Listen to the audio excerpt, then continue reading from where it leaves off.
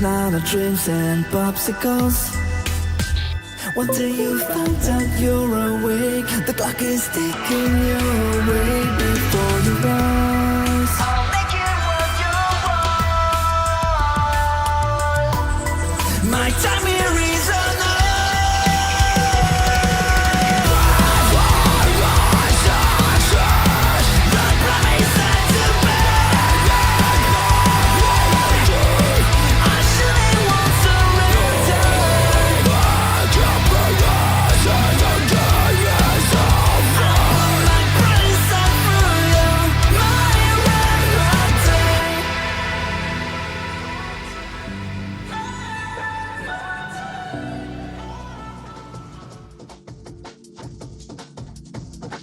Welcome everybody to round 2 of ESDA's Worlds. We find ourselves this round for the European round. In the booth with me, we have the lovely Keenan Kusin. Good morning. Good everyone. morning. How are you? I am beamed, I am caffeinated, and I am ready to see some of the best drivers in the European region in sim drifting go toe to toe in this super unique Swiss format to see who will be joining us in the world final come the fall. Oh, I'm so excited about this format. To judge our format, we have our judges, Doug Armstead, Brady, and Sela. And of course, as always, we have our lovely, lovely drone work from Spawn's FPV. But you may be asking ourselves, where are we today? So we fly all the way from the land down under to the land up above. Is that how we're referring to Finland today? I think this is the longest they've ever put us in the box. Yeah, that was a pretty long flight.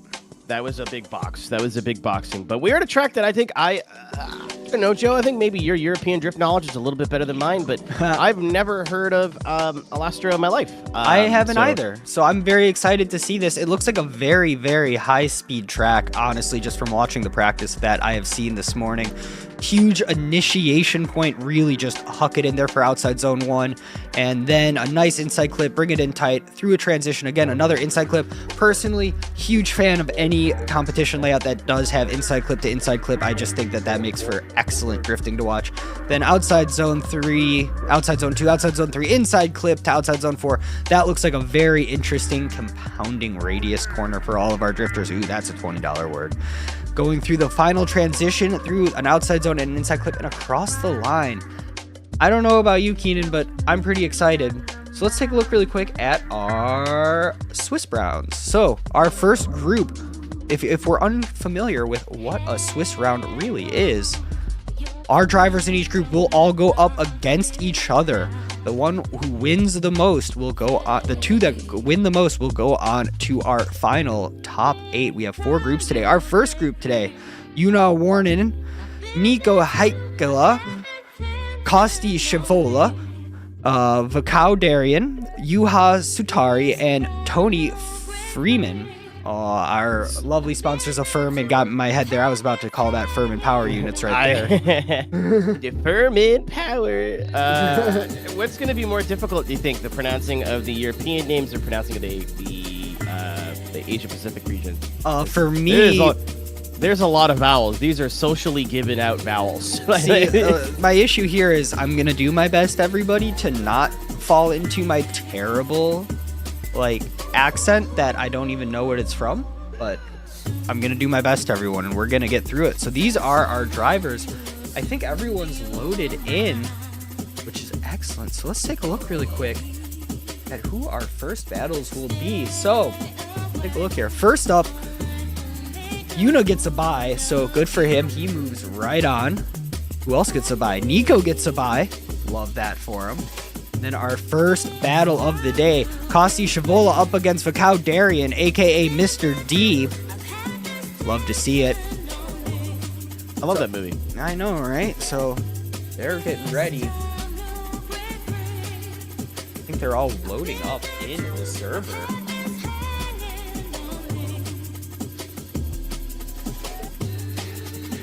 As we are getting everyone into the proper server, making sure everyone is happy, let's take a lovely look at some of our amazing drone work.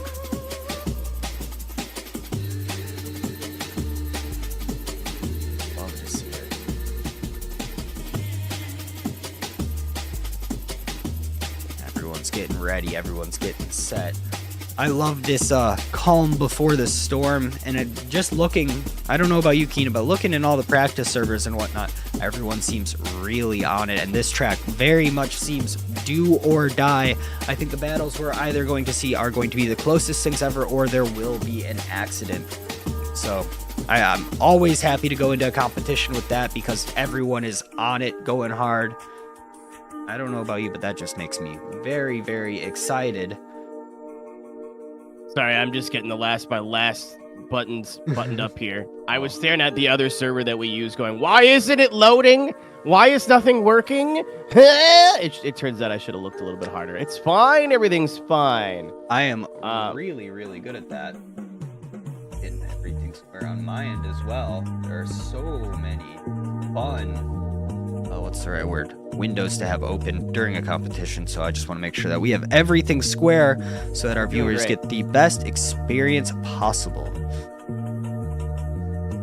So as you explained, I think every group will have at least one buy, if not two.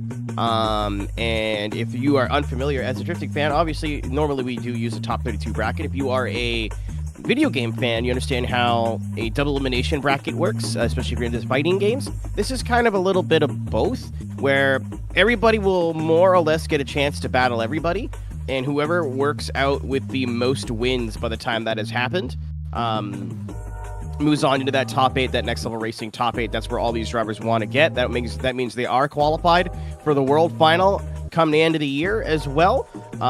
But yeah, if you lose your once, you are not out of the woods yet. And what really was interesting, because I've never watched a drift event with a Swiss bracket before, was the more you win, it doesn't matter. I mean, I don't want to sound disrespectful to any driver, whether it's real life or not. As we get ready for our first battle here, which looks like it's going to be Juha Sutari against Tony Freeman, my favorite member of the, or my favorite cast member of Half-Life was my joke that I was going to make, that I stumbled over my words. It's fine.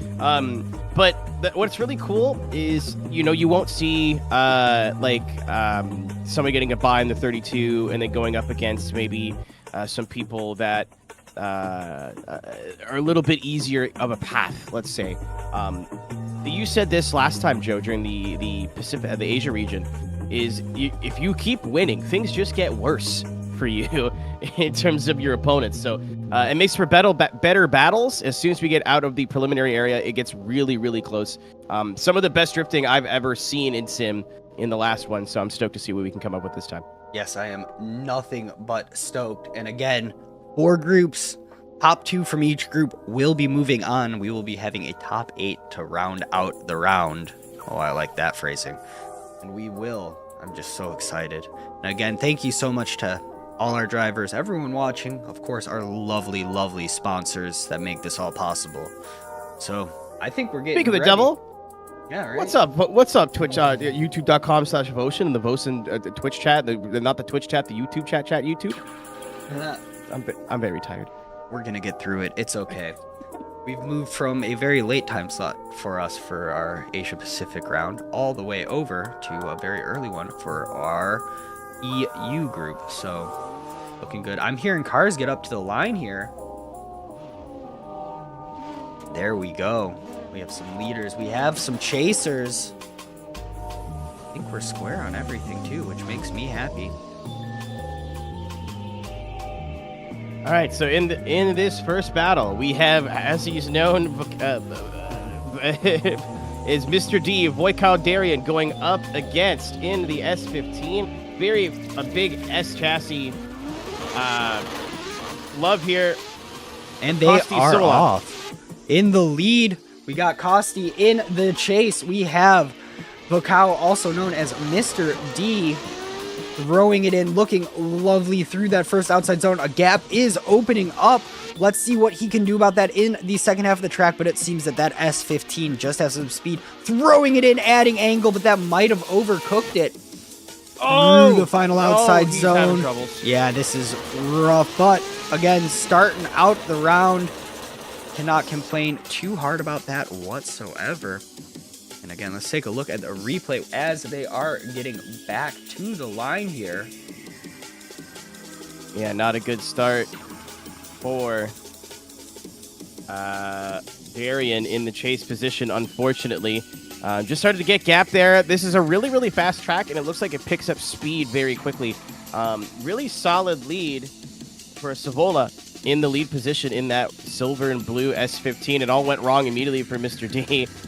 Going shallow on that first outer clip, and then just slowly you see the gap start to open and open and open and open, and he's going shallow, he's digging, and there's nothing he can really do. But because this track is so fast, we've seen fast cars have troubles behind maybe slower setup cars. So not out of the woods, but needing some sort of miracle here is Darian. Yep, as we are back to the line, we're ready to go. Flip them around, run it again. So now, as we know, sometimes having a really fast car in the lead can make it incredibly frustrating to chase. And let's see if that happens again here as we're off for run number 2. All right, here we go. Second run of the first battle of this Koruworks group number 1. Darian in the lead position in that beige 180 S13. Trying to run away from Savola, but Savola's got his hand firmly around the throat of the lead driver. Oh, a little bit of a mistake gives him a love tap. Can they both stay in it? They do. Going a little bit wide on that inner clip, coming right around for probably my favorite part of the course, that big extension around the last corner. Really, really messy run, even with the little tap from that lead driver. I think that might be our first member of our... There we go. Oh. I'm not sure how the judges are going to view that, but not a great start, but an awesome chase.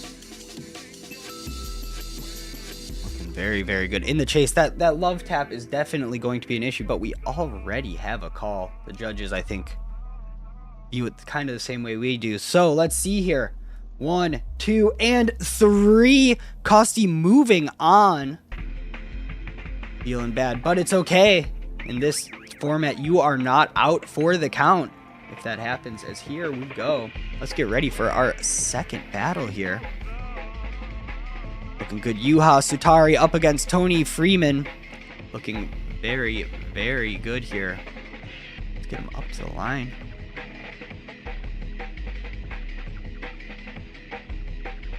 Okay.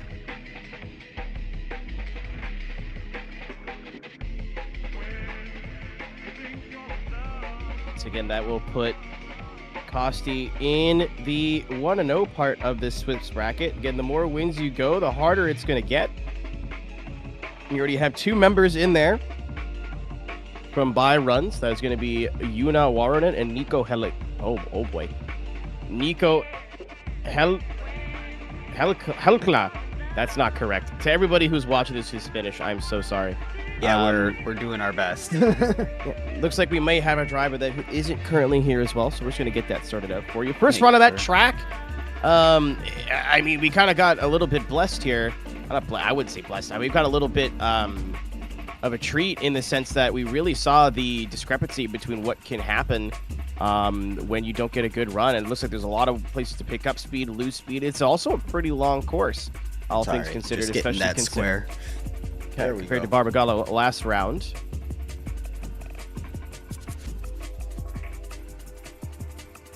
And waiting for drivers to get to the line here.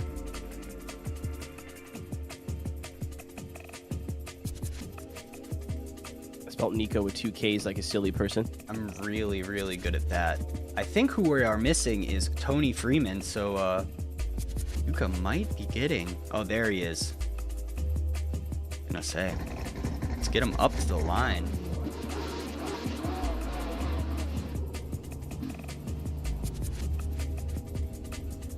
So this should be your last battle of your preliminaries, ladies and gentlemen. Everything other than from this point onward will be either to progress on the winner side of the bracket or a win and go home. We'll let you know as our second battle is on the line. All Nissan battle once again. R33 Skyline of Juha Sutari in the lead. Tony Freeman going to be chasing for the Freeman Drift team.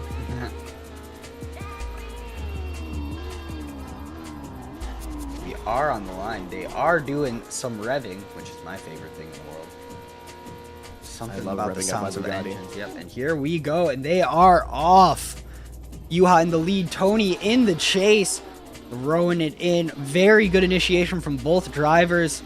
Let's see here, Tony really sucking up to the door of that R33, going through inside clip, looking great. Again, through the first transition, through the outside zone. Let's see if Tony can catch on up, and cutting angle beautifully, but that it seems that inside clip, people are really over-rotating and kind of losing a little bit of ground on the leader. As we go across the line, very, very decent run for both drivers. A little bit to improve in the chase position for sure, but Yuha, I think, is feeling pretty good after that run. Yeah, I would be too. Strong start for both. Much better chase than we saw in the first set of battles, but still some issues for the Finnish driver in the chase position of Firman. Really, really strong showing from Finland at their home event. Can't say I'm surprised. Kind of motorsports in the blood of the Finnish. For anybody who knows the old adage of if you want to win, employ a Finn. Isn't that the truth?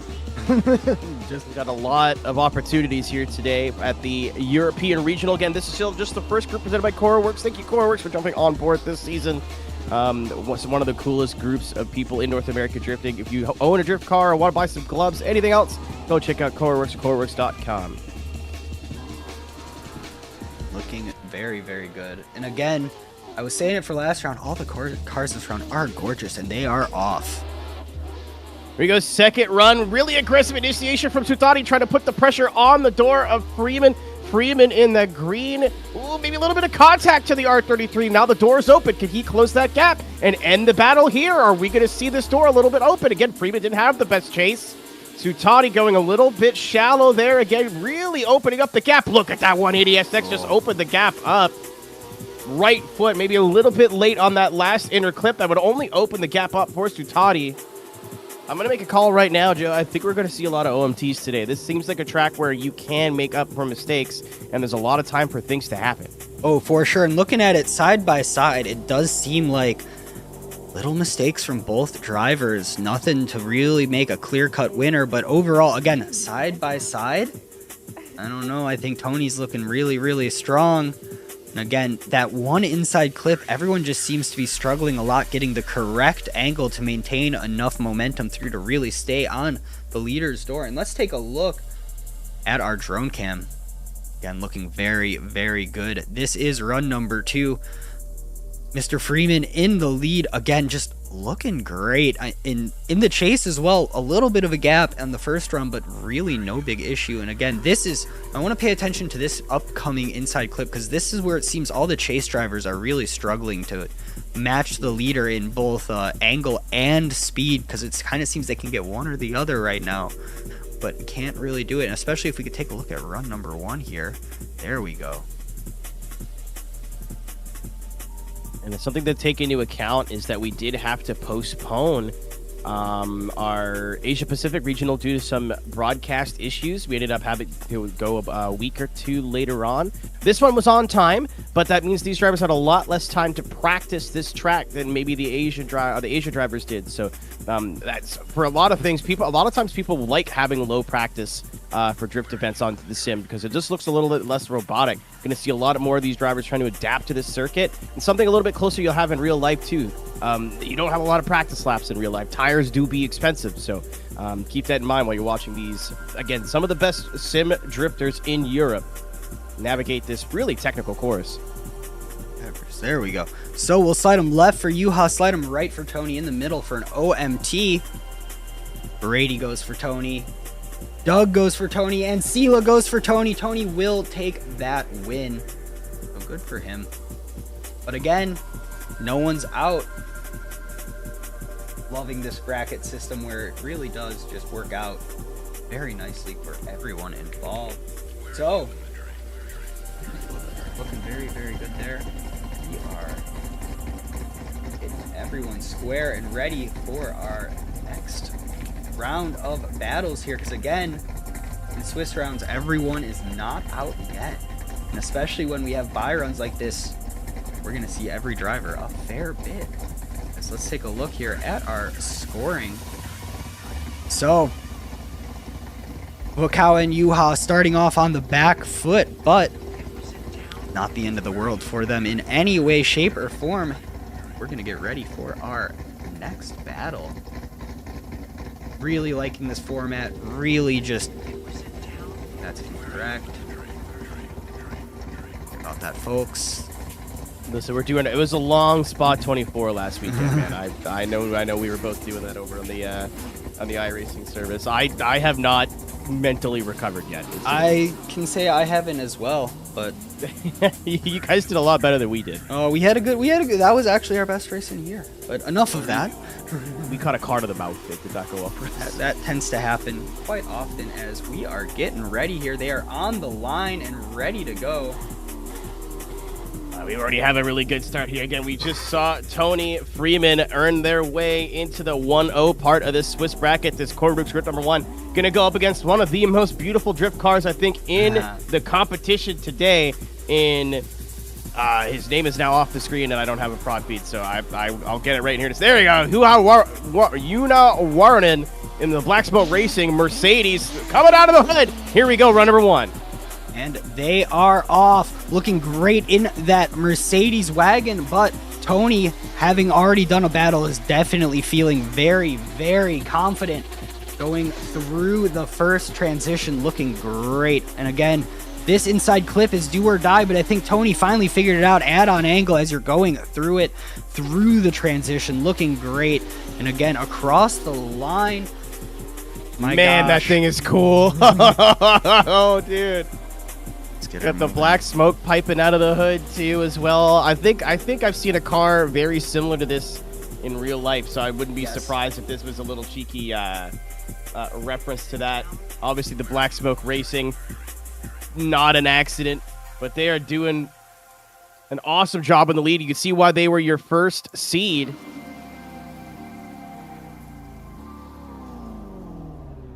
Trying to get a production feed going right now on the back end. Not trying to trick anyone up. Well, but you will troubleshoot that later. But our break between Group 1 and Group 2 is a little bit longer. It's because I broke it. I'm sorry. But they're switching up. There we go. We're on the line. Flip them around. Start it again. Looking great for run number 2.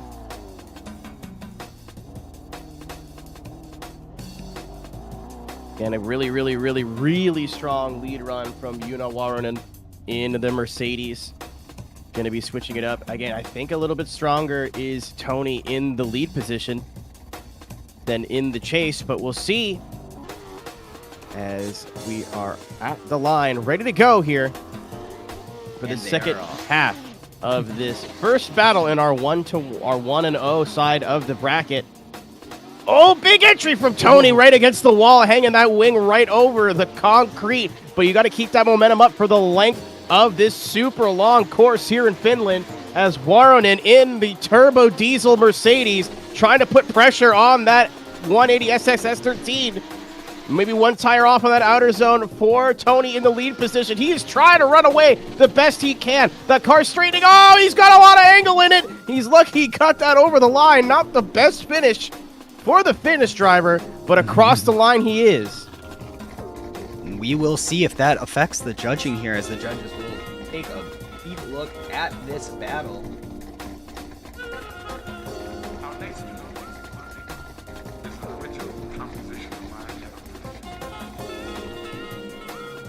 Again, looking very good. That inside clip, man, that seems to be the issue, but it seems like Yuna really does have something up their sleeve here. And let's take a look at our drone cam. Again, this is run number 2 here. I don't know. Tony looking really strong, but Yuna coming out of the gate swinging. Coming in as our number 1 seed, but seeding doesn't really matter too much these days, but anyone who can take that and just run with it might as well here. But I'm getting word that we already have a judging call. Yeah, I think I pretty well know which way this is going to go based off of just the lead in the chase runs, but Yuna taking that win. Yeah, thanks for the help on that one. Yeah, no, there we go. We're going to need to play a little team game here before round 2. But yeah, I think it kind of just came down to the chase, and obviously a whole drift run is important. You do want to make sure that you get it, like the whole run looks good, and a whole run's great, but ending the run with an exclamation note is important. And when you end the run over angling a little bit and maybe not tracking out to the ideal line, that's something that the judges are going to think about when they go to deliberate. So Yuha Warren moving on into the 2-0 area of the bracket, your first member of the undefeated team. That is not even close to the end for Tony Freeman. Will be moving into the 1-1 side as we move on to our second battle of this undefeated side. That is correct. We have Nico Heikkila. I think that's wrong, but that sounds right. And Kosti Shavola. And that two S15s. Keenan, I don't know about you, but I predict an S15 will win this battle. Really good joke, Jared Deanda. Why don't you tell me about the Beastie Boys while you're at it? Very funny. Yeah, I mean, solid chassis, always has been, always will be. It's not like ESDA a couple years ago where it was the invasion of the S15s where everybody was driving one, but especially when you need... This isn't even the main competition, right? These guys are trying to fight to get into Worlds. So what are you going to do? Are you going to drive one of the goofier choices or one of a silly car that you're not used to? Or pick something that's tried and true, and you can't really go wrong with an S15? That is very true. I don't know, though. Something about a Mercedes wagon is just cool. Man, I didn't think he'd have like the diesel effect with the black smoke coming out. I am a fan. I am a big fan. I'm a huge fan of this, so we will get them up to the line and ready to go here. Our judges say they're ready even. We are cruising on through. Love the finish flag on the roof of the car. Again, these drivers are not only representing their region, they're representing their countries. We have a couple of different countries here. Obviously, the Finns are showing up huge for their local track. We got some Swedish drivers here. Spain, of course, Nico Stalia. Scotland and Cameron Mustard. That's not the last time I'll try that accent, but it's the last time I'll apologize for it. Norway, all across Europe. Awesome to see all these gents, lads and lasses coming out here and trying to compete, as it looks like we are ready. 2 drivers on the line. Yes, we are going. Nico in the lead, Kosti in the chase. Let's see what we have here. Big flick in from the leader. But, Kosti, no shame in his game. Definitely staying in it. A little bit of a gap, and there we go. It's starting to close up here through the transition. And let's see, this to me has been the pivotal point of every run. Again, coming on through, great angle from the chase and keeping it in there. But Nico, no shame at all. Just keeping that right foot planted. Looking very strong. And across the line they go. I'm seeing what you mean now, Joe, with that last inner clip, because it's like really a traditional racing line where you want to hang out wide really late and then cut in late, almost like for a late apex, and use that to speed off the corner. A lot of these drivers, it looks like they're getting really eager to get into that inner clip, which is just costing them speed on the exit. And even there, you could see that your lead driver was a little bit wide, not crazy, but a little bit wide there was Heikkila. So costing him a little bit of time, open up the gap for Cibola to get back on the door. That's what I'm saying. I think this track is going to be a lot of, if you mess up in Sector 1, you have a lot of time and a lot of different areas to make up for that mistake.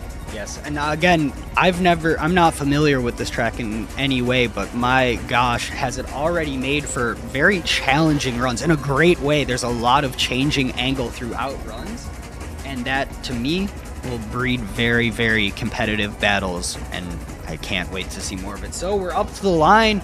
We're ready for run number 2. Kosti Shavola in the lead, Nico Heikkila in the chase. And let's see what they have for us here as we're getting ready for run number 2. Here we go, all finished battle here on their home track in Finland, Alastaro. That was wrong. Really good start, maybe a little bit shallow in Heikkila from the chase. Would like to see match angle, but keeping on the proximity. Can always bring the angle in later. Fastest part of the course. Nice job on that outer zone from Cibola, but right there, still Heikkila, right? Not the only place of the run that we haven't seen them drop back right here. Big angle from the lead driver of Cibola. Is able to carry it towards the edge of the course. Cibola showing why they got a bye run and moved on into this 1-0 area of our Swiss bracket, because that was a heck of a lead. Oh, very, very much so. And again, looking at it side by side, I kind of think Nico is really killing it in his chase run. And again, had a almost flawless lead run from my view. Of course, we are not judges, so take what we say with a grain of salt. We'll go off on wild tangents that the judges are not paying attention to. We have and we will, yeah. Oh, yes, very much so. And again, side by side. The shoes Swirly's wearing today? Oh, they look amazing. Let's take a look at the drone cam while we are at it. This is run number 1 here, and Nico in the lead again, really going for that wall. A little bit of a tap, which might be something there, but we're taking a look, and I'm already hearing our judges might have a call in, but let's take a look at this run again just because cool drift cars. And again, looking great through that inside clip, outside zone, final transition, looking very, very strong, and I have a few feelings about this call. Let's take a look at it. Go. Slide him left for Nico. Slide him right for Kosti. In the middle for an OMT. 1, 2, and 3. Shavola moving on to battle Yuna Warren in that undefeated part of our bracket here. So that was our battles. All of our other drivers, lucky dogs, get a bye run, so they're still in it. So now in these next battles, we will start to see some knockouts happening. So the perk of getting part of those losing in the preliminaries is obviously you get a bye to the 1-to-1s. But now every battle that these 4 drivers do has their event on the line and their hopes of making the world final on the line. So that is going to be something they have in mind. Again, I like to see drivers battle for a second time in a day. A lot of times it's just the first battle jitters. We saw it last round where gosh, I do have the bracket in front of me, where we had a driver that had really struggled, made it down into the losers bracket, and then made it into the top 8. I do believe that is true. I have the bracket. I'm looking at it. It was Anders. I think Yes. it was Anders Q. In the second group, had a really hard start, and was like, okay, well, thanks for coming, and had an awesome recovery and almost made it into the final. So we've seen this Swiss bracket have its pros for some drivers. We've seen it have some cons for some drivers. And as we get up to the line, I believe this is our first set of seeing who will be the first one locked in into the top 8. So neither of these drivers have lost yet.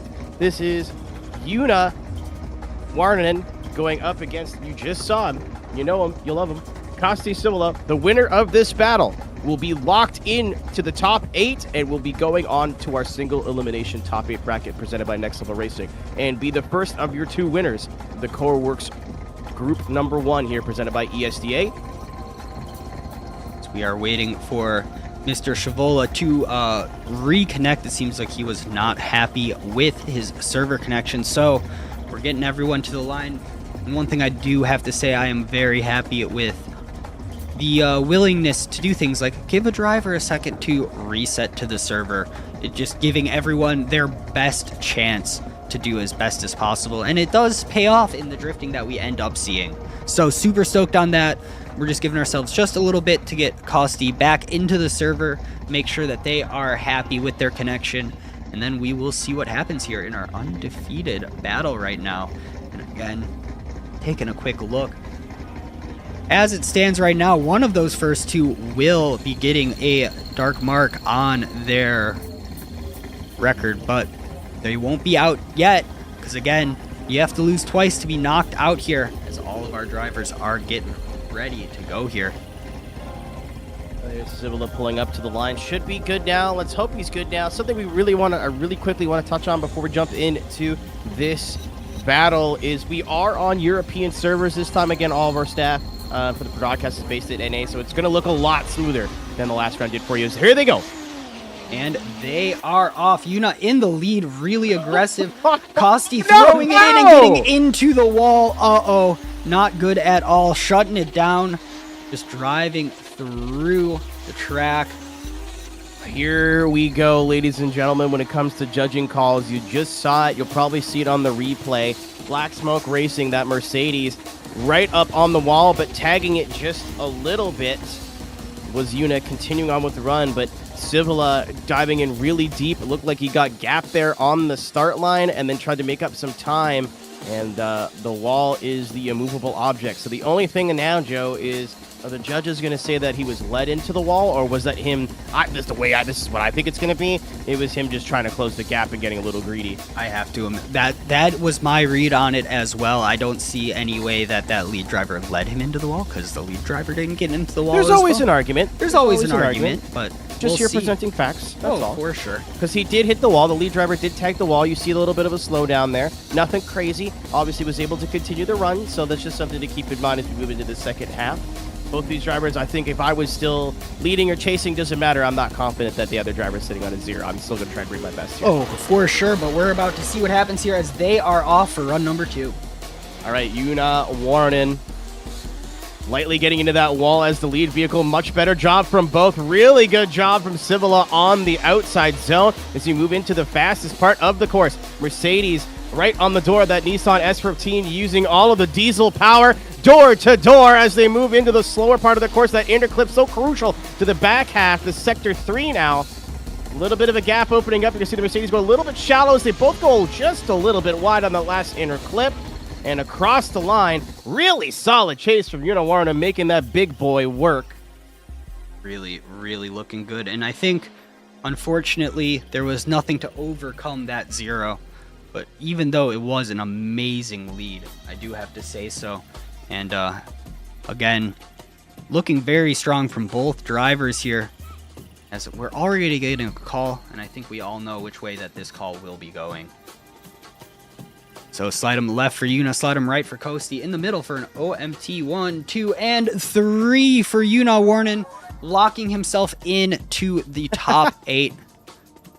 I love having the chat open. Someone just said he was AI, which is very funny. I don't know if that means something else in another language, but having the little bit of a mistake in his lead and then totally making up for it in the chase position. Black Smoke Racing's very own Yuha Warren and the C63 AMG Mercedes is going to be moving on into your next level racing top 8, and we'll be seeing him in the world final here for ESDA, but we still have to figure out who will be joining him. Obviously, that's going to move Civila into the 2-1 battles, and now every battle you'll see from this point on, ladies and gentlemen, is a win or go home. All of these battles are elimination battles. If you win, you continue on and have a chance to join Yuna in that winner's bracket and in the top 8 bracket, make it into the Worlds. If you lose, you're on the truck, you're going home. Yep, and up next, so that first battle of do or die, Nico Haikala up against Vakau Darien.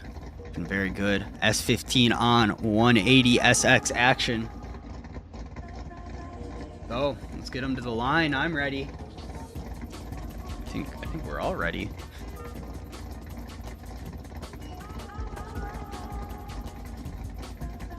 And this is all just trying to fight to get into that world final, October 12th, Saturday. Mark your calendars. We still have 2 regions left to go, Latin America and then North America. So a little bit better times for us over here based in the US and Canada. Me, I am the Canadian. That's just Yeah, me. that is you. It's okay. He is him, if you will. And I think they're just getting drivers out while they still can, Yep. which is nice. Obviously, those who have played any Assetto, if you have drivers joining and leaving in the middle of a run, it's the most distracting thing in the world of all time. Yep. So Nico Haikala, driving FTT out of Muonio, Finland, learning a lot of new places, a lot of new names. Yep. As well. As he pulls up to the line, going up against Vakau Darien. Driving out of Romania, the only Romanian, I believe, in competition today. Nice to see them represented, but he's got a lot of weight on his shoulders as he pulls up to the line here. Not the hottest start, Mr. D. And we'll see what he's got, though, because usually when someone has that happen, they come back swinging. We're about to see if that is the case here as their drivers are to the line. I think we are very much ready here. That yellow, greeny, orange on that S15, I'm a big fan of that paint job. And they are off. Here we go. Nico in the lead, Vakau in the chase. Let's see what they have. Big initiation from Nico, taking it a little bit easier this time, going through, but Mr. D, maybe a little bit of an over angle, but keeping it in there. He really locks into angle. That car really just snaps looking good, but unfortunately, huge gap and into the grass. And I think that might be all she wrote for that run, unfortunately. On the ledge now is Mr. D. He's going to have that guillotine hanging over his head. Yep. It's unfortunately, again, he was just getting pulled away from was the Romanian driver. Unfortunately, nothing he could really do. You got one tire off, you could basically make it work. As soon as that second tire goes off, obviously that is already a big deduction, but it just, if you're not moving, the car over-rotates, and you go from, oh, I made a little mistake, to, well, I'm definitely sitting on a 0. So if Heikkilä got a spotter, I'd be screaming at him right now. Give him 2 car lengths and just cruise. Yep. So it looks like there's a lot of grip tuned out of this car with Mr. D to bring in a lot of angle and snappy transitions. There's a lot of float to it. Yep. But that's at the cost of speed. So, but Kaldarian in the lead position now, and Nico Heikkilä going to try and move on in this win or go home battle here in a Koruworks Group number 1. And they are lined up. Nico giving himself a very generous gap to get a little bit of speed in there, and let's see if that will pay off or if he's gonna run into the back of that 180 here as we're getting ready. I'm hearing revving. They are getting ready for those start lights. Let's see here. And lights on, lights off, and they are off. All right, so all Heikkilä has to do here is just put in a solid show. There is a little bit of a gap for Mr. D, not getting the initiation he was looking for. Good job keeping it out of the wall. Going to try and recover this run. Not the start that he needed to try to come up from that deficit of a 0. He is trying his best here. And Nico, again, you see him just giving the 1 or 2 car length gap. He's still in the conversation when it comes to the chase run, but letting that lead driver do whatever he needs to do. And there is the end of that. Put a bow in it, as he gives him the respect to not go for the overtake at the end, but just doesn't look like the setup was on in that at 180 SX for Kaldarian. And it looks like the Romanian driver will be the first one on the trailer. As our judges are putting in their judgments, making sure that what we saw is accurate and truthful, because it would be terrible to have a call that is, oh, you went off, but why? As we do have a call in here. Slide him left for Nico, slide him right for Vikau, in the middle for an OMT. 1, 2, and 3. I think we all saw this one coming because it is so hard to overcome a 0. But showed up, and again, no shame in Vikau's game at all. Really showed up, threw down, even with the tire drops and everything, just made him come back even harder in the lead. So props to him, but unfortunately, that's all she wrote for him. Yeah, tons of pressure, not a whole lot you could do after that point, and good job on trying to recover. Unfortunately, I'm sure not the way he wanted that to go, but hopefully we'll see them back competing in Finland, in the Finnish region, in the European region, and maybe back for 2025 here with the ESDA. But unfortunately, that will be Mr. D, Kaldarian, heading off into the paddock as Juha Sutari up against Tony Firman. Two very bright cars. Yeah, I like the bright cars.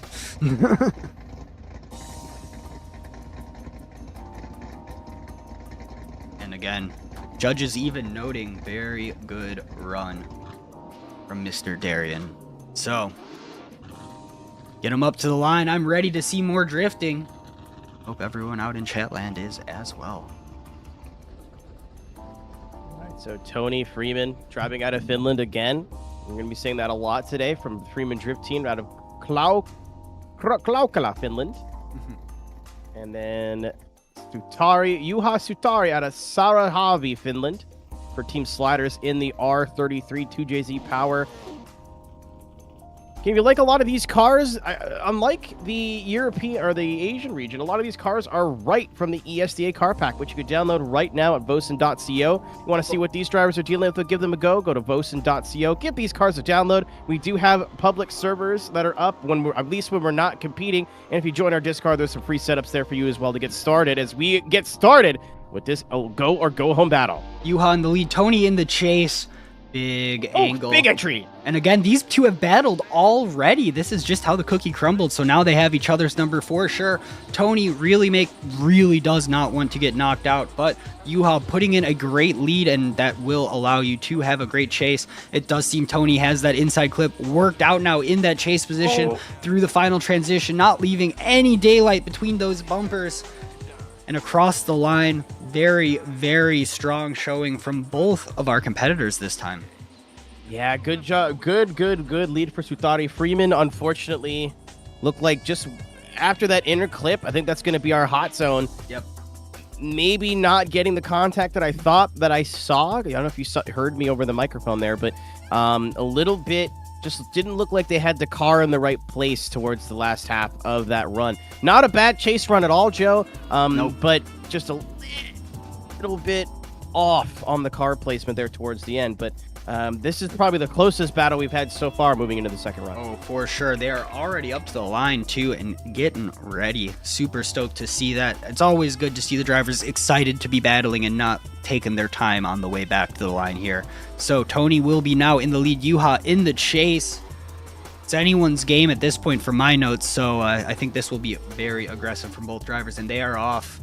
All right, here we go. Second battle. Winner moves on. Loser goes home. Firman in the lead. Suthari in the chase. All finished battle. Not the best initiation for Suthari, and Firman right up on the wall. Seems to be really strong in that lead position. Suthari trying to put the pressure on now. Force a mistake from that lead driver. Again, he didn't have a perfect chase run either. This is not over yet. This is where the hot spot has been all day. Kind of just getting left behind now by Tony Firman. Firman he did the same thing he did last time, just kind of poured big angle on. Again, there isn't an outside zone there per se, but it would like to see it finish nice and smoothly.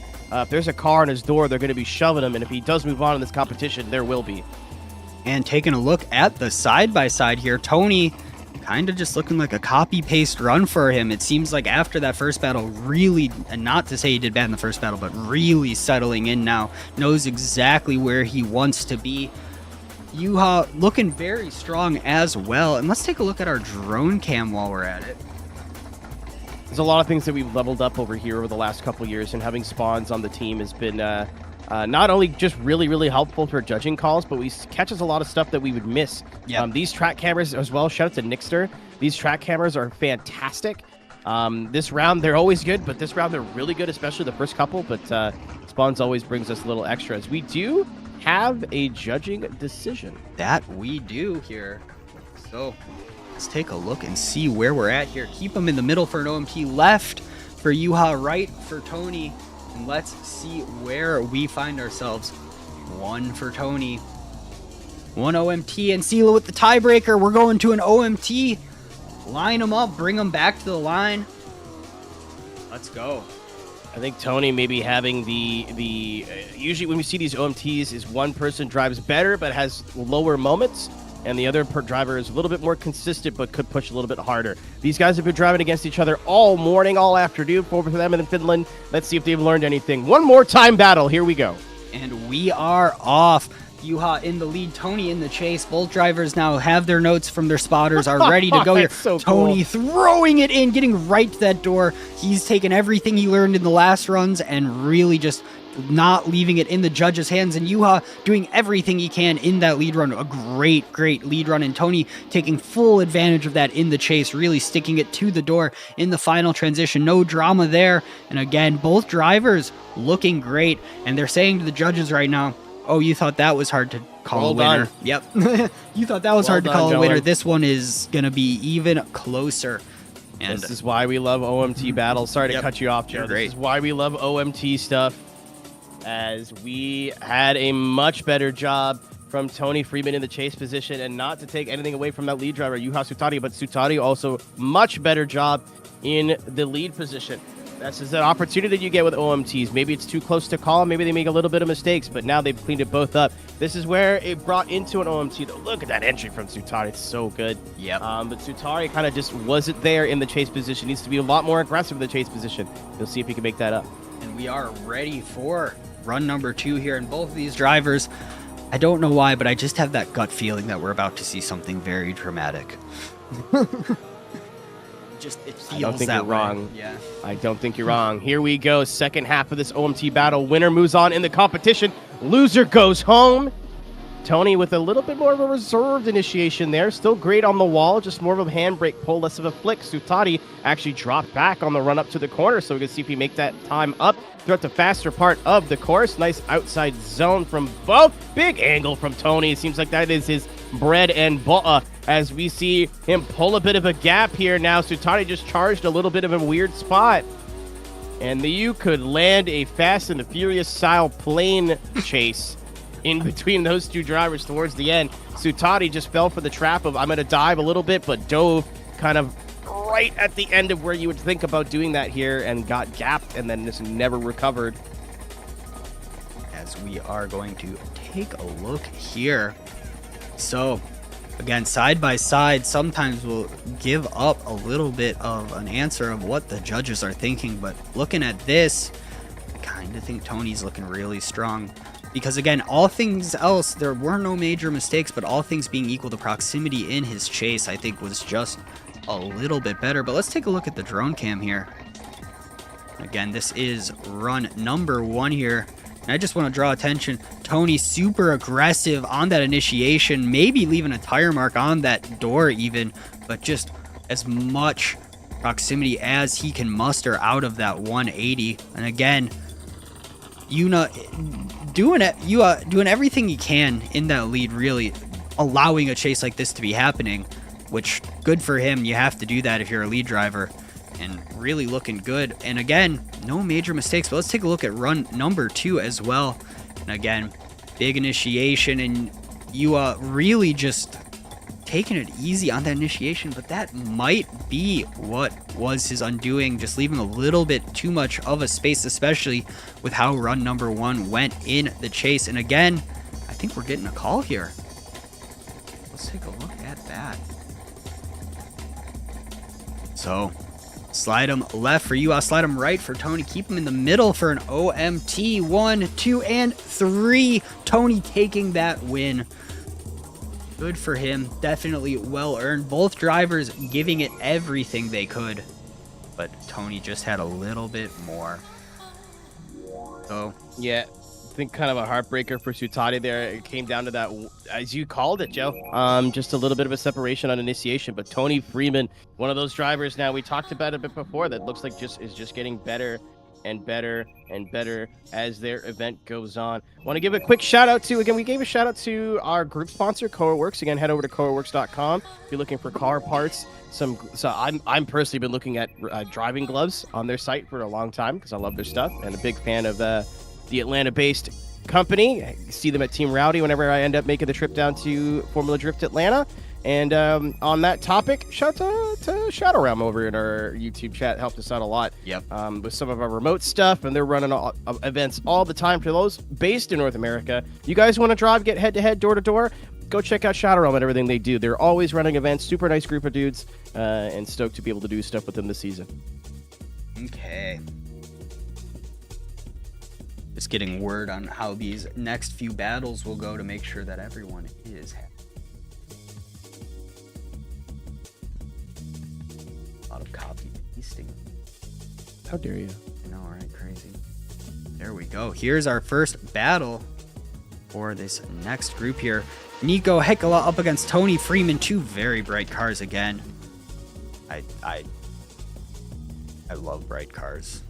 Tony doing a reconnect. You have a brand. Hey, bright's cool. It's not a bad brand. Yeah, I very much am a big fan of as bright as you can make it is the right way. So this battle, and Firman just reconnecting, as you said.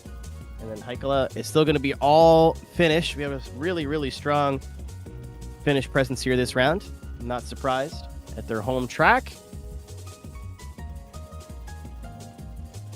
Trying to represent not just the region of Europe, but the strength of their countries as well, which is pretty cool.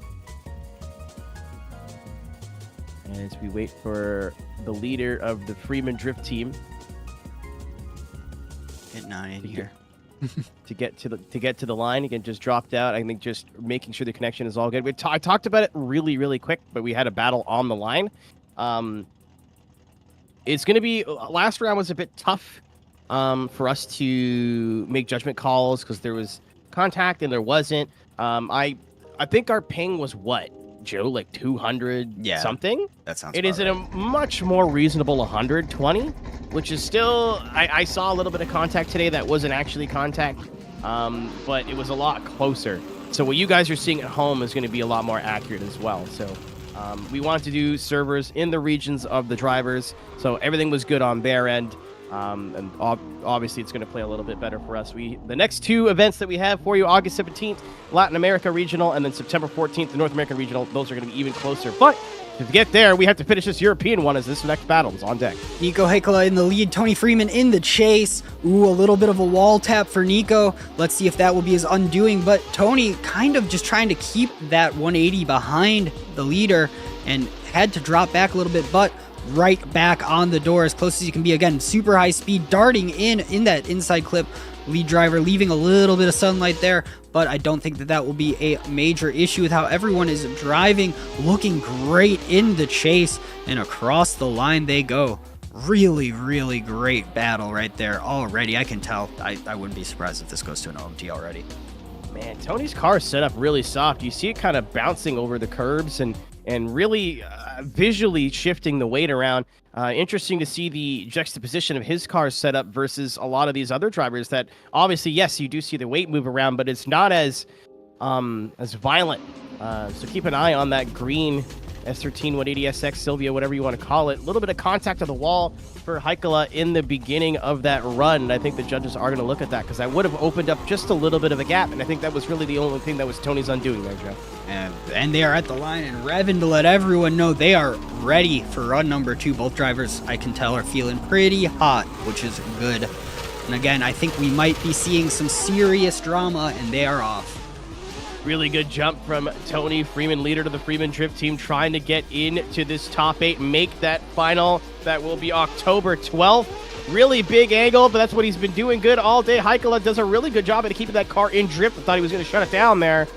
But here's where Heikala, I think, is going to come good. Really big angle from Tony. Heikala's got to start putting pressure on, and he does. He's right there in the pocket. All finished battle here. Winner moves on. Loser goes home. Tony, big angle. He's going to have to pull a little bit out of it, which is going to bring Heikala into make a mistake. I mean, Tony almost had a tire off there at the end. You want drama, ladies and gentlemen. You got it there in the last corner of the course. And let's take a look at it side by side, and then, of course, we'll take a closer look at that run number 2. I think that's where the interest will really be here. And again, Tony looking pretty good, but Nico, despite the little wall tap here and there, really just throwing down. And again, it's the second half of run number 2 where it gets a little bit crazy because Tony throws in crazy angle into that inside clip, and that kind of throws Nico for a loop here. So let's take a look at it on the drone cam. And again, so we have Tony in the lead, Nico in the chase, looking very good, hanging spoiler over that wall. I love that visual every time it comes up on any track. And again, so far, first half of the run, nothing really crazy to report to a very standard and well-driven competition. But here we go. So through that inside clip, Tony throws it in, really big angle. Like, that car just keeps rotating, and I think he might have been losing it and just caught it really well. And Nico stuck with nowhere to go there. And again, let's take a look at that one more time because, again, I think the drone tells the story the best here. Again, Tony just angle master the entire run in the lead, and Nico doing everything he can. Looking amazing. Really, really looking amazing from both drivers. And again, I want to take a look at this one more time.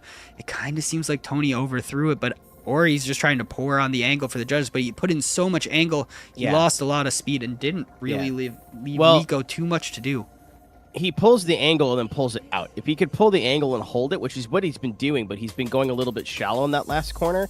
But that's his only real big mistake, I think.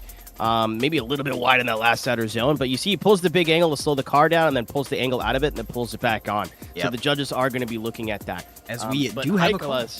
Okay, well, there you go. There we go. So let's see here. 1 for an OMT. One for Nico. A second for an OMT. Line them up again. Let's do it. OMT. Yeah, I think that's the right call. I was going to say, you got to keep in mind that Heikala did contact that wall on his initiation on his lead, which opened the gap that Tony, really smart driving by not trying to chase him down, but didn't try to chase him down. So there was a little bit of separation there, and I think that was his only real mistake. Yep, looking really, really great. So, get him back up to the line, do it again, and a reminder for those new to drifting, that first battle now means nothing. We are starting from scratch again, so both drivers will be really trying to make a point to the judges that they deserve this win, and they are off. We have Nico in the lead, Tony in the chase, big angle. Nico keeping it out of the wall this time, but Tony just being even more aggressive in the chase. Both drivers very much want this win, but Tony! Oh, Tony! Getting into Nico, but both drivers hanging on, keeping going. The run is still alive, it seems. Going through again. Nico really scared of that inside clip in the lead, but Tony just super aggressive, and how floaty that 180 is, I'm noticing. And across the line, but it just seems like Tony overran Nico there. I just don't think the car got rotated. Again, it's that softer setup, which has kind of played into his strengths of throwing big flicks and having them look really aggressive, and it's great. But the con to that, Joe, is that if you don't get that rotation, you don't get that flick of the car, it's so hard to start moving the weight over when it doesn't go. So I think he just didn't get the transition he was looking for. You could even see it in the replay. There's no, like, a very little amount of angle. Great job from Heikala to take the hit and keep on ticking, keeping that run going, because it is not over for either of these two. But you have to know the judges are going to be looking at that, because I think it did cause a bit of an issue for Heikala in his lead before he could get to that inner clip and kind of readjust. Yep, and they are on the line. They are ripping, and they are off. Let's go. All right, keep an eye on that lead vehicle. I think he knows he's on a deficit. You might see something here. Much better initiation this time from Tony Freeman. Wing clipping through the wall over there, but it's not going to be enough to make up for that deficit. We'll see what happens the rest of this run. Heikala, I think, knowing he's sitting on a little bit of an advantage, giving him a little bit of room to breathe, especially because he knows how much that car likes to choke up through big angle. A little bit wide there on that inner clip from Tony. He's going to straighten out just a little bit, try to open up a gap. A little bit too much of a gap now for Heikala. He's going to have to close the door. But lucky for him, Tony going a little bit wide on that last inner clip. Again, and across the line. They're looking good. And again, let's take a look at the side-by-side. Sometimes that'll give us a little bit more of an answer of how we're feeling about the battle here. And both drivers through outside zone number one looking very similar, but I suspect that contact in run number one will be kind of the deciding factor here. As in fact, we have it queued up on the drone. Let's just go straight to the drone here. And again, let's take a look. So, we have Nico in the lead, Tony in the chase, putting it right on that door. And here, so they go through the transition. This is what I want to see here. So, not slowing down in the lead, but I think Tony just, it seemed like he didn't put enough angle in it to slow back up there. I think that is how that cookie crumbled, as we are getting a judging call here. Here we go. Slide him left for Nico. Slide him right for Tony. In the middle for an OMT. 1, 2, and 3. We were correct. It was that contact that ended up being the deciding factor. But my gosh, what a drive from both drivers. So, we have one more battle in this group here. Find it really quick here just so I have everything I need. Name. So that's Nico Heikala moving on. Again, it looked really, really like it was leaning maybe towards an OMT just with the gap that opened up. Because Heikala looked like he was playing it a little bit safe, but I think the judges also saw that Freeman went a little bit wide on a couple of zones, changed his line a little bit, and did cut some angle heading into that last sector of the course. So that is trying to open up a gap. Judges are looking for that. I don't think it was anything nefarious. Now that I just hear back the way I've said it. Tony went out swinging, though. Really, really fun to watch. And again, hopefully we see him in competition either next year or in some more European stuff. Again, this is our final battle. The winner will move on and move into that Next Level Racing top 8. That will be at the conclusion of this event, and we'll be able to see them in the Worlds event in October 12th. But the loser will be one step too shy. The loser will be going home. Will it be Nico Heikkila or Kosti Shivola? We are about to find out. They are on the line and ready to go here.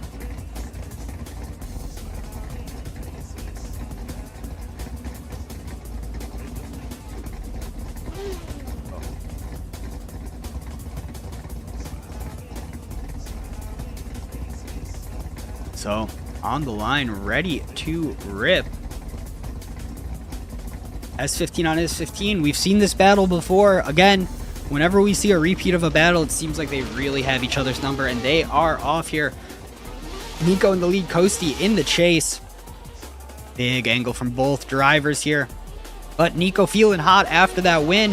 Kosti had to wait a little bit, but it does not seem to affect him in any way, shape, or form. Adding angle on in the chase.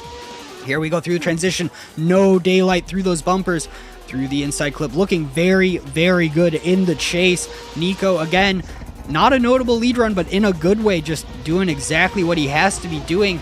And Kosti just sticking it on that door and across the line. As we get further and further into these groups, it really does seem that these drivers are just, they get their number and the OMTs start appearing, and well-deserved OMTs. Yeah, really strong job trying to find redemption and take down the demon that seems to be dominating this group number 1 presented by Koruworks, which is Nico Heikkila. Hopefully, I hope to, gosh, I'm saying your name right. I have a lot of Finnish friends. I have some like real life friends that are very Finnish and very passionate about their heritage. I hope that we're doing we're doing you guys proud with the pronunciations today. But at the end of the day, we're done, so it's fine. But Shivola has not driven in a little while, but showing why they are the 2nd seed right now. Really strong chase. They're going to head up to the lead position to see what they can do. Try and run away from Nico Heikkila, the most grizzled veteran of this group. Very shallow initiation for Shivola. He's going to push it out wide towards the end of that first outer zone. Gap opening up just a little bit now as Heikkila likes to kind of lay back here, which is really smart. Wait for the slower part of the course to start attacking, and he does a little bit of contact there, maybe a little bit wide for Shivola on that second last inner clip, second to last inner clip, and then gap opening, but goes wide on the last inner clip, opens up the door for Heikkila. Not sure if that contact was network related because it looked like Shivola just stopped moving for a second and then had all of his momentum back, but definitely, I think whatever happens, Joe, the winner is going to be decided. Either if it's OMT or a winner will be on that second run. Oh, I have to agree with that statement. Run number 1, really great run from both drivers, so nothing really to take away from there, because I think after run 1, they were very, very even. But in run number 2, with the little content from Nico, and we've seen it time and time again, when you have a car that hooked up, that gripped up, that fast, in the chase, sometimes it can be hard to keep it at angle and behind the lead driver. So let's take a look at the drone cam for run number 2. That will tell us the story, I have a feeling. Again, really snappy initiation from Kosti, but Nico looking good. And again, it's all coming down to the second half of the battle. There's no walls like we saw in last round that are just eating people alive in the second half, but it does seem like with all of these turns where you're really changing angle throughout the radius of the turn, it's kind of hard to judge in the chase what you need to be doing, because as the leader adds more angle, they will be slowing down. That's just part of drifting. Again, let's take a look at it one more time here. Judges definitely going over it with a fine-toothed comb to see what that contact was both times and who's really at fault there. Because again, the lead driver puts on too much angle and slows down too much. That is not really good for them. But if the chase driver just drives over them, as we saw in the last battle, as we do have a call, and I think we know, once we see this call, we'll all know what happened here.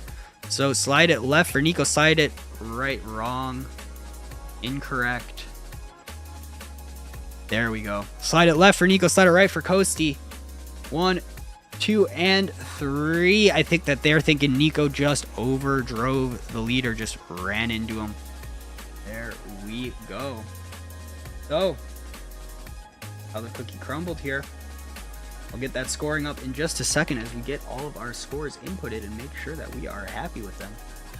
So that is gonna be Kosti Shivola moving on into the top 8 with Yuna Warren in that diesel-powered Mercedes C63. So that is your 2 of your 8. Moving on into the those are your 2 winners for your group number 1, presented by Koruworks. Moving on into your next level racing top 8. And now we are about to move on into our Firman Power Equipment group number 2. Some names you might recognize if you are a sim racing or ESDA fan. Ismo Keenan and it just says J Parallel. We'll figure that out. They are going to be your buy runs, and then 3 very, very strong, heavy-hitting names. Cameron Mustard, Martinez Ostreka, Darius Ostreka, and Manuel Lahtinen. Only 2 of these drivers will move on. Everyone else is going home. Who will fill up the second half or the second part of the first half of your top 8? We're about to find out as ESDA returns after this moment.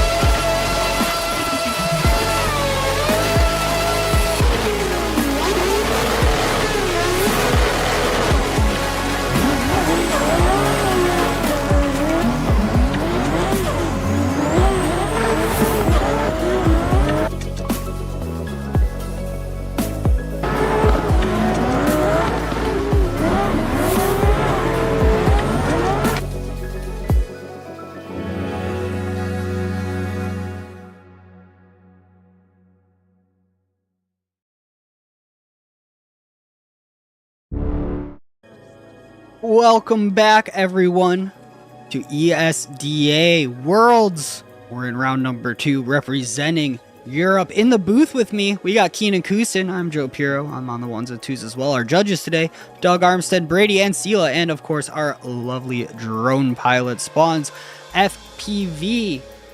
We find ourselves again flying all the way from Australia up north to Finland. And this lovely, lovely track. This is my first time seeing this track, and I have to say, Keenan, what a track it is. Really, really just complex corners where you can't just set and forget your angle. You actually have to do some driving through the corners to really keep your angle where it needs to be. And my gosh, what a battle we have had. But we find ourselves in group number 2 here. Lovely drivers. Ismo Kinnunen, Jay Paraula, Cameron Mustard, Darius Ostreka, Martinez Ostreka, and Maino Laithanen. So, getting ready, getting stoked. And this is going to be a pretty strong group in terms of star power. This is probably our strongest one yet, and the names that those of us who are familiar with ESDA are going to recognize a lot more. Again, I've always loved to see new drivers. That's probably my favorite part of this new format, is seeing drivers that I know and that we're familiar with mixed in with drivers that we've never seen drive before. But again, we have Ismo Kinnunen and I'm assuming it's Juha Parola, who is going to be moving on. Yep. And then our 4 who will be battling to make it out of that initial preliminary are the Ostreka brothers, Cameron Mustard, who is a former ESDA winner, Minolo Lahtinen. And if you guys aren't familiar with the Ostrekas, anytime you see Team Urta show up to anything in sim drifting, they have a chance to win. It doesn't matter who it is, doesn't matter if it's the Ostrekas, doesn't matter who it is on that team. They have, if you see the yellow on the door, they have a chance to win, obviously based from the Urta drift team based out of Lithuania. Awesome to see the IRL and the sim racing crossover support, and always love to see those dudes driving. Super competitive. They have such a good mindset, and it looks like, ladies and gentlemen, this is a finals quality battle that we're getting right off the rip here in the Firman Power Equipment group number 2. That is Cameron Mustard in the Jap Speed R32 in the lead position, driving out of Scotland. From the Lithuania in the chase position in the BMW E36. He's locked, he's loaded, he's Martinez Ostreka. Only one of these drivers can move on in the undefeated part of the bracket. We've seen such an easier time if you can keep that win column up, but only one of them can do it. Is it going to be Cameron? Is it going to be Martinez? Is Martinez going to be able to go up against his brother, which is something we all want to see? We are about to find out.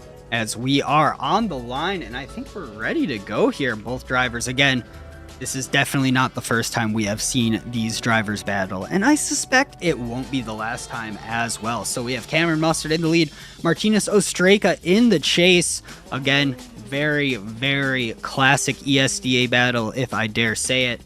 And I think we're ready to go here. Judges are saying they're ready. I think everyone is ready. I know these drivers are ready. And again, hard to be the first drivers in a group like this. So they're going to come out swinging. Again, R32 up against E36. 2 classic cars.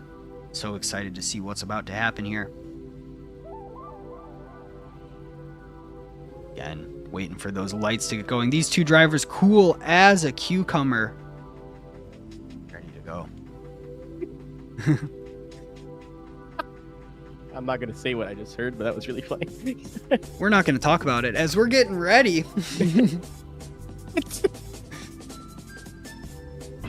It's early. We're on the air. We're live, pal. Again, shout out to our sponsor of this group, Firman Power Equipment. I know, Joe, that we were very familiar with them, having worked with them at DreamHack twice before. Awesome equipment. Some of the stuff that these generators and these power things do. I talked to a photographer at FD who says he uses it for all of his personal shoots. So if you guys are looking for power solutions, go to Firman Power Equipment. And we are off. Cameron Mustard in the lead, Martinez Ostreka in the chase. Martinez given some space on the initiation, but now no space at all. Very little daylight between those bumpers on the transition. And again, two drivers that we've come to expect this quality of driving from. And my gosh, what quality there is. Cameron Mustard just with already, I would argue, one of the best lead runs we've seen all day. But Martinez Ostreka taking full advantage of that, getting right on the door. And there we go across the line. Great run from both drivers.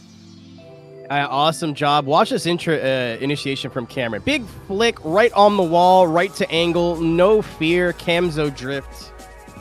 Nope. On Instagram, check him out. Awesome stuff from Cameron. But Martinez, maybe a little bit of a shaky initiation, and then went, oh yeah, I'm on Earth Esports, and immediately is locked in. A little bit shallow on the angle there on that inner clip, going through the second really fast part of the course over top of that rumble strip. Really solid proximity, good angle. Maybe just want to see a bit more matching Cameron, but Cameron really strong in the lead position where he's been so comfortable for so long.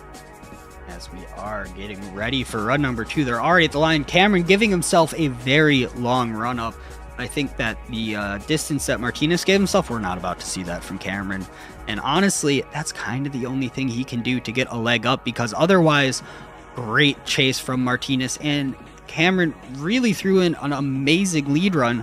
So we're on the line. We're ready for run number 2, and we'll see what happens here as the lights are off, and away we go. All right, second half of this battle. Again, both these drivers sitting on goose eggs right now, trying to move on in the winner side of the bracket. Not the best initiation for Martinez. Cameron's going to make him pay right to the door of the Earth Esports BMW E36 machine, driving out of Lithuania. The Scotsman trying to move on and take down a huge name in sim drifting. Maybe a little bit late on that inner clip was Cameron. The gap's going to open up a little bit for Ostreka in the lead position. Cameron doing a much better job in his chase of matching angle, but just sitting on that minor mistake. But look how much it opened up for the two of them. I think it really did. And now, because run 1 had not too much to point out, but run number 2, Cameron Mustard started out strong, but that E36 just locked in and gripped up and just took off like a rocket. Really opened up some daylight between those two cars. And again, both drivers didn't put a tire wrong anywhere. Really great angle in the chase from both drivers. Really great lead runs from both drivers. So to me, it seems like it might be coming down literally just to the proximity here. So let's take a look at the drone cam. We are off. There we go. So this is your first run, or your second run, sorry. So not the best initiation from Ostreka compared to Cameron. Good job on the line. Good job on the on everything. Just want to see a little bit more angle. Not the worst problem to have. Really consistent. That's probably like the strength of everyone on that Urta team, is just consistency. You can see Cameron maybe missing that second to last outer zone, trying to gain on Ostreka, but Ostreka having his own issues in his chase. As we do have a call here. So slide him left for Cameron Mustard, right for Martinez Ostreka, in the middle for an OMT 1, 2, and 3. Martinez does take that win right now. Well deserved there. We are going to get ready for our next battle. So Martinez Ostreka moving on with the opportunity to face his brother, if his brother can get the job done here, as Darius Ostreka is a former ESDA winner, had that really awesome run that 1 year at Irwindale, trying to make a push for the championship. Unfortunately, just pushed up a little bit short, but it is all about qualifying for that final today, and you just want to make it into the top 8, going up against Manio Lahtinen, who will be head-to-head with Darius Ostreka. Talk about getting thrown into the fire. Yeah, welcome to ESDA, Manio Lahtinen. And this is Lithuania versus Finland once again. Correct. That is correct. There we go. Darius Ostreka, Manio Lahtinen, looking very good here. And again, getting them up to the line, getting ready. This will be our final battle of the first round of this group. And again, we are in group number 2 here, doing a little bit of Swiss rounds action. So right now, if you lose a battle, you're not out for the count. You can still claw your way back in, which honestly Big fan of that. Get to see a lot of battles. We've also been seeing a lot of repeat battles, and those are excellent. It just seems like they both have each other's number and will come out swinging. So, getting them up to the line here, getting ready. So eventually, we will, after all 4 groups, we will have a top 8. The top 2 from each group will be competing in that top 8, and we are currently just getting settled in for group number 2 here. Hope everyone out in Chatland is having a lovely day. Tell you what, as much as I wasn't stoked at waking up at 8:30 today on 3 hours of sleep, this is a lot better than being here at 1 o'clock in the morning. Sorry to our folks over in the Asia region, but this is a lot better for my tiny little North American brain, as we got 2 drivers on the line again. Manny Latinen in the all-white everything Lexus. And going up against him is the institution. That is Darius Ostraka. We are up to the line and ready to go here. So, they're revving, they're ready. Waiting for those lights. And this is right about when the nerves start settling in here. And they are off. There we go. Darius Ostraka in the lead. Lethinen in the chase. A new car to ESDA in that Lexus. And here we go. Looking very strong. But Darius settling in for a lead that we have come to know from him. But Lethinen taking full advantage, trying to get as much proximity to that S15 as he can. Diving in. Let's see how they get through the inside clip. And again, having to add angle through there is kind of what you must do through the final transition. Really keeping nice. it, really, really nice in the chase run. And across the line, very good run from both drivers. I have a feeling that Darius is about to glue his car, but we'll see. I think all I'm going off of this is just vibes, but I think Martinez is the more aggressive and Darius is the more calculating of the two. Yes. I mean, we're about to find out, but really good, solid. Obviously, we could talk about Darius's lead. Darius, good lead. Congratulations. Yep. Also, the sky is blue.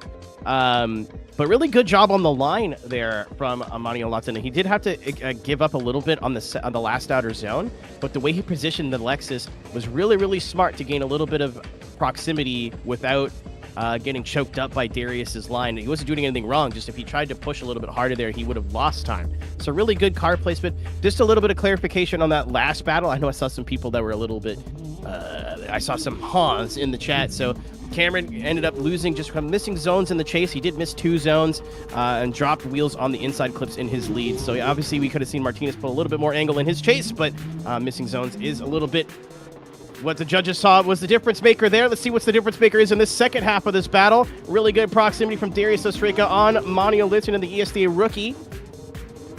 Maybe a little bit wide there was Darius trying to match the angle of that Lexus. Right foot firmly planted on the floor. Maybe giving up a little bit of angle there was Latinen. You see trying to run away from Ostraka. Ostraka's going to opt to miss that last outer zone. Try to put that pressure back on. Unfortunately, I think for Ostraka, he did miss that last outer zone, but he was doing it to try to catch Latinen, who did kill a bunch of angles. So this is going to be something for the judges to sink their teeth into for sure. I think that might, in a battle this close, everything counts, and something like that might be enough. And just looking at the side-by-side, it does seem not a lot of angle in Ostraka's chase at the start. And then with that missed zone, that might be enough. But Latinen really leaving a little bit more space overall, a little bit more of a conservative chase run. So let's take a look again at run number 1 from the drones. That will give us a call here for sure, but just a very, very dominant lead run here. And again, taking full advantage of that in the chase, which is what you have to do here. Just full tilt. And again, this is the part of the track where it seems like if anyone's getting tripped up, it's in the second part of the track. Just a lot of corners that are changing radius throughout. And again, I know I keep saying it, but it really does seem to be what's throwing everyone for a loop here. But we find ourselves with a judging call.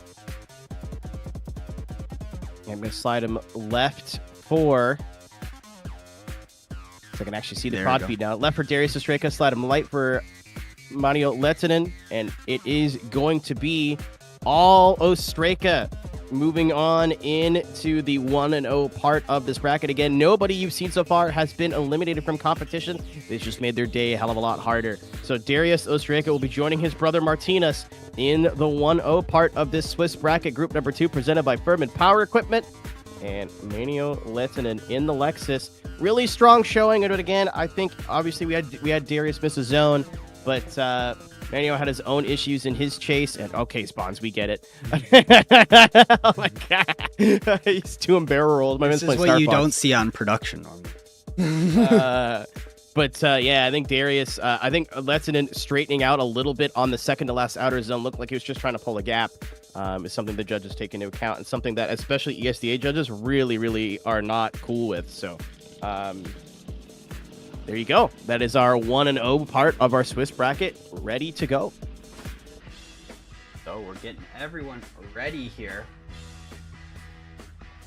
Oh, moving on here. Getting ready for these battles. Again, just take a look at how that cookie crumbled. There we go. So, only a few on the back foot, a lot of buy runs, which is not bad for anyone. That just means they get further in the competition here. So, we're going to have 2 battles right now. We're going to have Ismo up against Martinez. We're going to have Jay Perala up against Lehtinen. I'm hearing that there's a nickname. LA Time? I don't know. I asked for clarification and just got the weirdest picture I've seen in a while. So, let's just get ready here. Classic Brady. Yeah, let's just get ready here for this next battle. So, Ismo Kinnunen up against Martinez Ostreka.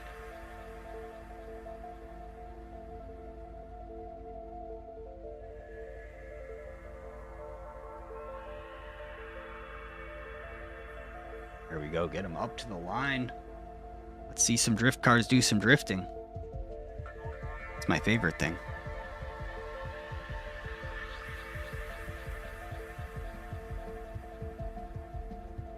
Where are they? Spawn's over here just having way too much fun, honestly. Dude, he's playing his own game right now and he's winning. Yeah, he is definitely winning. That's where it's going on through. My brain hurts thinking about the directions we're going here. It's okay. I'm hearing cars, so I expect to see some cars at the line here. There we go. Man. Getting some heat in the tires. I'm don't tell my good friend Andy Haley this, but I'm not the biggest BMW drift person. I don't dislike them, but they don't do anything for me. You know, if that makes sense? Yes. With the exception of this body kit on this E36, it looks so angry. Timeless. Angry. And it matches Martinez's driving style, as this is now first battle of your winner's side of the bracket. As we are getting ready here. Here we go. Ismo in the lead. Martinez in the chase. Looking very strong in that chase. Cool, calm, and collected. Not making contact here. Giving just a little bit of space for safety. Making sure that if the lead does anything that he doesn't expect, it won't be a problem. But, oh no! There's a little bit of contact, throwing in as fast as he can go. But again, that contact, the battles so far have been close enough where even slight contact like that might be enough. Yeah, it's gonna come down to the judges and the replays, I think, but at first glance, looking like just a little bit of a slowdown from Perala in the lead there. And we've seen it a little bit earlier today with Tony Freeman. But we're now in this Group 2 presented by Firman Power Equipment. Just, it looked like he didn't really get to go in there. Maybe didn't throw the angle he was looking at and kind of just let the car float because he didn't want to go off track. And then Darius or Martinez in the chase being like, don't worry, pal, I'll give you a little helping hand. Give him a little bumpy do. No harm, no foul. Minor. Oh, that is also not Perala. That is Kinkerton. I know how to read. They're both running cars straight from the Pro Pack, so it's... You know, they're not hiding anything. If you think you could drive better than these two, then you can go out and download these cars right now. But Ismo Kinkerton now in the chase position against Darius Ostreka. It is Finland versus Lithuania. Oh, Darius. Or Martinez even. Not the best initiation. Looked like he went for a big flick, was just a little bit too close to the wall. Kinkinen's going to smell blood in the water here, trying to make something happen in the S15. Big angle from that BMW. He's going to hold it nice and smooth. Great job on that inner clip. Going to set him up really well for the back half of the course. Kinkinen looks like he's kind of on the back foot right now. Ends up getting a really good proximity, just a little bit wide there towards the latter half of the course and across the line. Yeah, looking pretty strong. Honestly, both drivers really giving it their all. And I fear that, again, these battles are so close. Even minor things like tiny little contact in the chase and whatnot might be enough. Because, again, looking at it side by side, yes, Ostreka was a little bit closer overall and had fewer corrections in the chase. But the leads, honestly, to me, seem very, very even, as it has been all day. So I think that most of the time, what we're going to be paying attention to is both drivers' chases. And again, I think they're pretty even, but our judges might see separately, as we don't even have time to go to a drone cam here. We're getting a call in here. So we'll slide it left for Ismo, right for Martinez Ostreka, in the middle for an OMT. 1, 2, and 3 for Martinez Ostreka, taking that win. So moving on, but is not the last we will see of Ismo. Up next, we have another battle for our undefeated drivers right now. Yeah, another Ostreka. Yeah, Darius now that I can get his name right, going to go up against Parala. Parala going to be your number 1 seed coming into this, or you're coming into this, but we'll be chasing, as Darius in the S15 will be leading. Cameron Mustard, Mariano Latinen, and now Ismo Kinkinen are in the 1-1 battles bracket, and who will be joining him will be the loser of this battle, the winner, moving on to face Martinez Ostreka. We could have an Ostreka versus Ostreka battle to see who will be the first person moving on into the top 8. That all depends on the result of this one. Get him up to the line, ready to see this battle here.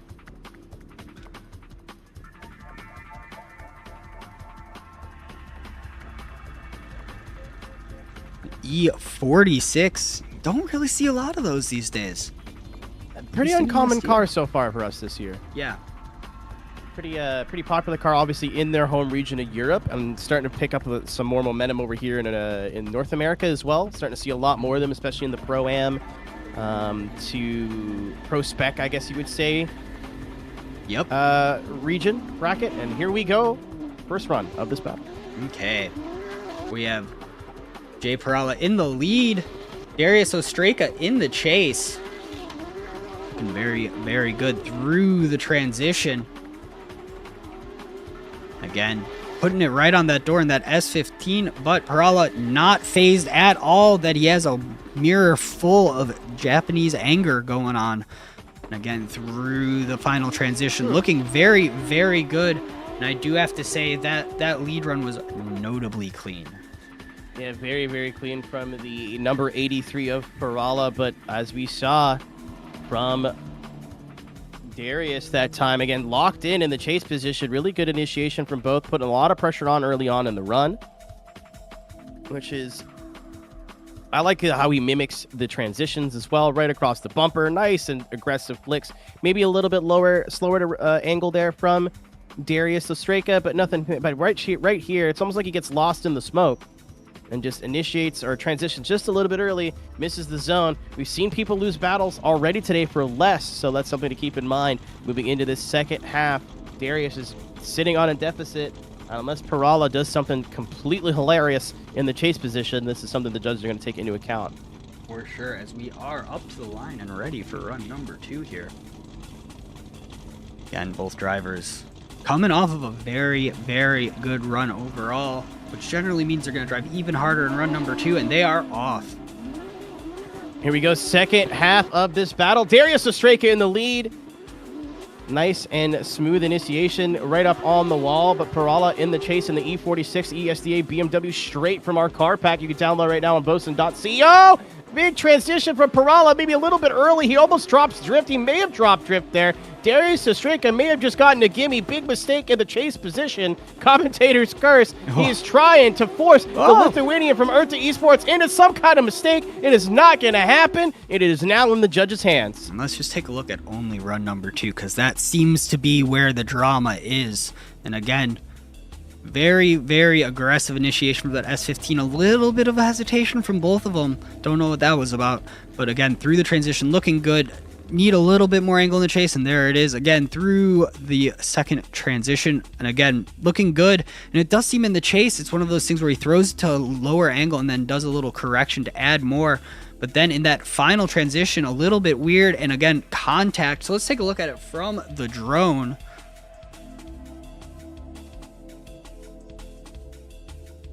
Looking very, very strong, but again, it's a lot of just, it seems like hesitation in transitions. But I could be completely off base here. Again, not a judge. Do not take my word as what is happening.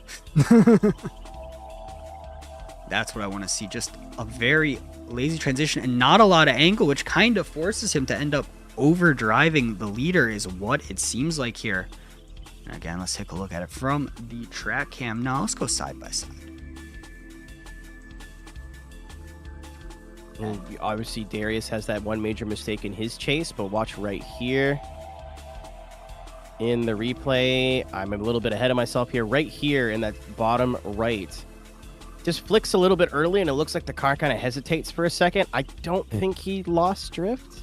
No, it looked worse initially than it did. Yeah, I don't think that there was a loss of drift anywhere.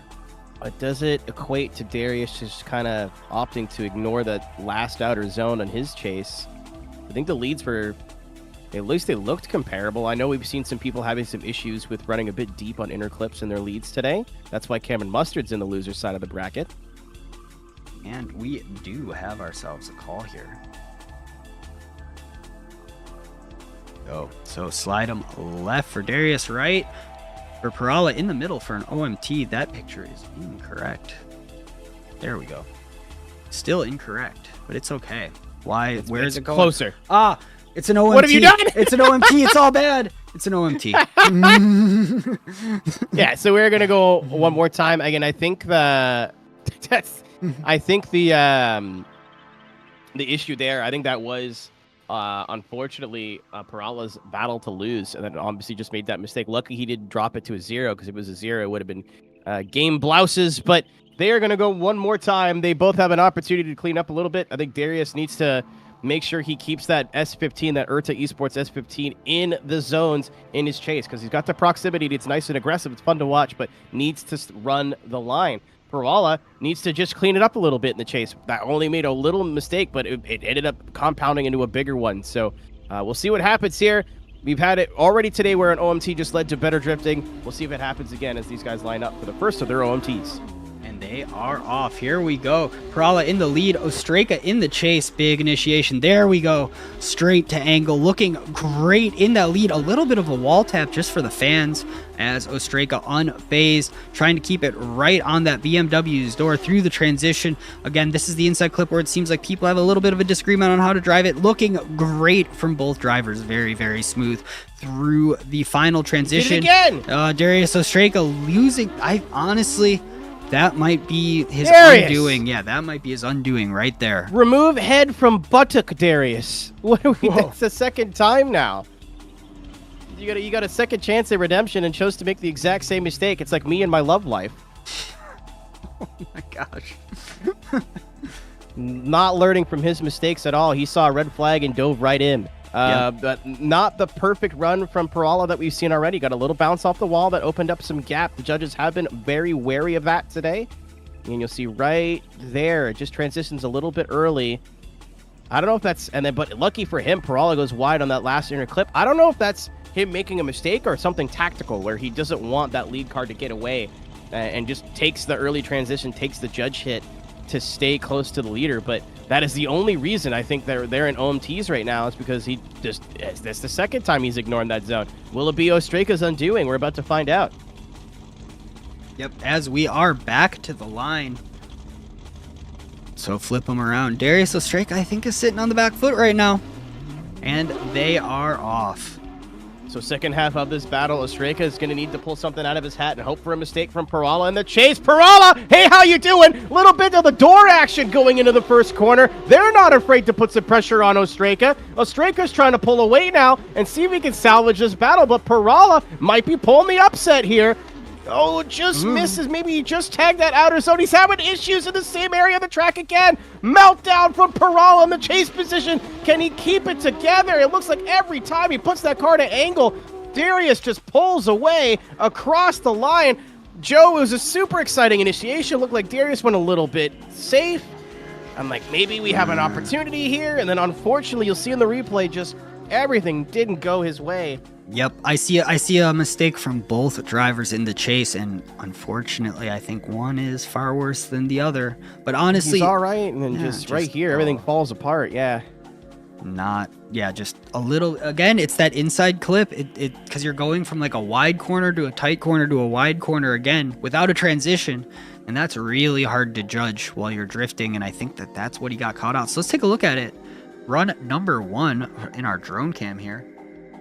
We're droning? We're droning. Responsing? I know, crazy. So, again, really aggressive stuff from Darius. Perala showing why they were seated so highly, really consistent. I think the only mistake you saw them make was maybe a little thunk of that first outside wall, which opened up the gap a little bit. But Darius doing the same thing, just getting that outer zone and then just completely ignoring that one. And I don't know if that's something he's doing on purpose just to make sure that lead car doesn't go anywhere, or he just ended up making the same mistake twice. But we do have a call, and here we go. Slide him left for Perala, slide him right for Darius Ostraka in the middle for an OMT, as we just saw. 1, 2, and 3. Darius Ostraka taking the win. So we're going to have an Ostraka battle now. So I don't think we've seen the last of Perala, not one bit. They definitely looked really strong, just unfortunately that one little mistake compounded into 2 or 3 different ones, and we've seen Darius make the same mistake twice in his chase run. So that's something we're going to have to look at when we watch him battle his brother. There is a world where both of them advance into the top 8, but one of their lives about to get a whole lot worse. Yep, and here we go. The 2 brothers. Do you think they have their rigs set up next to each other so they can throw stuff at each other? That'd be really cute. That would be adorable. But I don't know. It's the only thing that I'm scared about if we ever start doing lands is drivers being within handshake distance, let's say. Yeah. Throwing distance. Yeah. Let's get him up to the line. I'm ready for this battle. Every time we've seen this pairing before, it has really been something to behold. So we'll see where we find ourselves on this one. Again, both drivers taking it really easy to the line. Maybe.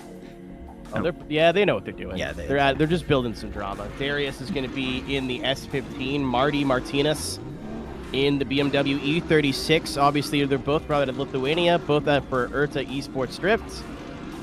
And ESDA Staples, if you follow this series at all, you know who these 2 gentlemen are.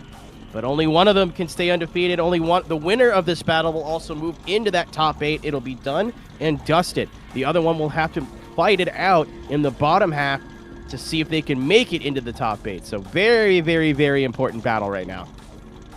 Okay, as we are on the line and ready to go here.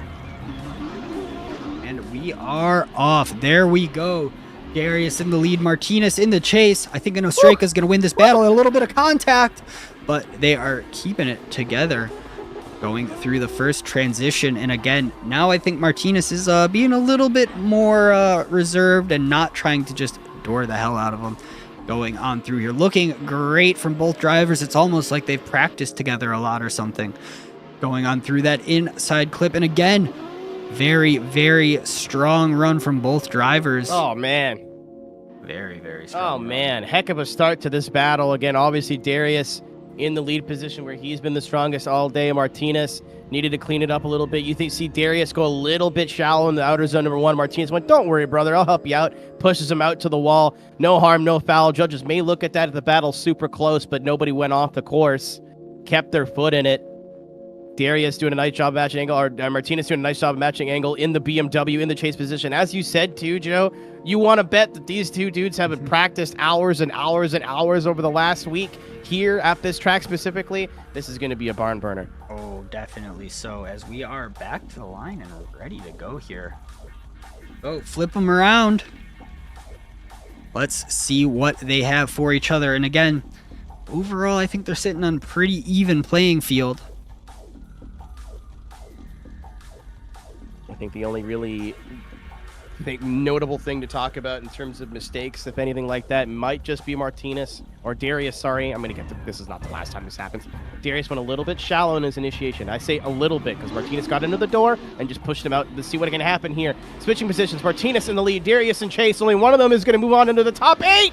Really good job for both of them running the wall. Darius running a little bit less angle, but right to the door of his brother Martinez in the lead position.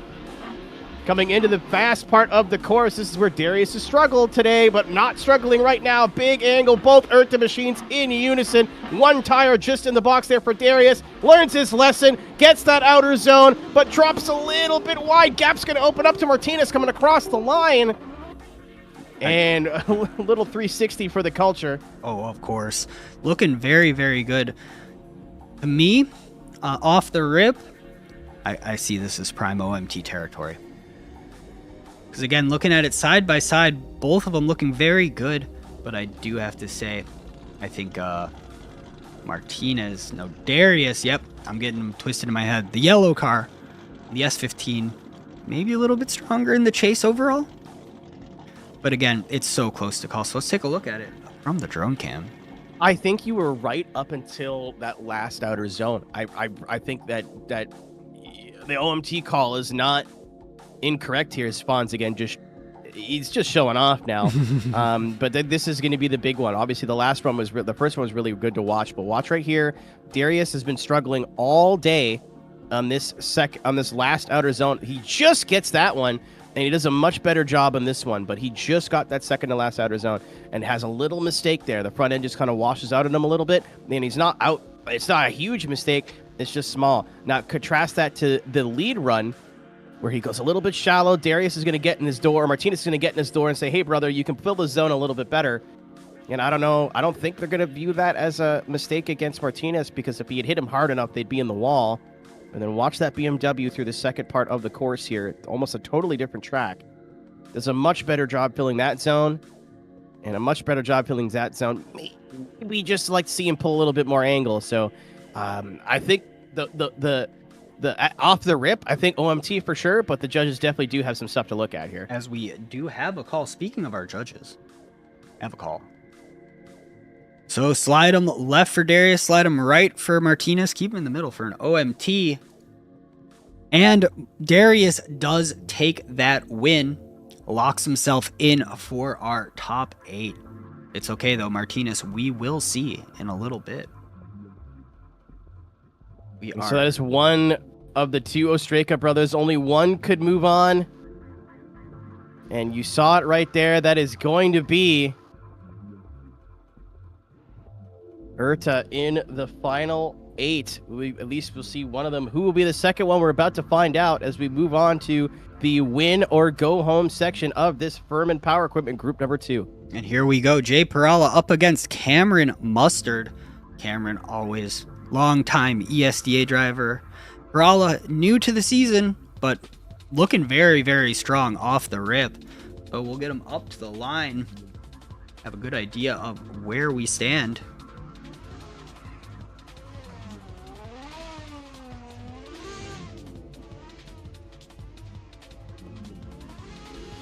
So every driver in this group really does have an amazing chance at getting into this top 8. Sorry, I'm letting you hang here. I'm filling out my bracket. Yeah. I used to just run off the tab but I have like physically printed out and in front of me now. Old school. Old school. Yeah. So Cameron obviously has won some events before. He's been only getting stronger. It's been really impressive to see him kind of go from a guy who's solidly in the top 8 in competitions to a guy who's competing for wins every single time he's out on the track. Unfortunately, he's got to run the gauntlet now. Try and push his way through this bracket. Some strong competition. Obviously, we got an Ostrika in there now, who will be the final boss of this win or go home bracket. Martinez Ostrika is 2-1, so he'll be the last driver these guys go against. So it will be Cameron Mustard, the only Scottish driver in competition, trying to progress through this Swiss bracket presented by Firman Power Equipment. Looking very good. Big shout out to those guys. Really like seeing them every time we are in person. Wonderful group of ladies and gentlemen over at Firman. Obviously, if you guys have been to DreamHack, Dallas, or Atlanta, the last 2 that they've done, you've seen us out there doing drift demos with the Hashira gentlemen, who you'll see a little bit later in today's competition. Some drivers from that team. And their equipment, stuff they run. Like I said, I talked to somebody, a photographer who a lot of people might know, in FD New Jersey on the Sunday when we were at Englishtown at the road course, having some beers at the bar, and told him a little bit about what we do. And he's like, I use a bunch of Firman stuff. I used to do shoots with double the price of generators, and now I just use Firman stuff, and it's half the price and works twice as well. So if you're in the market, especially now that we're going into storm season, I know some people have been out of power. It's definitely good to have some sort of backup solution. If you're at the racetrack frequently, it's good to have some sort of power out there for your tools or whatever you need. So go check them out. Firman Power Equipment, big vouch from us. Yeah, big up. So we are having a reconnect to make sure. Again, I think some drivers are just trying to make sure that things like server connection will not play a factor in their battles. So, get them up to the line. I think we are. So it looks like we're moving on to Manio Latson is going to be in the white Lexus. Yes, we're moving on. And going up against the font is so small. Ismo Kiminen in the S15. So again, these are now win or go home situations. Are ready to go here for this battle. There we go. We are on the line. Ismo in the lead. My Lathanen in the chase. I'm going with the last name there. Having a lot less problems with that one. So let's see what we find ourselves with here. And we are off. Looking very, very good. I love that moving camera in the run-up. As we are going in very, very cagey in the chase, leaving a little bit of space. And there we go. Starting to get good proximity. Really catching up to that S15 in that sedan, going on through outside zone. Okay, inside clip where we've seen a lot of the issues, but both drivers looking very, very steady through the final outside zone. Catching that inside clip. Oh, something happened there. We'll have to take a closer look at that. Looked like just through a big angle, trying to shades of Tony Freeman, and saw the writing on the wall there, trying to keep all 4 on the paint, so just pulling some angle out of it. Obviously, a correction's not good, but 2 tires off is even worse. So, great job from Kidden trying to keep all 4 on the paint there, but blood in the water now for Manio Latson. And again, winner moves on, loser goes home. Oh, so we're gonna get him back to the line here. See what happens. I think that there's a little bit of dirt on both of their runs there. So both drivers really need something very, very clean here to take home that W. Seeing some revving, waiting for some lights, and we are off. Second half of this battle, again, loser goes home. Separation already, not the best start for Keenan, who's already sitting on a mistake. Watson now in the lead position in that all-white Lexus. The only sponsor is me. Starting to get closed in on now from Kinnunen. Kinnunen getting right to the door of Manio Latson, and Latson is trying to run away. Really good job on that outside zone. Nice line. Big angle in the Lexus. I'm going to just get that thing across the line. But Kittinen, I don't know if he was phased. I don't know if he was just couldn't mentally reset from that mistake he made in his lead, but it did not look in character in the chase there. No, very much no. And again, just a little bit rough from everyone involved in this one. And dare I say it, I think this was the first battle today where that has been the case. So the judge is definitely going to take some time, figure out what really happened there, and assess. So again, side by side, OMT, as we're going to take a look at the drone cam as well here, because I'd love to see an OMT. I'm with you just for the storyline, but unless I miss something huge. I mean, he does miss that outside zone there. He's in it, but not all the way in it. But as you'll see in the replay here, yeah, just a lot of gaps, just a little bit of corrections going on. But right here, he throws big angle. That's a way too much angle for how early it was in the corner. If he would have been like 5 feet later, he could have got away with it. But you could see him kind of go, uh-oh, and pull some angle out of it, because he would have dropped those front two at least on the curb, if not worse. Yeah. And the separation here makes the same mistake as Lahtinen did in his chase. Much more separation. Closes it up here. Does a really nice job of closing it up here. This is where I was kind of hoping where he'd be like, all right, I'm here now. I'm going to put the pressure on, but then just that Lexus turning on the jets. Yep.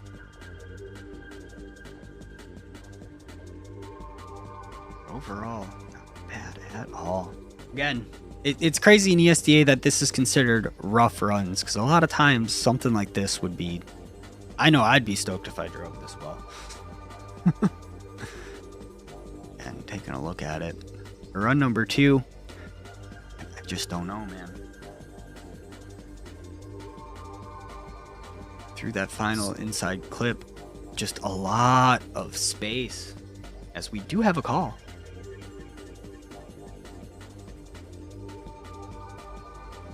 So slide him left for Kittinen, slide him right for Lahtinen. In the middle for an OMT 1, 2, and 3.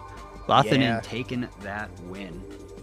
So that will be, unfortunately, your number 1 seed of this Firman Power Group in group number 2. Ismo Kinkinen knocked out.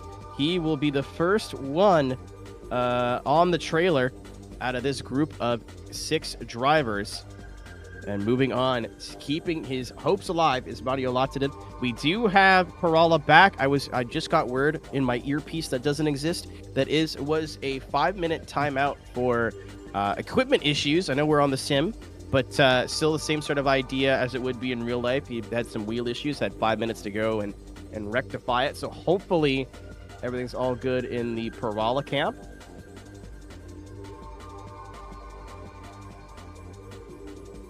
And driving for Team Finland as what it's registered for. But yeah, unfortunately, that is our first driver knocked out, and we are about to have another one join them, depending on who gets this battle. Again, Cameron Mustard, I think, maybe trying to avenge the loss to and one Ostraka and try to move on in this competition to be able to redeem himself against that demon. But he's got Parala in his way. Parala also making a couple little uncharacteristic mistakes. Again, your number 1 seed or your number 2 seed in this group. But Cameron Mustard is a man who loves to play spoiler. Yep. So we are on the line. We are ready. I'm hearing the engines. And we are off. Here we go. Parala in the lead. Cameron Mustard in the chase. Big initiation. Cameron, huge angle. Parala kind of lazily getting into that first outside zone through the transition. Cameron smells blood in the water here. Really trying to match the angle of the lead driver. And Parala, leads them both astray. Unfortunately, in this situation, usually that will be on the lead driver for leading them out there, because the chase driver's goal, follow the lead driver, and sometimes he'll lead you astray like that. And unfortunate.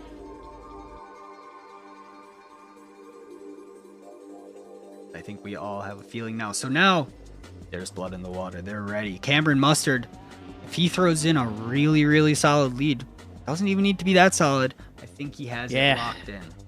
Just needs to cross the beams, basically. Just needs to get that Jap Speed R32 all the way around the track. No hysterics, no drama. Could literally, I think, just keep the car in the middle of the track and get across. That is a situation, though, for those who are a little bit uninitiated with drifting. I hopefully always like to see some new eyes and new faces in the sport. So it's your first time watching competitive drifting of any sort. Hello and welcome. If you have any questions, at least one of us is paying attention to the chat, so we'll be happy to answer your questions either in between groups or when we have a minute. But because the lead car was going off course, the follow car's job is to follow the lead car, so naturally you would follow the lead car, follow them off course. So I don't think they're going to view Cameron Mustard at fault for that. So Parala now just hoping for a 0. Cameron, what are we doing? On the wall immediately. No chill from Cameron Mustard, which is kind of his MO. He is English-style Mustard because he's hot right now in the lead position. And all really needs to do is get a run, and Parala knows that, trying to force a mistake, but it is so hard to force a mistake from a lead vehicle in a chase position. Just kind of giving up everything he can to try to put pressure on Cameron. Not going to happen, and I think that is going to be Camzo Drift moving on in our European regional. Again, that was a run for him where he could have taken it very, very easy.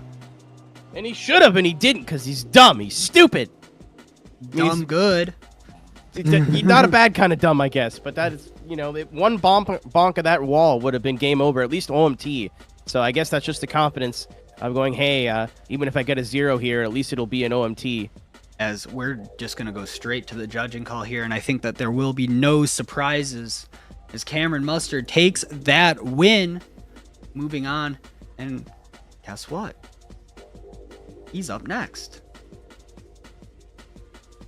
Because we got Cameron Mustard up against Mahino Lethinen. Both drivers looking very, very good.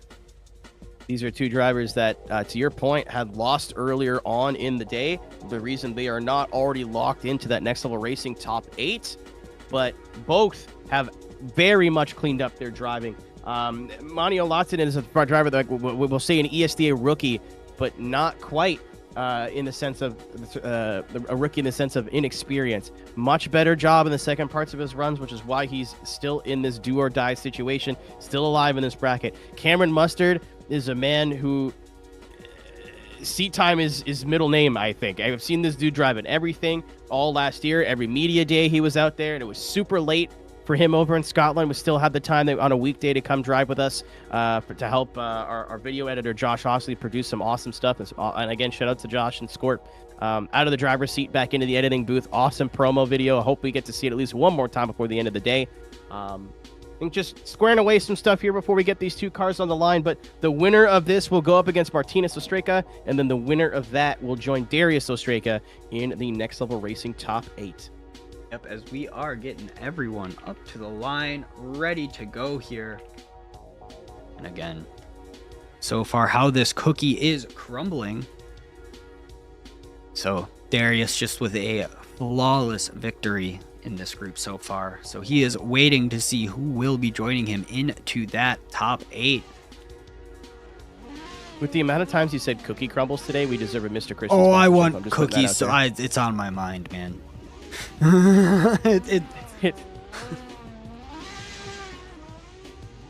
You're spoiled. I'm willing to bet there's probably a bakery within a 5-minute walk of wherever you are right now. Yes, definitely. Yeah. I gotta come out and see you there. At least at some point where it's not winter. Yeah, right. No, the winter's the fun part. No. So, sure. Yeah. Sorry, go ahead. No, we're up to the line. We're ready. All right, here we go. And we are off. Cameron Mustard, Mahino Lethinen in the chase. We are off. Cameron, no chill. Oh! Good lord! He could not have put that any closer to the wall in outside zone 1. But Lethinen doing anything he can to catch up to that skyline, cutting as much angle as he can while maintaining drift. But Cameron Mustard has just licked that stamp and sent it. Jeez, what a lead run. And I think that kind of is leaving Lethinen just shook. I don't know how else to describe it. Just what a lead run from Cameron Mustard. Little bit of contact on the wall. I think that's probably the only issue for Cameron. Unfortunately, Lotzinen just not getting out of the gate. You see it right there, just a little tap, and then Cameron Mustard is off to the races. He's very, very fast in R32. There's an issue that we've seen him have in previous seasons where maybe he just lacked a little on speed. I'd like to say that that's pretty well figured out with this ESDA package right there too. All of that outer zone, risking a tire drop, all of that outer zone. One of the nicest flicks to that outer zone we've seen all day. If we still had qualifying, Cameron Mustard would be towards the top of the board, just setting himself up really well for this second run. Oh, for sure. And again, we always say, oh, he can take it a little bit easy now. I don't think we're going to see that. Oh my gosh. And we are, I love that Lexus. It's so cool. And we are off. Here we go, second half of this battle. Again, winner will move on, loser going home. Nice initiation from Lotzinen and Cameron Mustard going to try to slowly work in to put on the pressure. Not the best line from Cameron. That's going to cause this gap to open up a little bit. Not the most angle now from Lotzinen. We're going to need to see it from him here, especially when Cameron pulled so much in his lead. And there it comes. But now door open for Cameron to close on that proximity. Nice now fluid job from Lotzinen, but maybe not getting the angle there. Cameron, really good job at checking up, not running over that Lexus across the line. Solid job from Lotzinen, but is solid enough? That's a question. Let's just go straight to our drone because, again, run one. Look at that. Cameron Mustard just kissing the wall with that bumper. Just I don't think you could have done a better initiation. And then just taking that and building upon it, just going faster and faster and faster with a lot of angle too. That so far for me, lead run of the day. Like I don't know how else to put that. It's just amazing. It's very, very hard. I'll speak for myself. It's very, very hard to get me to pop for a lead run now. Yeah. Especially with last year, where a lot of the lead runs were not 95 to 100 point runs basically all the time. So super sick job from Cameron. Not to take anything away from Manuel Lotzinen, probably the strongest rookie, air quotes, that we've seen so far today.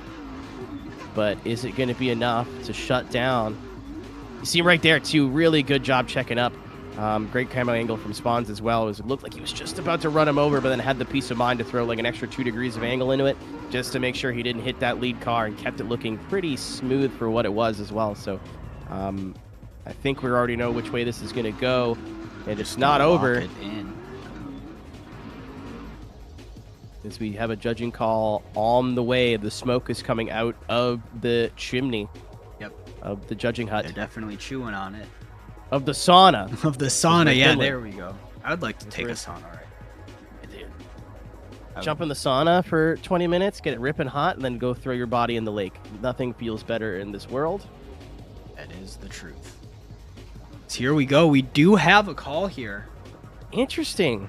Okay. Really interesting call. 1 for Cameron. 1 for Lotzinen. 2 for Cameron. So Cameron moving on. Here we go.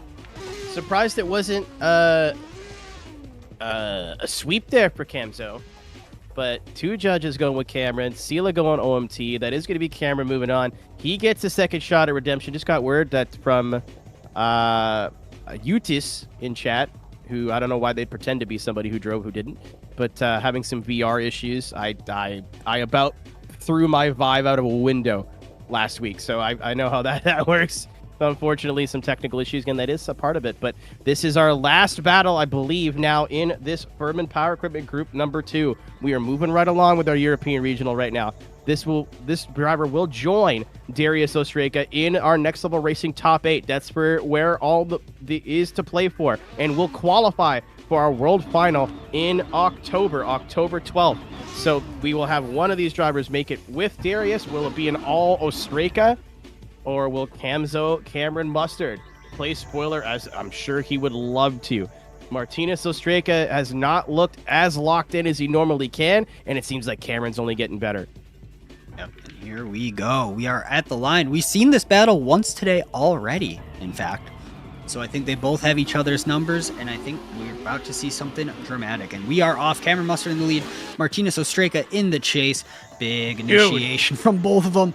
Martinez Ostreka right on that door, not leaving anything on the table. But Cameron Mustard really, again, doing an amazing lead run. And Martinez Ostreka taking every single advantage he can from that lead and just putting it in. A little bit of a wobble in the chase, but no big issues whatsoever. And here we go. Final inside clip. Really amazing driving from both drivers and across the line.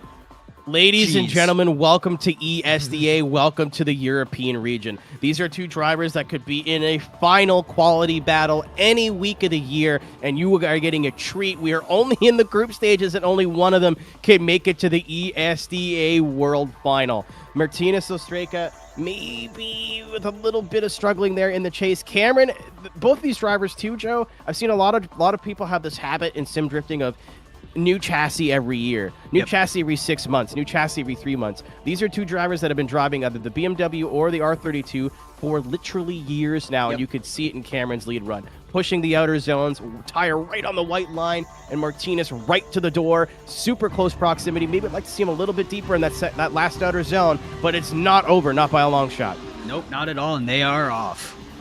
Second half of this battle, Cameron Mustard in the chase position, Jap Speed R32, Urta Esports, Martinez Ostreka here we go. Then they're going to finish off the run, but Martinez not getting the best initiation, Cameron making him pay. I'm not sure if that was Cameron getting over aggressive or Martinez just not pushing the zone enough. He's pushing it now, though. Cameron right to the door. Martinez Ostreka. Will it be an all Ostreka moving on into the top 8, or can Cameron play spoiler? He's trying right now. He can shake hands out of the window right now. Door to door as we're across the line. And let's take a look at specifically run number 2 here, because I think what happened, let's look at this wall contact one more time, because take a look. So Ostreka really aggressive, and then he goes in, and there's a little bit of touch before that. I'm drone cam already. Let's take a look at it. I don't need to see the rest of that battle. This, I think, will be the do or die moment right here. So big initiation, looking good. Cameron does tap him. Yeah, he does, but here it's going to be a judging call. Was that Martinez being a little bit timid on the wall? I mean, we know Cameron hasn't had an issue with it, or was that Cameron being over aggressive? That's really all it's going to be, because at that point they're both pretty well locked in. Don't really see Cameron making major mistakes. There is here, like, look at that view. Just give him a little how are you doing, maybe pulling a little bit of extra angle there at the end, but it's going to come down to right here. Let's watch it again.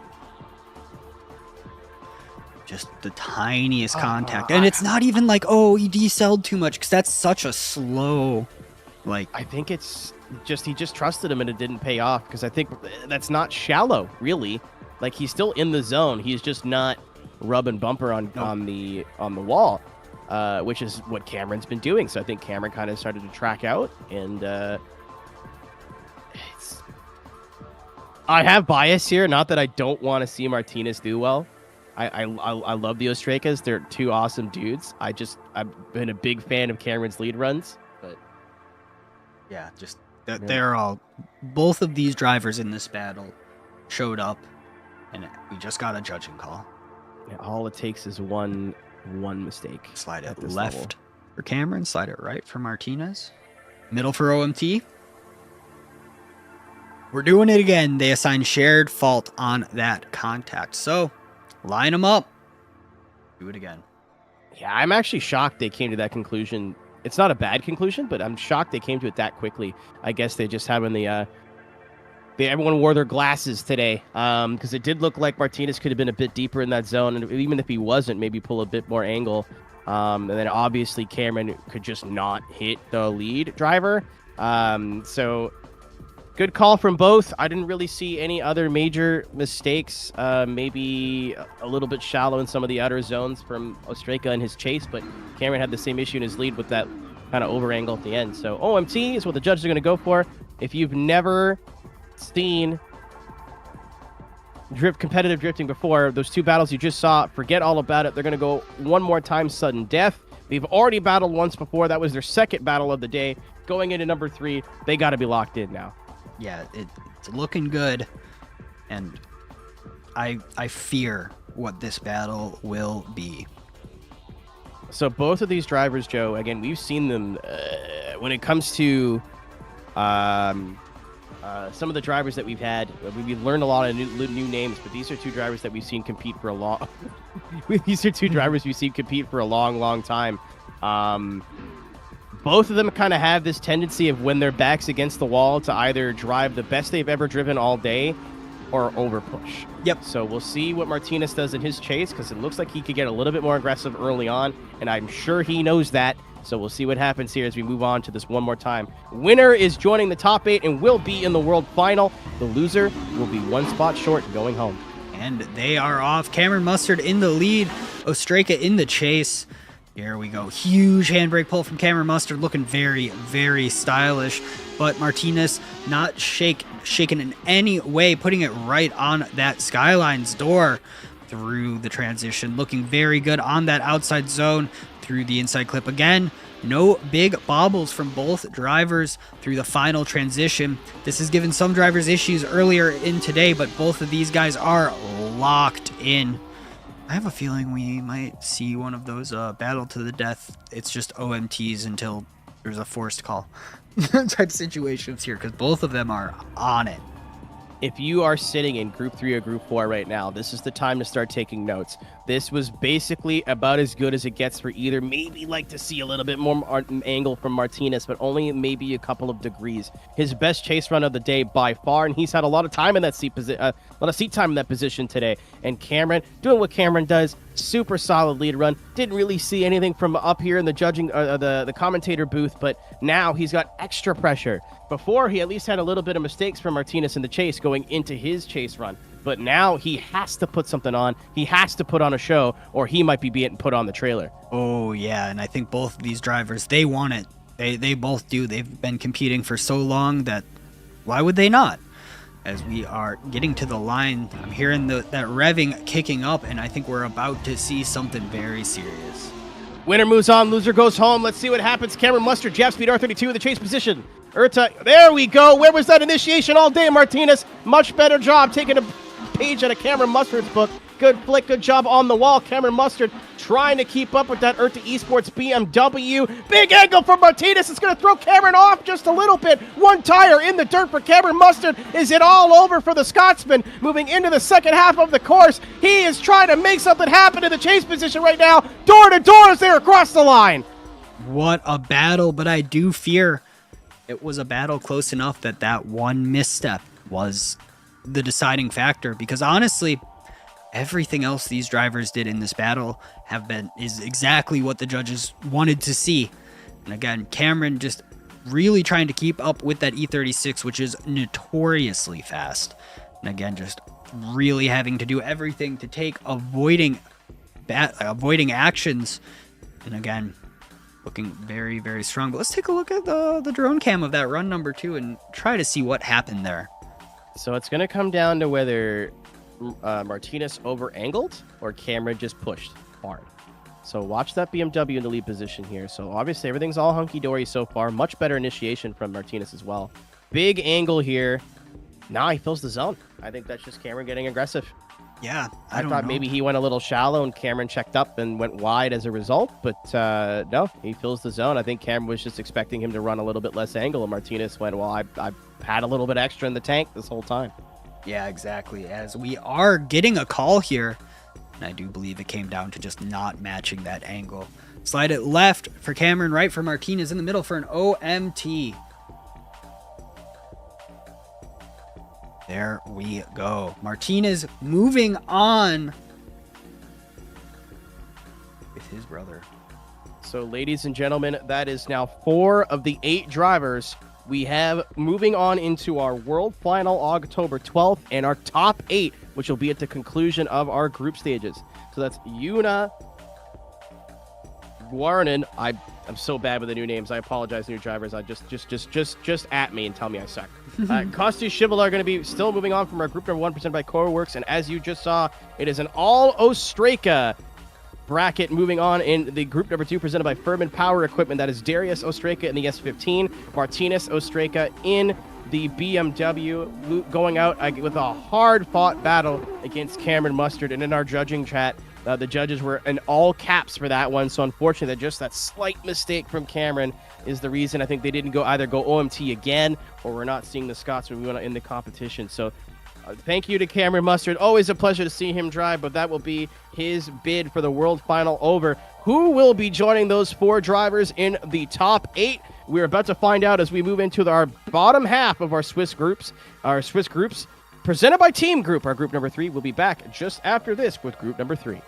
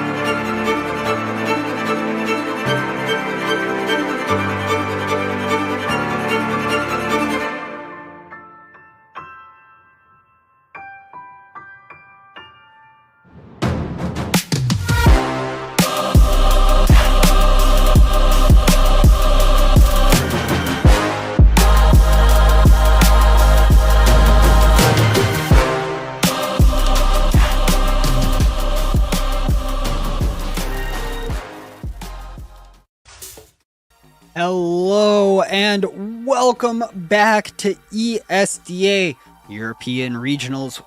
Leading up to Worlds, we find ourselves here in group number 3. In the booth with me, we have Keenan Kusin. As always, I'm Joe Piero. Our judges today, Doug Armstead, Brady, and Sela, and of course, the lovely drone work done by Spawns FPV. We find ourselves here in Finland. A really great track. It seems like it's pretty hard to get your head around. Yeah, there's a lot of places to be aggressive, and there's a lot of places to not be aggressive. It's a very varied track, and a lot of tracks that we've been to in recent years have been very...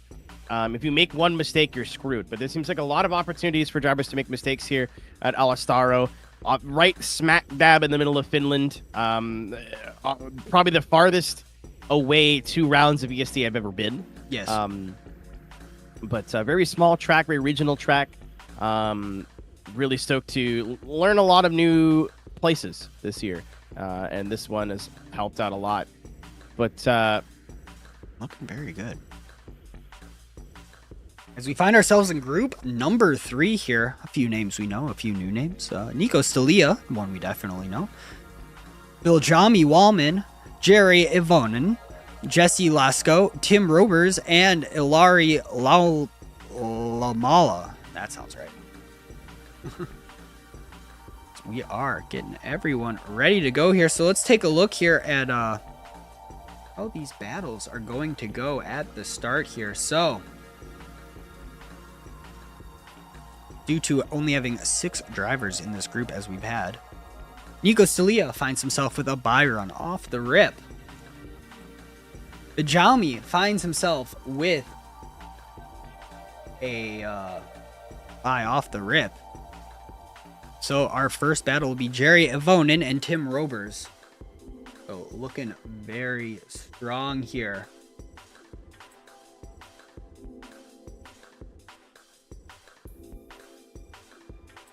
sorry, I'm leaving you out to draw. I have to draw here. Yeah, no, we're both fighting a few doing the same things.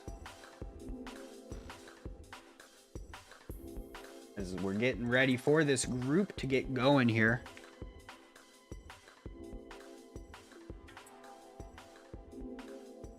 Again, there we go. Vajami going back. He gets a buy as well. So our first battle will be Jerry up against Tim here. BMW against Supra, looking good. Beautiful car. I mean, I'm not surprised. Nope. It's a Hashira teammate. Kind of what they do. Yep. Very awesome looking cars, both visually and livery wise. Tim driving out of Germany, our first German in the field today. And a little bit more variance in the countries in this group. It looks like Nico Stalia, the Wonder Kid, as I like to call him, or the Wonder Child, whatever I'm feeling on a particular day. 11, by God, years old, and the kid's driving in real life out of Spain. So he's you're gonna see him. Obviously, he's the #1 seed, so he's moving on in the 1-0 battles. We got Wallman as well. I'm not even gonna make an attempt at pronouncing that first name yet until his battle comes up. They're driving out of Finland for the Firman Drift team. So not the only member of Team Firman out there. And then Jere Ivolonen. I have a feeling I know where they're from. Yep, from Finland as well. Can't say I'm surprised with how popular the sport of rally is in Finland. The drifting is just right there as well, obviously. Oh, yeah. Robin Pera has been lighting up everything he touches, so it's just only makes sense. The kid's a freak, but like I said earlier, if you want to win, you employ a Finn. We'll see if that pulls off today, as you got to take down the German of Tim Robbers. As we are ready, Yuri in the lead, Tim in the chase. Big initiation. Looking very, very good. Getting that chaser right up to the wall, but Tim not going to be a slouch at all. Really sticking it to that door. A little bit of contact, it seems, giving Jerry just a little bit more angle, but he seemed to be fine with that as we're going, missing that inside clip, taking a little bit of time to get back on the power there. I think that was just to keep the car on the track, as Tim so aggressive and across the line. Very good out of the gate run to kick off group number 3. Yeah, I think I'm with you. I wouldn't say that's a bad showing from either of these drivers, but definitely some stuff they can clean up. I've driven that JZX actually in the ESDA Pro Pack. The thing rips when you have it figured out, but when you don't, it's you're paying a price for having that longer wheelbase. So super right there on the door, obviously tons of speed. They have just missing that inner clip. A lot of people have been having issues with that today, just not getting the car slowed down on that that outer zone before that last inner clip, or the second to last inner clip. There's a lot of clips here today. I'm trying not to use numbers because I'll just get confused. But so Yere is going to be in the chase position now in the banana machine or the Super 11. It's a heck of a reference. I know that was a Nissan. That's fine. Everything's fine. But the German now in the lead. Tim Roberts for Team Hashira. If Erta is a huge ESDA team, so is Hashira. Big initiation from both. That was nuts from Ivinen in the chase position. Not taking anything away from Roberts in the lead. Trying to rob himself a victory here and move on into this bracket. But right there on the door is the JZX of Yere Evelyn. And it's really solid lead from Tim in the Super right now, though.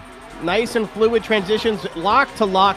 Big angle if he can get it across the line, and he does. Really awesome job from Tim, but super aggressive chase run from Ivinen. Oh, very, very aggressive in that chase. As again, not a judge, but I do think that Super just a little bit of an edge, just so aggressive like everywhere, especially in the chase. But then the chaser, the actual chaser, just a little bit of daylight and just a few small corrections in their lead run as well. And I think that might be enough. So let's take a look here at the drone cam. Again, this will be run number 1. Very, very good. Kind of falling out of the zone in the first outside zone, but then getting right in here with this little bit of tiniest bit of contact, but didn't seem to upset any of the cars. And here, look, just getting out of the gas just a little bit, or I don't even know if it's getting out of the gas, but just seems like a hesitation in the lead through that inside clip. Just the car didn't grip up towards that apex as much as he had hoped so. And here's run number 2. Again, looking very strong in the lead.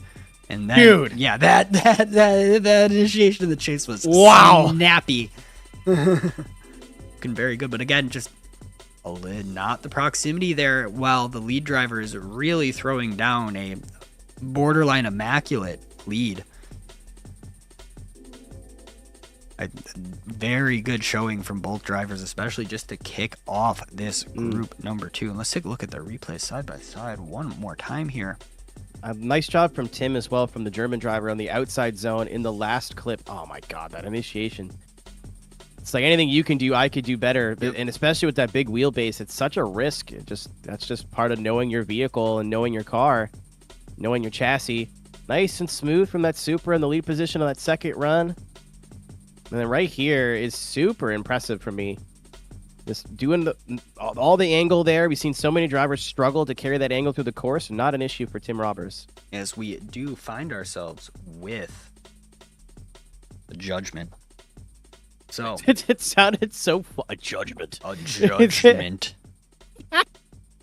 That's incorrect. It sounded so terrifying for some reason. Why are we not finding that picture anyway?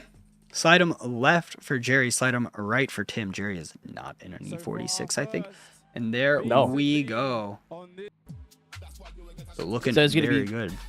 That's going to be Tim Roberts moving on. No. Maybe. No, not even. I thought I saw them all move to the right. That's my bad. I fooled you. You've been tricked, chat. But that is 1 for Tim and 2 for OMT. I think probably the right call. Tim had a really solid lead, but that first run from both of them is where I think that OMT call came from, Joe. Oh, yes, for sure. So let's just get them back to the line and ready to go here. So I'm going to go into my files, right, Swift.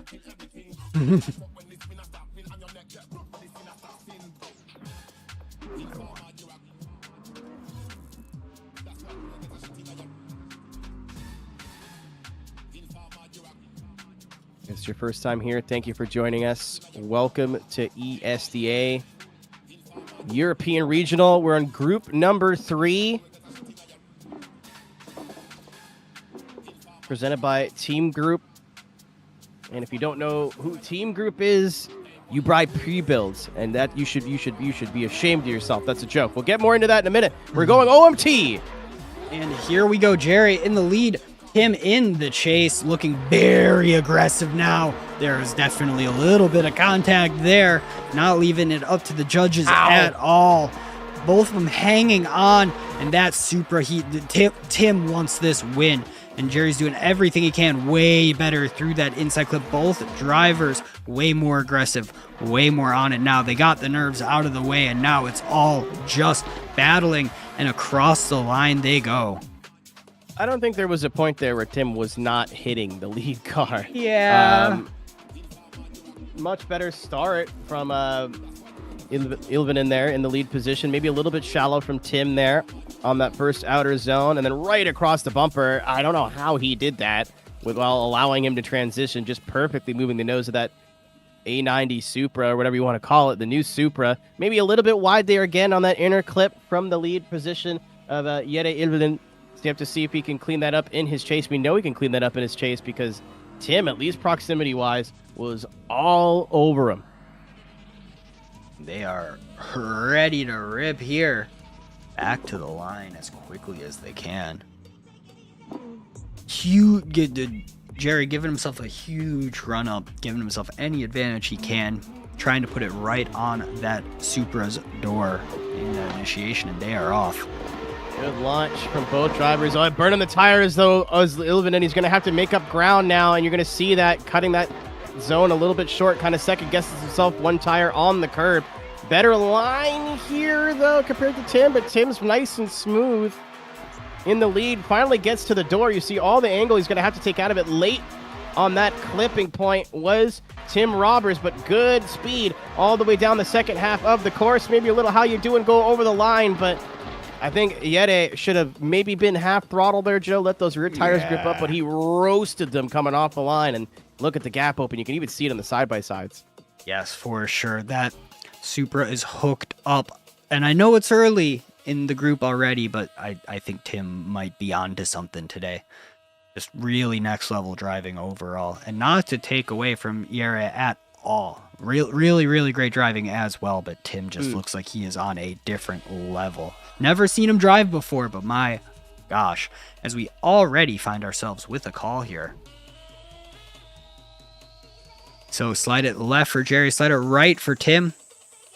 Keep it in the middle for an OMT. 1, 2, and 3. Tim does take that win. Good for him. So that's going to be Tim Roberts, the German. Oh, thank goodness. The Tim Roberts, the German, moving on into the 1-0s. They're going to go up against either, he's going to go up with, Nico Stalia and Vijami Wallman. The last driver to be joining him is either going to be Jesse Laxo or Ilari Luomala in the very heavily, I think, Adam LZ inspired E36, which is in the process of getting put back together piece by piece right now. I don't know if anyone saw the video from last night. That was a big accident, all right. He done did the big crash. Yeah, that was a big one. Yeah, it didn't look that bad on camera, and then you looked at the car parked and went, oh. He's not going to be in Rush Hour 3, unfortunately. No. Does that mean he's not coming on now? Because we are going to get him up to the line and ready to battle. I want more battles. More battles.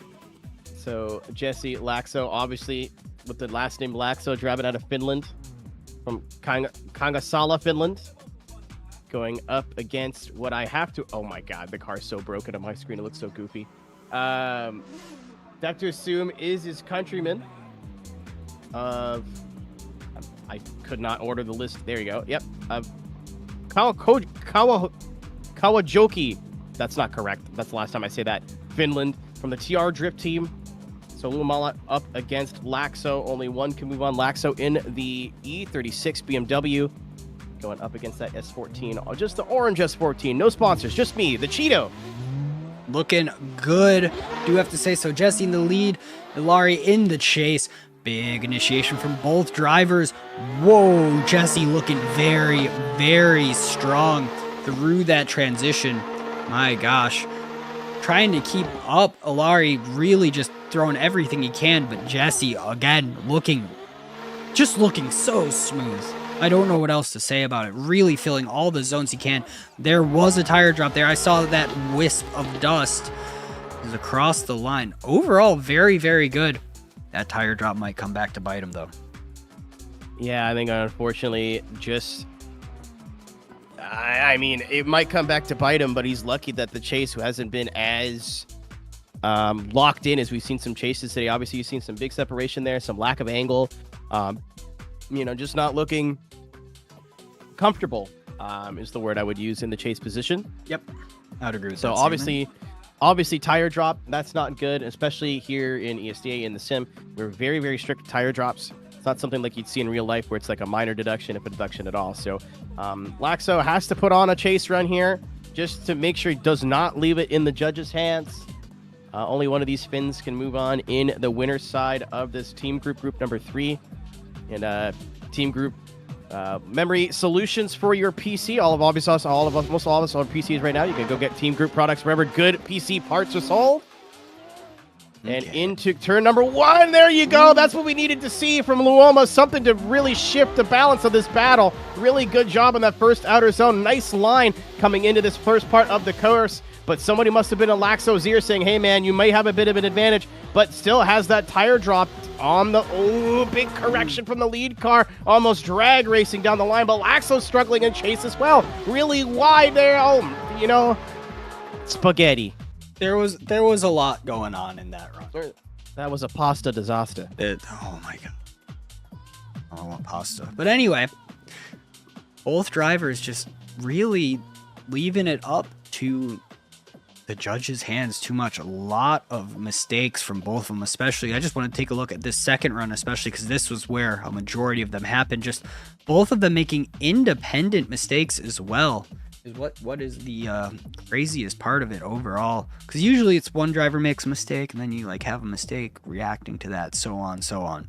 But this doesn't seem that way. So let's take a look at the drone cam as well. That might give us a little bit more insight as well. So far so good. But then Jesse getting up on the door, and all of a sudden the BMW just, I don't know. There's just iffy. Here we go. So yeah, lead driver has a bobble.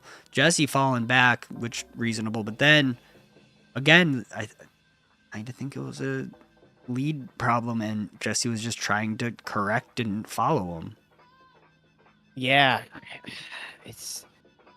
the thing though is, if I think Jesse had put down a solid chase, we wouldn't be having this conversation. We'd already have a judging call in. It would already be done and dusted. You know what I mean? Yep.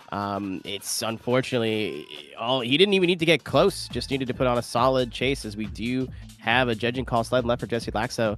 Slide him right for Lumina. And it's not going to be unanimous. You have one call one more time. One call Laxo. We are going one more time. That is going to be Jesse Laxo going against Ari Lumina. Luamala. Lumina. It's not a Chevy. What am I doing? You're going to be seeing these two drivers go at it again. And I think that's going to be very welcomed from both. Obviously, we had Luama make his own mistakes in the lead and the chase. And then same thing, Jesse, I think on paper, if you're using your eyes, had that battle won. But that tire drop in the lead is just such a detriment in sim drifting.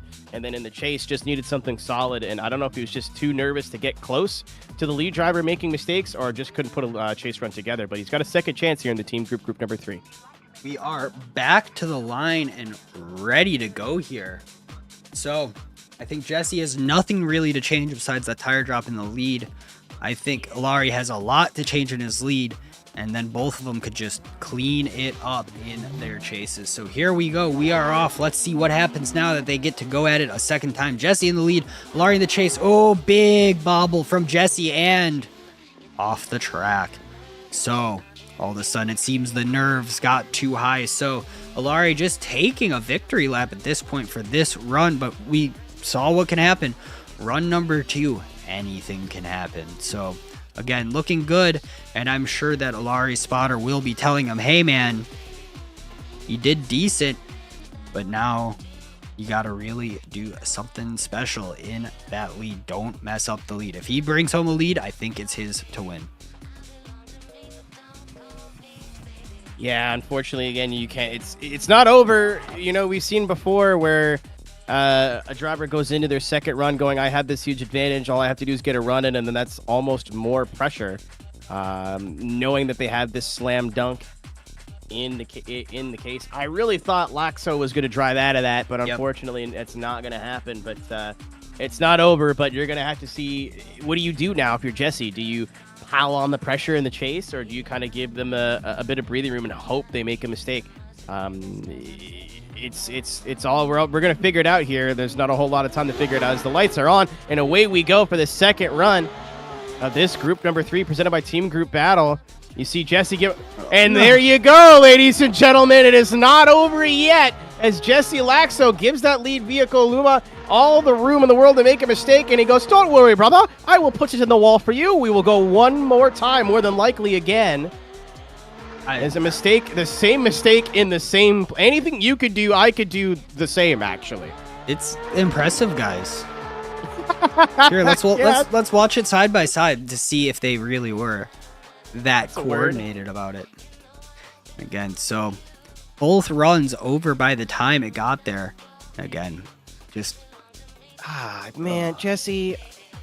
All Jesse had to do was ride it out, and then he catches that wall a second time. But I think once you straighten out, it's kind of a. So the judges have already hit us with the, we're just doing it an OMT. We're not going to deal with the graphics. Let's get them back to the line.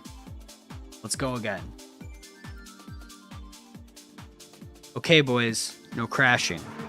Yeah, we've got it all worked out of our system now. Somebody needs to tell Jesse Laxo he's able to take tires. I don't think he did. I think he just pulled right to the line as Alari Luamala. Let's see what's happening here. And we are off. Jesse in the lead, Alari in the chase. There we go. Throwing it in. Does he keep it out of the wall? Yes, he does, but he is not scared of the wall at all. Dragging a bumper just the tiniest bit through the inside clip. Looking great. As Alari really bearing down on that S14, getting as close as he possibly can. But when Jesse's locked in, that car looks locked in. It is so smooth.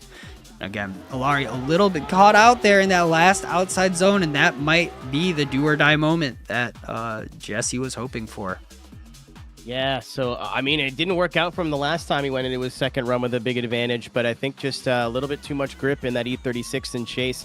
Obviously, see going a little bit shallow there, trying to keep the proximity. Great job from Jesse on the wall, kind of learning from his mistakes.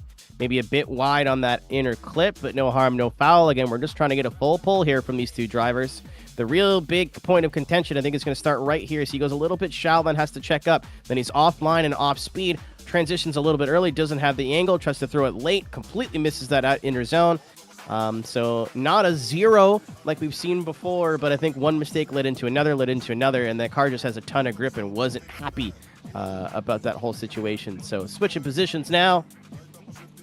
Let's see if history repeats itself or if Jesse Laxo can take this one down. And we're about to find out. Lights are on and away we go. This is our second OMT battle of these two gentlemen from Finland. Much better initiation that time from Ila. Jesse drops drift in chase. Oh. Jesse letting that car fall out of the power band. All four hooked up. That is gonna be a zero in chase, but he's trying to zero in the lead. Just needs to get the rest of the run in. If I am the spotter of that E36, I'm saying, hey man, just get it across the line. And across the line he gets. Ilari Luamala getting given a gift by Jesse Laxo, all wrapped up in a bow, and we're not even near Christmas. Yeah, and let's take a look at that run number 2. I don't think we got to pay too much attention to run number 1 and how it went here.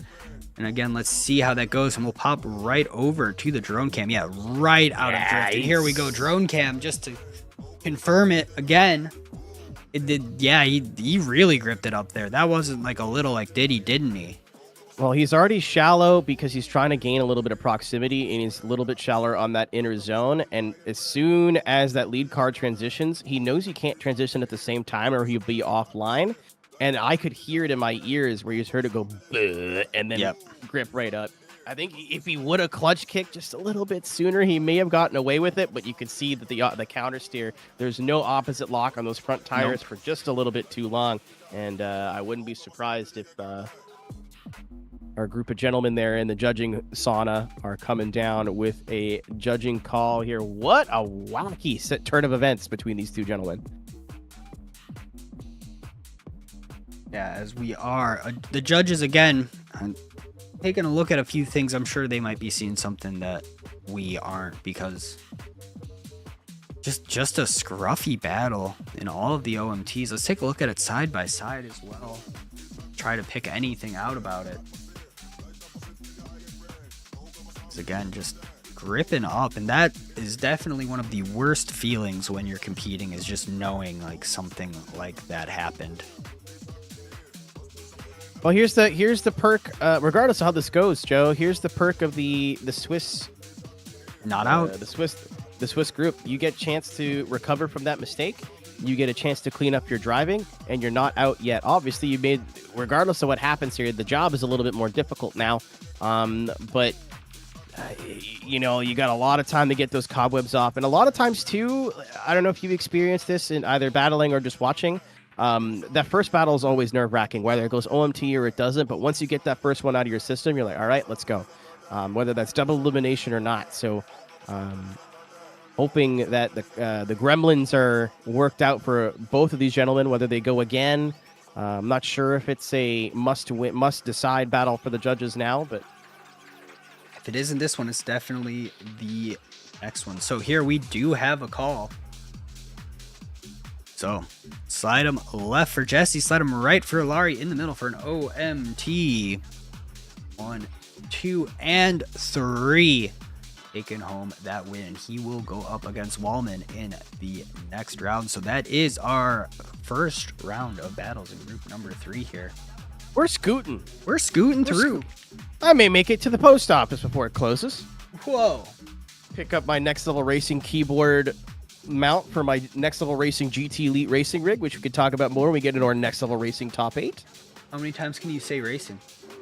Listen, they're a sponsor, and I would like for them to continue being sponsors. Mm-hmm. So, okay, we are getting ready. I'm just gonna plug all of these names in. all right, here we go, ladies and gentlemen. You see them. You're going to see them on the line here in just a moment. It is Tim Robbers against Nico Stalia. Tim Robbers representing Hashira, one of the strongest up-and-coming drift teams in the sim racing world, or in the sim drifting world, rather. And then Nico Stalia, the wonder kid. He's a fine wine. He only gets better with age, and he's only been driving better. He's got podiums. He's got round wins. Can he make it to the world final in the top 8 in the winner's side? He needs to go against the strongest of our first part of this group in Tim Robbers to get there. As we're getting them up to the line here, I think we're having a disagreement about who is leading first. Yeah, we got to switch them around on the line really quick.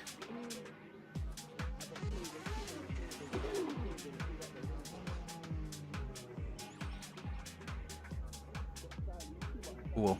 We are on the line. Tim really looking strong in his last battle. We'll see what happens here up against Nico, who is unflappable.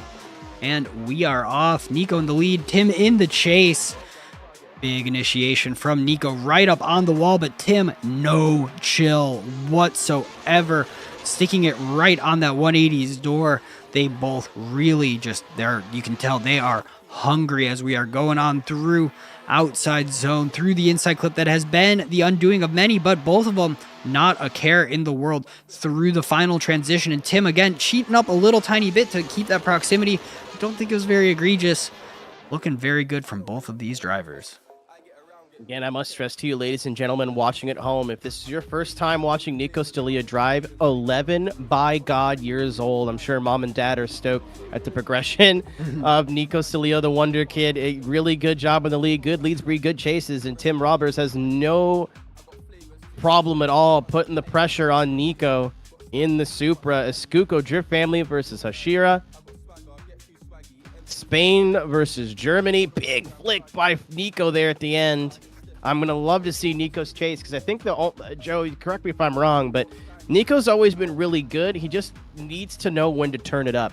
Yep. He reminds me a lot of James Dean in a way where he could drive at 90% all the time, but that's just the last thing he's missing in his driving is just knowing when to go a little bit harder and take that risk. He always plays it a little too safe. That's why we've never seen him in the top step of the podium ESDA before.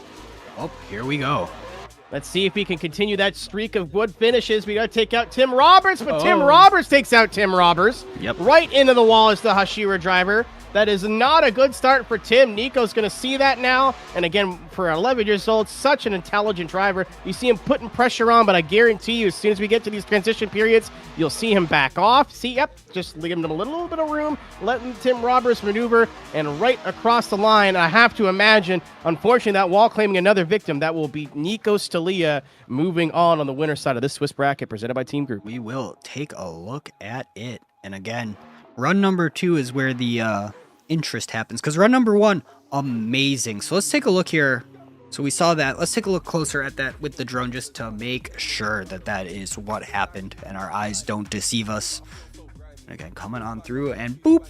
Yep, just too deep in the wall as we already getting a judging call. I think we know which way this is going to go. Come on. Dang. There it is. There it is. Sorry, everybody. Okay, slide him left for Nico, right for Tim, in the middle for an OMT. 1, 2, and 3. Nico Stalia taking that win. Yeah, it's a super solid job from Nico. No real major mistakes. Again, maybe want to see him get a little bit closer, but after making that mistake from Tim Roberts, I'm sure he's kicking himself, but that is the beauty of a Swiss bracket. It is not over yet and has a strong chance of pushing through that loser side of this Swiss bracket to try and join whoever makes it through on the winner side into the Next Level Racing top 8, our final top 8 of the event. Next battle on deck, Viljami Wallman. That's the name. Driving out of Finland, going to be going up against the driver that you have already seen before in Ilari Luomala. Again, this is the first time we've seen Wallman drive today, and he's going to take down Luomala, who has made some mistakes, but the more he drives in the TR Drift Team BMW, the better he's getting. So let's see if we can clean it up and take it to Wallman, or if Wallman can put an end to this winner's run for Luomala. As we are up on the line, and they are off. Here we go. Viljami in the lead, Ilari in the chase. Viljami really filling out that first outside zone. Great. Ilari having to cut that first outside zone to try and gain proximity. That S15 seems fast as he's coming through that second transition. Looking great through the outside zone. Inside clip again in the lead. Just smooth as Ilari really just trying to keep up here. Having to cut a little bit of angle and maybe a little bit of the line as well to just try and maintain any form of proximity, because my gosh, Viljami's S15 is fast. It just looks fast. It is fast. There are 3 words that I've learned so far for the first 2.5 groups that I have to pay attention to from drivers out of Finland and out of Europe, and that is Firman Drift Team. Yeah. That FDT on the side of the door means business. Super solidly run from Wallman. Nice and clean. And the one word, again, fast, as Luomala pulling over here, maybe with an issue. Nope, just pulling over for a second. Maybe putting on some pump-up music. I support that plan. That's always a good plan. Are you a music enjoyer when you're doing racing drifting? Yes. Or are you a enjoyer? I play the worst music, like top 40s from the 80s and 70s, like Tom Jones. If Journey. I'm like vibing, I'm fine. But if I'm trying, I can't. I can't focus. I need it to like take me a little bit out, or else I just get too like railroaded and then I overthink. Valid. Just as Tom Jones is playing while you're going through Eau Rouge, there's just something about that. It's not unusual to be flat through up here. Yep, exactly. And they are off.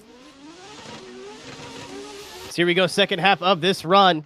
Oh, no! Luomala almost putting down the entry of the day and tagging the wall. It's not over yet. He's going to have to keep his foot in it. But Wallman from the Firman Drift Team pushing up onto the door. Again, all Finland battle. Little bit of understeer there, moment there from your lead vehicle, trying to pull away, but nothing he can do, nothing he can say is going to get Viljami Wallman off the door. And here we are, FDT, Viljami Wallman, excellent job in the chase. That was almost the initiation of the day, and just back half of the corner. A little bit too much. Bonk. Yeah, a little bit too much dip on the chip there, I think. Yeah, and that's okay, but I haven't ever seen Viljami drive before. Dude's a maniac. It's awesome. Those runs were beautiful, just so smooth, so clean, so precise. So to go up against someone like that, you're going to be under the microscope, and I think that Viljami really did throw down. And not to take away from Alastaro in any way, shape, or form. Really great driving, and again, almost had the initiation of the day. Just a little too hot and tagged that wall. As our judges deliberating, making sure they feel that what they're going to call is fair, and always happy to see that happen, as opposed to just, we'll make a call because it's quick.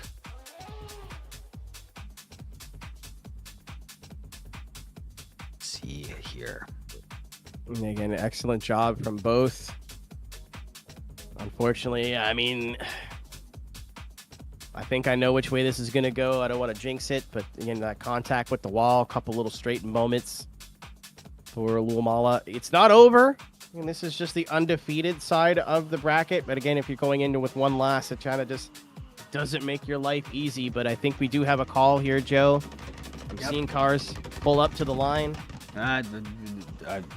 I'm assuming that that's the call. As we have we're waiting for a call. I'm clarifying the judges.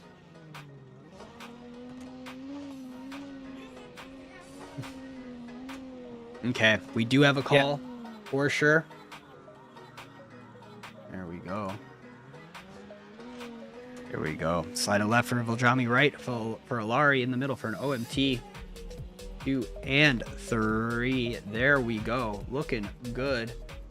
So, up next. It's going to be Nico Stilia up now against Viljami Wallman. Wallman, a great start to his ESDA campaign. Again, not a rookie, but an ESDA rookie going up against, it's weird to say veteran when he's only 11 years old. Nico Stilia from Spain, the wonder kid from Escuco Drift family, trying to move on. He wins this battle. Ladies and gentlemen, he is in the world final. He loses. He gives that up to Wallman and has to make his way up through the Swiss bracket to try and be one of those other group winners. The winner of this battle is locked into your top 8 and locked into your world final. The loser goes down with everybody else who tries to work their way out of the loser side of the bracket. Stilia, Wallman, here they go. And we are off. Nico Stilia in the lead, Wallman in the chase. Both of them amazing drivers. I think they will both be unflappable, and this could be a finals battle in any competition, and we are off here. Nico Stilia putting a little bit of a gap in, but Wallman saying not so fast, drawing it right back up through the outside zone. We have seen tire drops there before, but not right now. Going through, looking great through the final transition. And again, Nico Stilia, no chill on that transition whatsoever. Wallman unfazed by such a great lead run, and across the line, both drivers really going for it.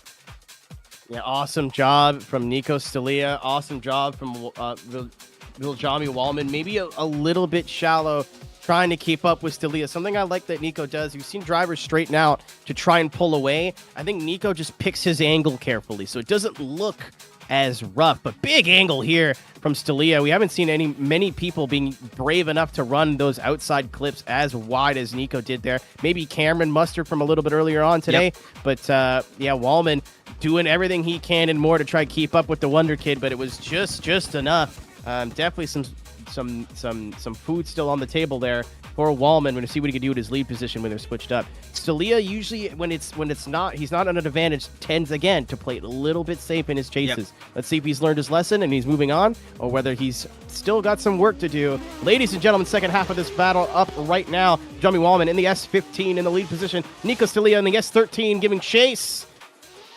Bit of a timid initiation there from Wallman, but we've seen so many battles already lost in that first corner. Might just be playing it smart as the Firman Drift team member trying to pull away from Nico Stalia, but Nico Stalia not letting him get anywhere. Maybe didn't get all of that last outer zone, but he's got all of that one right on the door of the S15. We've seen a lot of drivers struggle here today in chase. Not going to happen for Nico Stalia. Plays the line perfect right on the door of Wallman. Wallman with an extremely solid lead run, but good leads breed good chases, and what a good chase from Stalia. Oh, I don't think I've ever seen Nico chase that consistently aggressive. Like, he was not tapping, but that gap did not open up once, basically over the entire run. Really there. And not to take away from Wallman at all, because that was, you need a lead like that to be able to do that. And that lead was immaculate as well. Both drivers really, really going for it. This is what I love to see at ESDA, just drivers swinging as aggressively as they can, really just leaving nothing on the table. Let's take a look at the drone cam, because I just have a feeling it'll be really good. Yeah, just watching that replay back there, wasn't faultless from Stalia, maybe a little bit of a mistake. You see in his chase, you see here, the transition here just doesn't get all of it. It still keeps the car in drift, but doesn't get all of the angle, doesn't get all of that outer zone. And then after that, it's he's locked in, as the kids would say. Yes. Nice job on that. I like what he did at that outer zone too, Joe, because he got all of it. A lot of drivers have been going shallow to keep up. He got all of it early and started coming off of it a little bit earlier, like a racing line. Just kind of adjusted his apex, adjusted his line. As we do have a call here, ladies and gentlemen. Sun left for Nico Stalia. Sun light for Mr. Wallman, Viljami Wallman. You got 1 for Stalia, 2 for Stalia. That is Nico Stalia. 3 up, 3 down. He will be in the world final. He will be in your top 8, and he has won the winner side of the team group number 3. Nico Stalia. No drama for Nico. We'll be moving on in this bracket, as unfortunately Wallman knocked down into the loser side. So up next, we got Jerry Avonen up against Tim Roberts. Almost like we've seen this battle. No, we didn't. I was just thinking yellow cars a lot. We are getting ready to go here. So, ladies and gentlemen, every battle you see now is win or go home. This is more of a traditional drift event format. If any of these drivers drop a battle, it is going to be up on the trailer, back into the server room, if you will. So Tim Roberts now very familiar with that. Hashira Supra going to try to make up for that mistake in turn 1 on his last battle. And he's got the biggest set of doors in the field, I think, aside from that Mercedes, to try and get it done with Jere Ilvenen. Jere will be in the lead. Roberts chasing. Here we go. And we are off. Jerry in the lead. Tim in the chase, looking very aggressive. Tim doing this thing where he's kind of sacrificing line for proximity there. And when you're chasing a car that long, sometimes you kind of got to do that kind of thing just to give yourself enough space on the transitions. But here we go, no longer doing so, as Jerry, so much angle, so much commitment as we're going through again, just that crazy angle. But Tim not phased whatsoever and across the line, looking very good from both drivers so far. I think somewhat of an even battle. I was just about to say, I think even keel here, much better initiation, and the longer these drives go, dragging on the wall there a little bit. Maybe we'd like to see a bit more of an aggressive flick, but no harm, no foul. Like you said, I think Tim just making sure that lead vehicle does not get away from him, and checking for the last half of this run. Mistake's going to come a little bit later, so Tim's got a mistake a little bit wide there than from not Lomala, who the heck? A little bit wide there from Jere, and then that cost him. You saw that big angle moment. I don't think that was a I'm going to throw a big angle. I think that was a I don't want to miss that inner clip. And again, I'm shocked, Joe, that is where a lot of these drivers are struggling. They just don't get slowed down enough on that outer zone before that inner clip, and they tend to miss it. And your line is very important on the last half of the track. So as we are back up to the line and ready to go again, Jere giving himself a big run up, and they are off. Here we go, ladies and gentlemen, second half of this battle. Nice job, Tim, learning his lesson, hanging the spoiler, hanging the wing off that cardboard concrete wall, as Jere Ilvenen getting gapped a little bit here. You're going to see these big charges, but it's going to open the gap up when it gets to the faster part of the course. And Tim says, see ya, flips on the jets. And Yade trying his best to stay on the door, but it looks like whenever that Supra gets his foot all the way to the floor, it is just good meets by. I like good meats. You tell him a little bit hungry. Now on the Food Network. Yeah. I have a cold bacon, egg, and cheese. Sign me up. Sign me up. Throw it as hard as you can. I'll catch it. As it turns out, 2 hash browns and half a coffee was all I needed today. Hey, that's a good problem to have. But looking at these replays, both drivers looking really, really strong. But I do think Tim overall, the issue is he had really good proximity, but he did sacrifice his line to get that. But then his lead was really strong. Both leads, I would argue, even. So let's take a look at the drone cam. Again, both drivers looking very, very strong. And I think it's the chase where the difference is. Because, like, look, Tim didn't even get into that first outside zone whatsoever. I think he just got phased by the wheelbase, man. Like, he tried to put it on the front door, and I think what you want to be doing here with the wheelbase difference is maybe putting it on the back of the front door. I know where I mentally focus is usually the front fenders, but I think that's what costed him there in that first under zone. Again, obviously, Yede Ilvinen having his own mistakes in his lead, but here comes the run 2 chase for Yede. You see, as soon as wait for Tim just to like get settled, like he's letting him catch up, he's whatever, and he's like, all right, I'm good. There he goes. like as soon as he's like comfortable and he's rolls into the throttle off the corner, that car is gone. Yeah, I think, again, lead for lead, they're even all day. And I think, honestly, I kind of think chase for chase, it's the same. Because they both have deficiencies. They're different, but to me, if I was a judge, and I'm very much not, I would say that they are even deficiencies. So he makes the same mistake in his chase. He just gets back to the zone. Yes. And unfortunately falling behind here a little bit, still lacking some angle as Yede in his chase. I don't think he drops a tire there, but it looked close.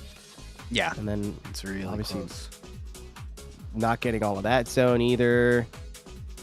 So it's who made the bigger mistakes. I think it's going to come down to maybe missing that inner clip for Yede's lead, as we have a call here.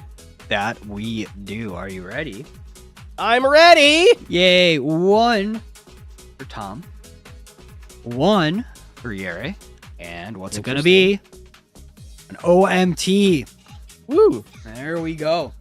So interesting. Line them up, do it again. I definitely agree with that call.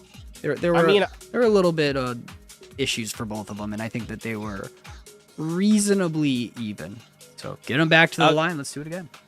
I was going to say I do and I don't, because I really thought Tim had got that, but you had just spent the last like 2 minutes explaining why you thought it was even. Yeah. So explains the judging call as one judge going one driver, one judge going another driver, and one judge going, I don't really feel like it. So yeah, we'll see both those drivers go again. Yede Ilvinen in the JZX Toyota, the only one so far that I see in competition as he checks his notes. That is the only one I have seen today for sure. A lot of drivers using cars straight out of the ESDA car pack, which I think is pretty cool. Yep. Some drivers having custom bodies, and obviously we have that that Mercedes wagon that we're going to see again in the top 8. But very cool that you could just jump into any of these cars right now, put a setup on it, have the same equipment as what you're seeing live on stream. And we'll talk about that a little bit more when we get to our Vosan group number 4. As they are off. Jerry in the lead, Tim in the chase. I think they both now know what they got to clean up in the chase. Both of their leads were excellent. Great initiation. There we go. Tim putting it into that outside zone now. Let's see through the transition. Really just getting on that chaser's door and stopping at a perfect distance to not make contact. Here we go through the outside zone. The inside clip that's been giving some people problems, but does not seem to be for these two. Through the transition, looking great, really looking great. Again, both in lead and in chase. Both of these drivers, they definitely took their notes and came back swinging. Yeah, definitely. I think I could speak at least for Yede is the best run of the day. Oh, yeah. Still maybe a little minor mistake there towards the end, but we'll talk about that when we get there. But Tim nice and solid with proximity, really getting aggressive with his transitions right across the bumper again. Maybe like to see pull a little bit more angle, but that could just be the difference between a long wheelbase car and a shorter wheelbase car. Supra's not that much smaller, a little bit wide there as well from Tim Robbers.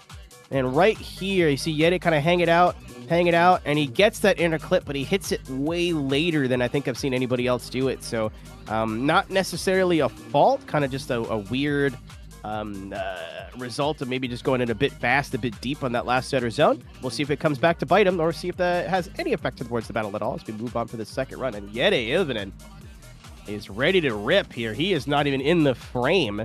He is giving himself the longest run up he possibly can. And he's going to timed it perfect. Yeah, again, you're allowed to jump as the chase car. He's going to have to just get as close as he can and hope for the best. Not the best initiation for Yeti, and unfortunately for him, Tim seems to have it figured out. A little bit of contact to that Hashira Supra.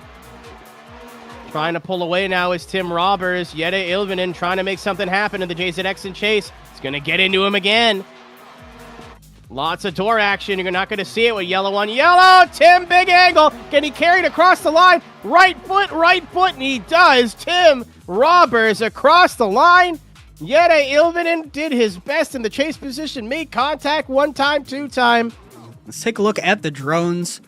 Again, really, that gives us what's going on way more accurately than track cams that we just saw. So again, Tim finally getting into that outside zone, being a little lazy getting into it, but once he's there, he's there. And again, no chill on the proximity, putting it as close as he can, as close as he feels he can safely. Really just staying on that left foot brake, trying to maintain a reasonable proximity. And then again, here we go, really aggressive on that last zone. Hey, judges, pay attention to me. And then in this one, this is going to be the real do or die. Again, look here. This is what I think really did it. Look, Jerry just finally gets in again. I think they're both kind of even in the chase there. And then that contact, I think, pushed Tim off that inside clip, which was his only misstep in the lead. And through no fault of his own. Again, really strong driving from both of these drivers. Whichever way the call goes, I'd be leaving this battle feeling great. As we do, in fact, have a call. Let's see here. So, slide it left for Yeri, slide it right for Tim, in the middle for an OMT 1, 2, and 3. There we go. Tim moving on. Who will he battle? Be the winner of this next battle. There we go. Jesse Lasco up against Alari again. So, both these guys have battled a fair bit already today. So, I think we're about to see something very aggressive from both drivers. They definitely have each other's number. So let's get them up to the line. I think I screwed up my my bracket. Don't do that. Pro tip. All right, you got it. Okay, that is going to be Ilvinen knocked out. Unfortunately, he is your first driver knocked out here in this team group. Group number 3, he'll be going home. Excellent showing. Really improved throughout the course of his battle. But talking about two drivers who have improved, they're going to get a chance to prove each other, prove themselves against each other again. Again, this is all do or die, go or go home. Jesse Laxo in the all orange, the plain orange S14. Sylvia going to be leading in the chase is the very heavily inspired, Adam LZ inspired E36 BMW Ilari Luomala. So yeah, that will be, again, Yeti Ilvinen knocked out. And who will be joining him in the paddock? We are about to find out, as the winner will move on against Robbers and Wallman, and the loser will be going home. That is true, and they are off. Here we go. Jesse in the lead, Alari in the chase. Again, a battle we have seen before, and kind of what I like about the Swiss rounds. You can see it again. Here we go. Alari, big correction, trying to catch up to that very smooth and quick S14 of Jesse. There he goes, right on that door, throwing it in, but Jesse, that thing is just screaming at angles. So smooth. It's like notably smooth to me as we're going on through, looking great through that inside clip and across the line. So far, I think slight advantage, Jesse. Yeah, Jesse's locked in. This is not the same guy that we saw fence it 10 minutes ago.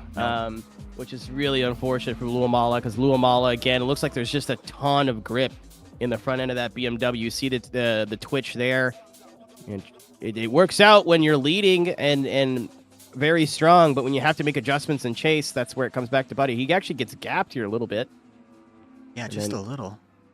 Pulls some angle out of it, trying to maintain that proximity, but consistently maybe a car length or so behind is Luamala. We've seen the battle between these two completely change before on the second run, so it is not over yet. As we are up to the line, we are ready, and they are off.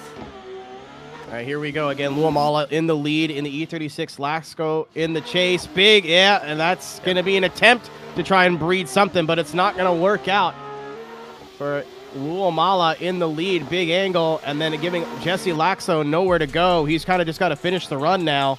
No zero of anything of the sort, but he just needs to keep it clean. Nice job of picking up the proximity. He completely ignores that zone. As Luamala going super wide, he's going to have another issue again and across the line. I think something, again, we saw it a little bit earlier, I think in the first group. I'd be very interested to see the drone of that second run, as here we go. There we go. Look at that. Again, huge angle. He, you know, in that BMW, he sends it on those initiations. He really goes for it, and just so far it hasn't paid off, which is unfortunate because you can tell there are these glimpses of just greatness and brilliance in his driving, but it feels like he's fighting the car setup a little bit.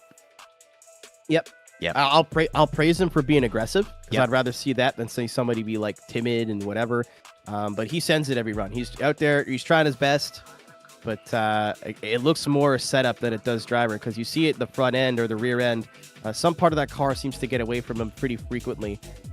When he's comfortable and on it, we've seen some great driving from him today. But and it's not like it was over, because Lasco, you see right here, just doing what Darius Ostreka did, just transitioning really early, but with the tire drop from. And we have that call. Yeah, from Alari right there. I think we're going to find out who moves on and who goes home. 1, 2, and 3. Jesse moving on to take on Tim Robbers. Two drivers who have been notably smooth, notably fast, and notably aggressive all day. So I gotta say, I am very, very excited to see what this battle has in store for us. Again, that's what we're looking at here. Jesse Lasco up against Tim Robbers.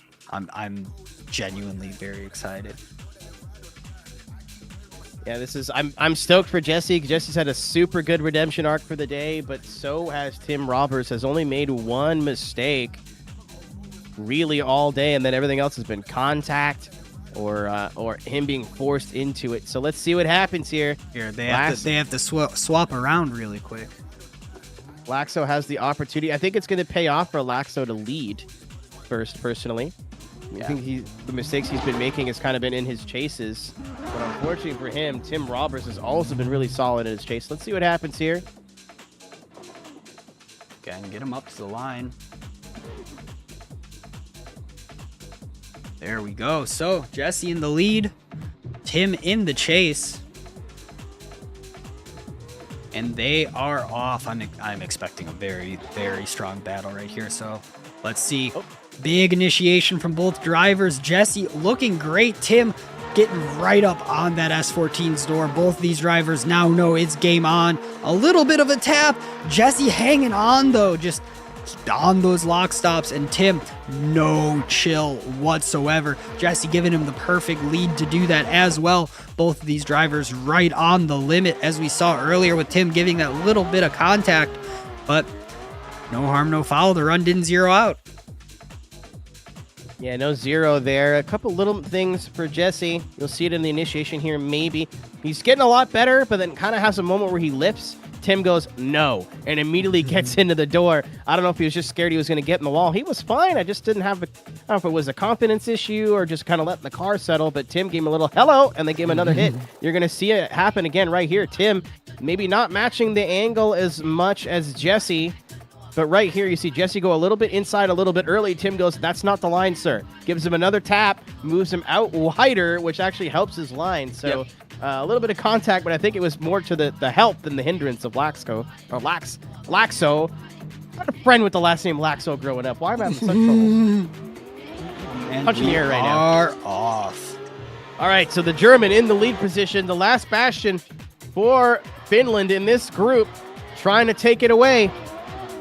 Jesse Laxo is going to have to get this transition absolutely bang on if he wants to keep up with Tim Robbers. Not going to happen. Keeping all four on the paint. Looked like he was going off track there. Now he's going to put some pressure on Tim. A little bit of a different line there from Jesse, and not really shallow in that last outer zone. All things considered, keep it going, keep it moving. He almost dropped it out of drift there again, but he dropped it down to gear, kicked the clutch, barely kept that S14 in drift. Nice heads-up driving from Jesse, but may have been too little too late. Very, very, very good, especially run number 2. Tim just keeping composure. Just a lot of composure, honestly. Even with that little bit of contact in run number 1. Run number 2, he said, okay, that was a little contact, but I'm going to show you that I deserve this win. And again, no fault of Jesse at all. Fast, smooth, consistent. But I think Tim might have just had the edge here as we are getting our call already. Here we go. So slide him left for Jesse, right for Tim, in the middle for an OMT. 1, 2, and 3. Tim moves on. And we'll be taking on Bill Jammy. Wallman, 2 drivers who I've been thinking are very, very clean and consistent. And here we go. So, Bill Jammy Wallman up against Tim Robbers. This will be the last battle of group number 3. Winner of this moves on to the top 8 at the end of the day. But first, we're gonna have group 4. So, this is do or die for both of these drivers. Super important battle. Again, you want to make the top 8, the single elimination top 8, to have a chance to win the whole thing. But also you want to make the top 8 so you're in for the world final on October 12th. That's the big one. That's the one everyone wants to get into. That's the one everyone wants to qualify for. Again, this is our second regional. We still have our South America regional, August 17th, tentative date. Looks like everything, just in case anything comes up, it looks like it is going to be August 17th. Same thing for our North American regional, September 14th. But Viljami Wallman's going to have to pump up the jam here and see what he could do, because Tim Roberts has only been getting better and better and better the more he's driven. But Viljami, again, with the FTT on the door, something that we have learned today is that means business. Here we go. Winner moves on, loser goes home. Okay, we have Wallman in the lead, Robbers in the chase. Looking very aggressive from both of them. And again, Tim, no chill, cutting his line just not as deep as Wallman is, but right on the door. That S14, will there be contact again? No, there is not. Through the transition. I don't know how they can transition any closer than they are, right up on the door. And Viljami, no worries at all that there is a super right in his ear. As it going across the line. Wow. Amazing drive from both drivers. Run of the day, gentlemen. By far and away, Group 4, are you watching? Tim Robbers all over him. I want to come up with some sort of analogy, but I don't want to take away from how good that chase one was. Right across the bumper of Wallman. Wallman looking super, super unfazed, very consistent in the lead position. To both of these drivers are ESDA rookies. Both are drivers we have not seen in ESDA before, and both, regardless of who moves on, are making a statement right here, right now in this final of our team group number 3. So get them up to the line. Let's do this again. I am so excited for this. Yeah. I'm like secretly praying for an OMT just because I want to see these two drive more, because they're driving awesome. And now the fans coming out of me. I'm out of announcer mode almost, just straight into like, I want to see them drive. This is so cool. I don't care. It's going to come down to whether Tim can fill all the zones, and if Wallman could keep up with Robbers. That car has been so fast. Hashira versus Firman Drift Team. Maybe a little bit shallow, coming off the wall a little bit early, but he fills all that zone. It's Tim, but right there is Viljami Wallman. Can he keep up with him for the fastest part of the course? The gap is starting to form, but this is a good place to try and get it back up. Tim doing a great job on that outer zone, but Wallman follows him through almost a little bit better. Maybe a tire off on the rumble strip. That is a tire drop on that inner clip. Not getting all that outer zone. Is it all coming apart for the finish driver of Wallman? It's Tim Robbers, the robot, across the line. Okay, I gotta see the drones. I don't even care about the other replays. I think I need to see the cool shots. Because Tim, oh my the gosh. Terminator Roberts, man. The dude looks like he is locked in. The ones and zeros are driving for him today. Good Lord. From run 1 today, both of these drivers have been on it. So to see them end up battling is awesome, especially when there's so much on the line right now. Winner moves on to the top 8. Loser packs it up. My gosh, what a run, guys. And I want to see run 2 too. Like I'm just speechless. Like this is, again, every round there is that battle, and this very well so far is that battle. Might be for the rest of the run as well, but I think that gap opening up might be enough because everything else that both of these drivers did was so good. So any small thing will be enough. Yeah, it's not only just the gap, but Wallman ended up missing that last outer zone. May have had a tire up on the curbing in the second to last inner clip, which is a no-no. We'll see what happens here. Again, winner moves on into the top 8, into the world final. Loser goes home, and it is going to be 1, 2, and 3. Tim Roberts moving on with Nico Stalia to that great 8. Really amazing driving from both of the drivers. Like, I can't stress that enough. What we thought Group 2 was going to bring us the thrills and the spills, and it sure did. But Group 3 fighting for their own right here in the ESDA European Regional. Awesome job from drivers that we know. Nico Stalia, Escuco Drift family in the S13 going to be moving on. And drivers we don't. Maybe a team we're familiar with, Hashira, but Tim Roberts saying, hey, I'm here and I belong on this step of the podium. Both of these drivers are going to be in our world final, and both will be on our next level racing final 8. But we need to find our last 2 drivers. Who is it going to be? Who will be joining those 6 drivers in that final 8? We'll find out when we return with our Swiss Group number 4 presented by Vosan as we come back from this commercial break.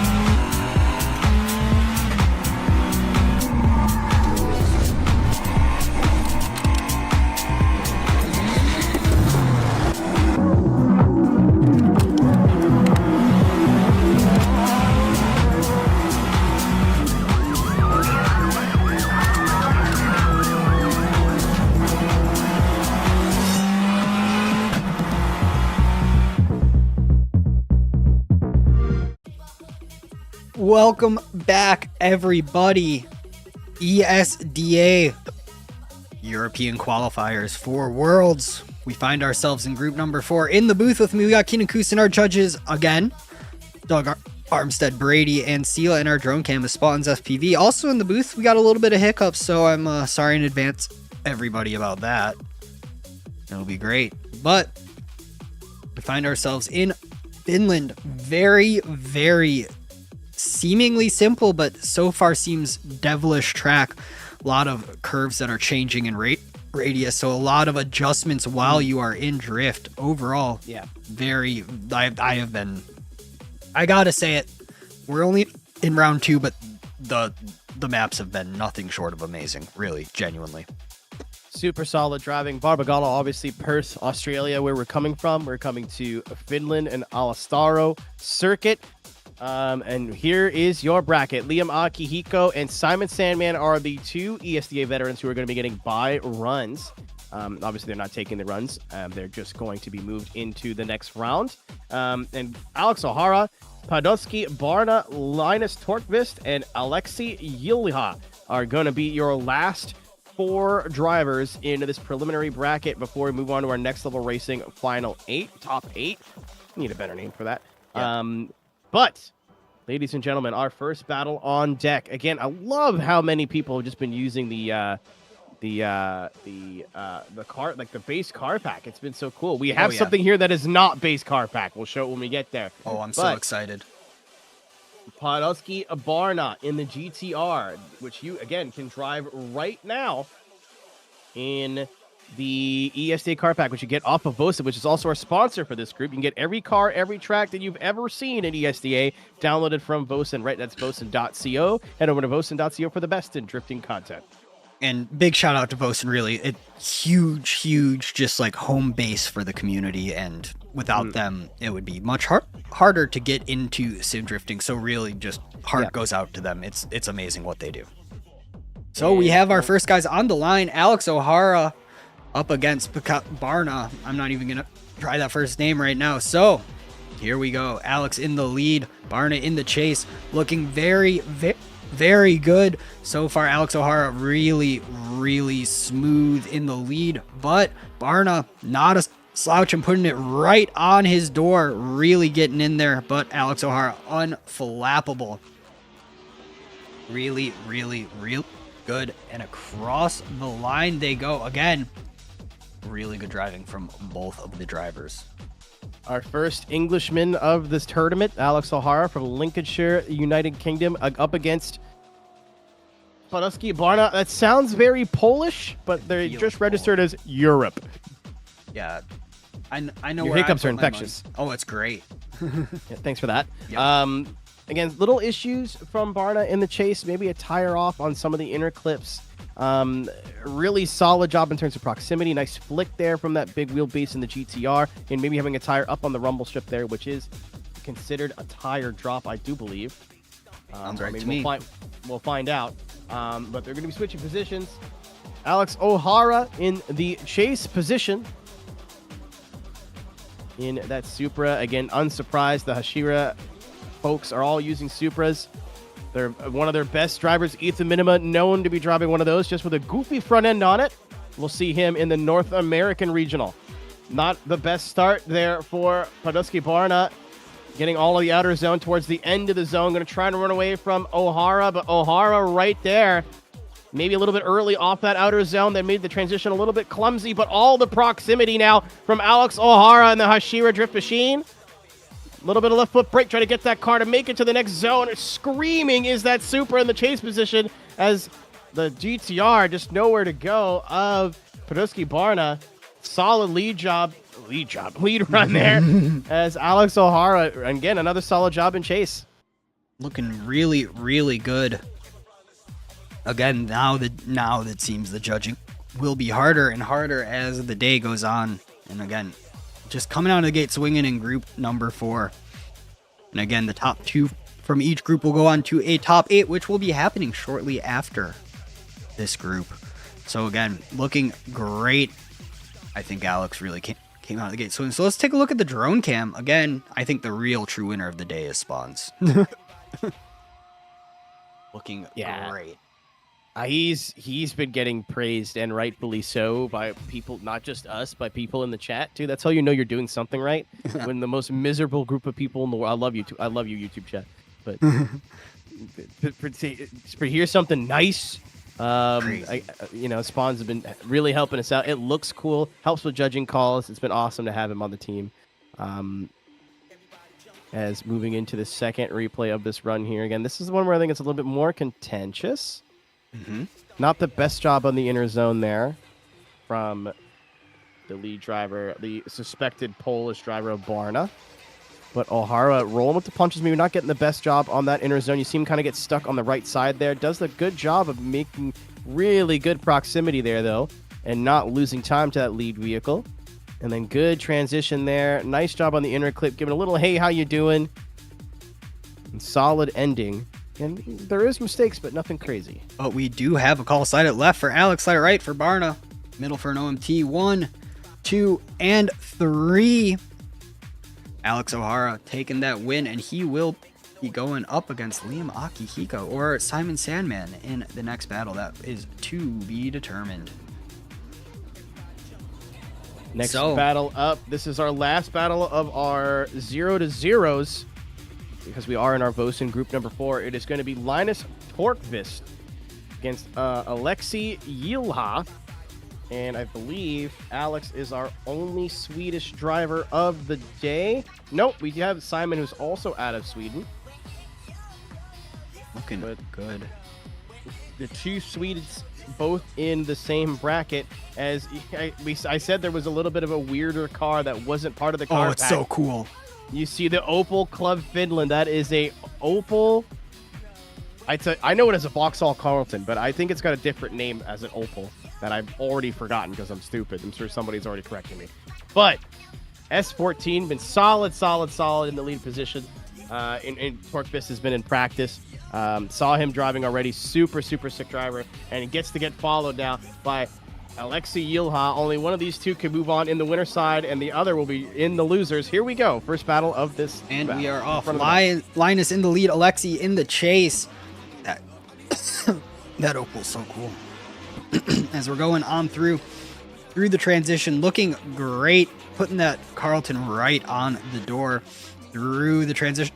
And again, Linus looking super strong in the lead. Alexei really struggling to keep up, it feels like. But again, we know that logo on that hood tells us he definitely has something in the bank, and putting it right on the door and across the line. Very good opening battle for these two. I can't get over that Opal. I genuinely cannot. That thing is so cool.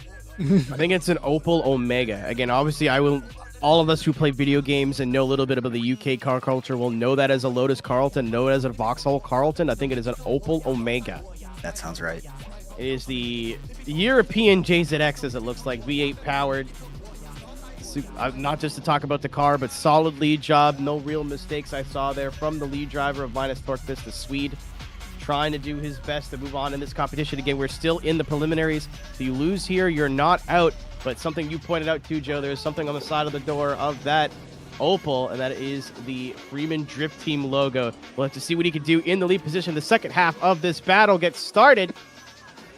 Nice job from Yulha in the lead, almost getting into the wall there. He's going to see what that Omega can do in a straight line as Torkvist trying to get torqued up here, put it on the door of that big bad Opel Omega, and he's right there on the S4 team. Looks like a clown car in the chase position, just so much smaller.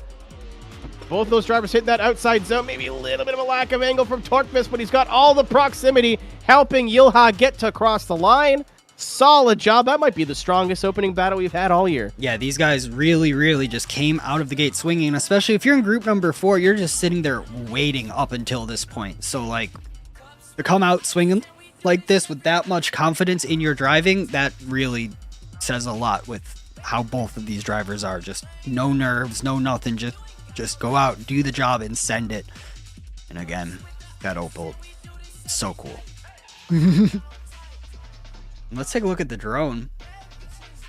Almost looks like a 326 wing on that car. It's sick. It's so cool. Yeah. I love. We always have one car in every round that we do now that's like, well, that's weird, and I love it. Yeah, exactly.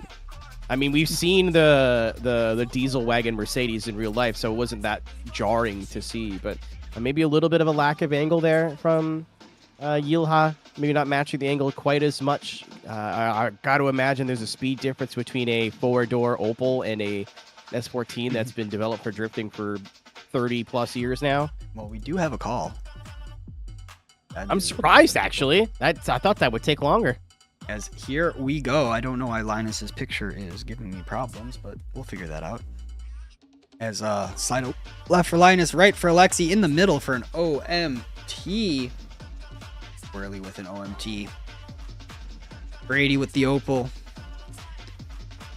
So, line them up. Let's do it again. I think that's a solid call, yeah. Yep. And judging note for that battle, they came out swinging damn in all caps. So, yeah. Keep it up, guys. I mean, this is our 8th group phase that we've done in the Swiss group. I think that is the best 0-0 battle we've had all year. For sure. And it's not over yet. So again, if you've never seen an OMT battle in drifting, a one more time sudden death, if you will, basically everything they just did doesn't matter. They're going to go again. Judges are going to pretend that didn't happen. Again, the drivers don't, so they're going to learn from each other. See if they can apply anything they just saw again. Yep. And I'm sure that, and so far every OMT, the battle just gets closer the next time. Like, everyone is really learning, driving with their head too. Really well done from everyone so far today. Like, I can't stress that enough. And so we're at the line. Linus in the lead, Alexi in the chase. Two wildly different cars. Two cars I think are very cool though, so let's see what happens here as the lights go up.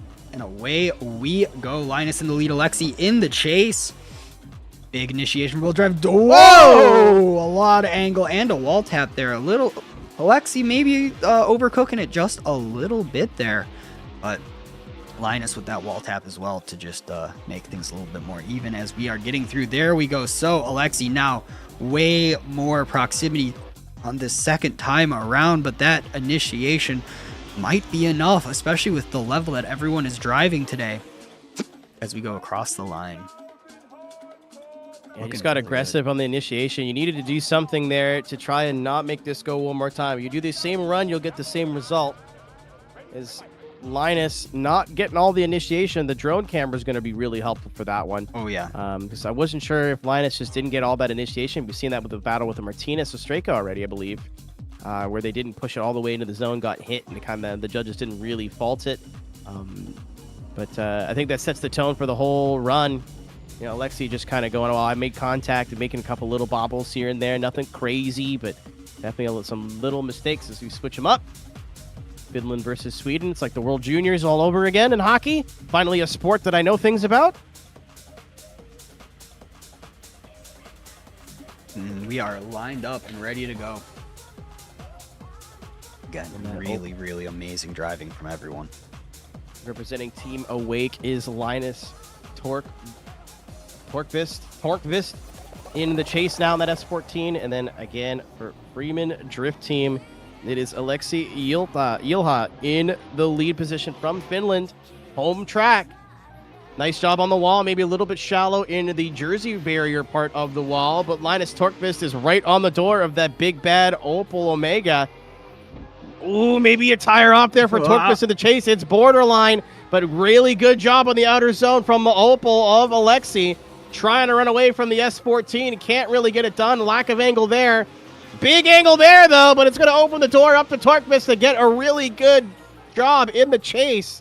Really good proximity towards the end is what I meant to say. I'm getting tired. Let's take a look at the drones from run number 1 and try to pick apart what happened here. So, big initiation and just a lot of stank on the Opel. They didn't touch, but there was a lot of stank on that. And I think that he found himself very quickly approaching a Nissan that he wasn't expecting to be approaching that quickly. Jump scare. Yeah, right. But again, and again, whenever I'm competing or driving and someone in the lead slows down more than you expected, or you send it a little hot, you just feel, what's the right word? Helpless. Yeah. Just like, you're like, what do I do with all of this spaghetti? And then you find yourself there. So. Hey, good job not to hit. I was really sure good they job. made contact there. Really, really good job. And then right here, maybe some tires off. I saw some dirt get kicked up somewhere here in the run. Right here, yeah. I think that's right tire off for Torkvist. Yeah, that sounds right to me. Torkvist. I'm getting it wrong, but barely. It'll be okay. Again, here's run number 2. Way cleaner of a run from both of them. But overall, looking very, very good. I think Linus definitely wants... I think they both want this win, but Linus is driving like he's hungry. Can you tell I'm hungry? As we're going on through here. Again, looking great from both of them. I'm still so surprised they didn't touch there in that first run. Yeah. Great job from both of them. Again, the OMT battle here. Not to the loser goes home stages yet. So it's just how hard do you want to make the rest of your afternoon? Yep. Solid job from Linus here. Again, he's really pushing those outer zones. They are pushing. Again, let's take a look at the side-by-side after this just to give ourselves an idea. Definitely something for the judges to sink their teeth into here. Oh, yeah. Again, I think it's going to come down to that run number 1 bobble and then who they deem at fault for that contact in run at number 2. Because it's just a little bit, not a lot. It's the tiniest bit. So, I hear we're getting a call. So, slide him left for Linus, right for Alexi, in the middle for an OMT. 1, 2, and 3 for Linus, taking that win, and he will be going on up against Liam Akihiko. So, let's get them all lined up and ready to go here.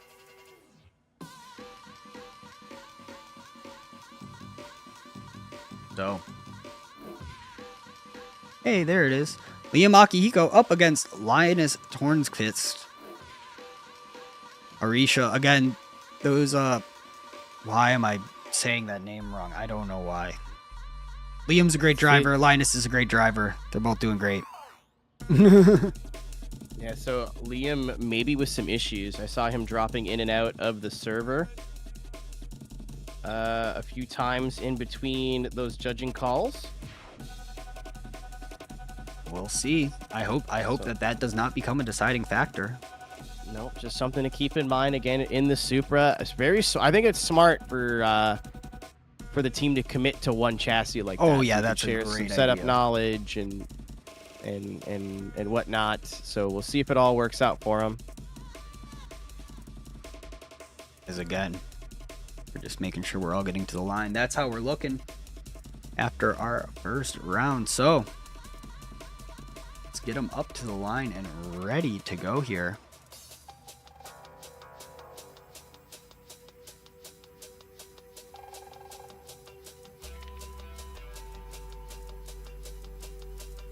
So Liam coming in without any warm-up or practice versus everyone else, because again, had that bye run. He's got that bye run for a reason, though. Again, we gave bye runs to either if they were super active in their region or if they were super active with us in the ESDA in the past. That's why you see Simon Sandman and Liam Akihiko both getting at bye runs. This is going to be his first run going up against Linus Torkvist. Welcome to ESDA, Linus. Liam, historically, very, very fast in that Ashira A90. They really have that car locked in as a team right now. And we are off. Here we go. Liam in the lead. Linus in the chase. Big initiation from Liam, looking really good. But Linus unfazed, putting it right on that Supra's door through the first transition. Looking very, very good. Linus a little bit tentative on that transition, but no big deal. And again, Liam just throwing it in everywhere. Full speed, full tilt. Looking great through the transition. Again, amazing job in the lead, but Linus keeping up with it, really taking advantage of what a great lead will offer. Honestly, not a super notable run in a good way. Both drivers just killing it. I think one mistake was all Linus needed to have a little bit of blood in the water there. Oh, yeah. From Liam Akihiko, again, has not driven yet today in competition, which may play to his detriment. Super solid job from Liam. Guy I've driven against in competition, actually. The only time I've ever competed in a Seto, I showed up and he wiped the floor with me. So super, super strong driver, but just kind of missed that inner clip just a little bit. And you can see Linus takes the advantage of that and runs right on his door. So we'll see what Liam can do in the chase position. Obviously, you've seen Linus make some mistakes already today. And it's not huge, but Liam's going to need to see something from that lead driver if he wants to hope at advancing with no dramas here. Let's see what happens here when the roles are reversed. Linus Tornquist in the lead. Liam Akihiko in the chase. And we are off. All right. Linus in the lead in the S14. Liam Akihiko in the chase, representing Great Britain, representing England. Nice job on the outside zone from the Swedish driver. Trying to see if he can make it work in the straight, but Liam Akihiko is right there. As you said, Joe, tons of pace in those Suzuki Autobody Supras as the S14 big angle on that slowdown part of the course. Really smart using it as a slowdown. Big angle again from Linus Torkvist, but Liam Akihiko, he's in it to all win the it today. pressure and more. If it comes down to that one zone missed, at least he went out with a bang. Yeah, Good Lord. Really, really good. Jeez, guys. Leave some on the table for everyone else, because both of them really just going for it in the chase. Both lead runs were borderline flawless, so let's just focus on the chase here. And Liam, maybe not matching angle, but really, really doing amazing on the proximity. And then Linus just doing his best, trying to keep up with that A90, but matching angle very, very well. So let's take a look at the drone cam. And again, so this is run number one. Liam with a very, very committed entry. Looks great. Really, really great. And Linus taking full advantage, trying to catch up to that door as best as he can. But Liam just turning and burning in that lead run. What a battle that was. I could see that going either way. I could see an OMT. Who knows? I could see anything. Yeah, the good ones are just like, yeah, somebody won, maybe. Yeah, right. But here's another look again. Liam not getting all that inner or outer zone in the first zone. Gets there at the end. Super good job putting pressure on. But Linus just looking like they're getting stronger and stronger. The bumper is on the grass there. Yes.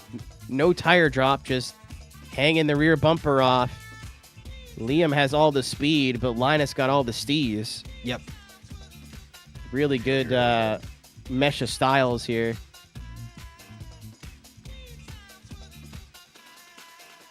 Maybe only mistake from Liam is just not matching the line and the angle for the first half of the zone, which sounds crazy because it's the first half of the zone. He ended up getting there, but at least in this run, it's so close already. Yes. They are really just killing it. Again, we'll go back to the side-by-side here, trying to see any difference, because on battles this close, sometimes that's the only way to really see. Because, again, lead for lead, I think even. Chase for chase, I think both of them did things differently, and to me, that balances out. But again, not a judge. I can only call what I see. I think they both kind of got some mistakes. Seeing maybe I'm watching on the prod feed, which is tiny because we had a little issue. So I can't see the replays as good as you can, but I think maybe some tire drops in the chase for Linus. Not sure, which would balance out Liam's minor mistakes, as we have a decision. That we do. So slide him left for Liam, slide him right for Linus. Keep him in the middle for an OMT. So 1, 2, and what's it gonna be? OMT, isn't it? Nope. Linus No. taking that win there. Definitely a split decision. They were saying that in the chase, the shallowness of the angle was Liam's downfall. So now we know. Not bad at all. I would consider that an upset. Liam Akihiko getting taken down in his first battle of the day. Obviously, he's not done. He's going to be able to move on in that 1-1 win, 1-loss bracket in this Swiss bracket, but he is now on the back foot. He loses again, he goes home. I think he's going to learn from that one mistake. We'll see if now it can get cleaned up. The second part of this little mini bracket here, again, nobody losing yet is going home, as Alex O'Hare now going to go up against Simon Sandman, the other Swede, driving for Team Awake. Both the Swedes driving on the team together, 1S14, 1S15. We'll see if Simon can keep the trainer rolling for Sweden, or is he going down into the loser side of the bracket with Liam Akihiko. Another Hashira versus Team Awake battle.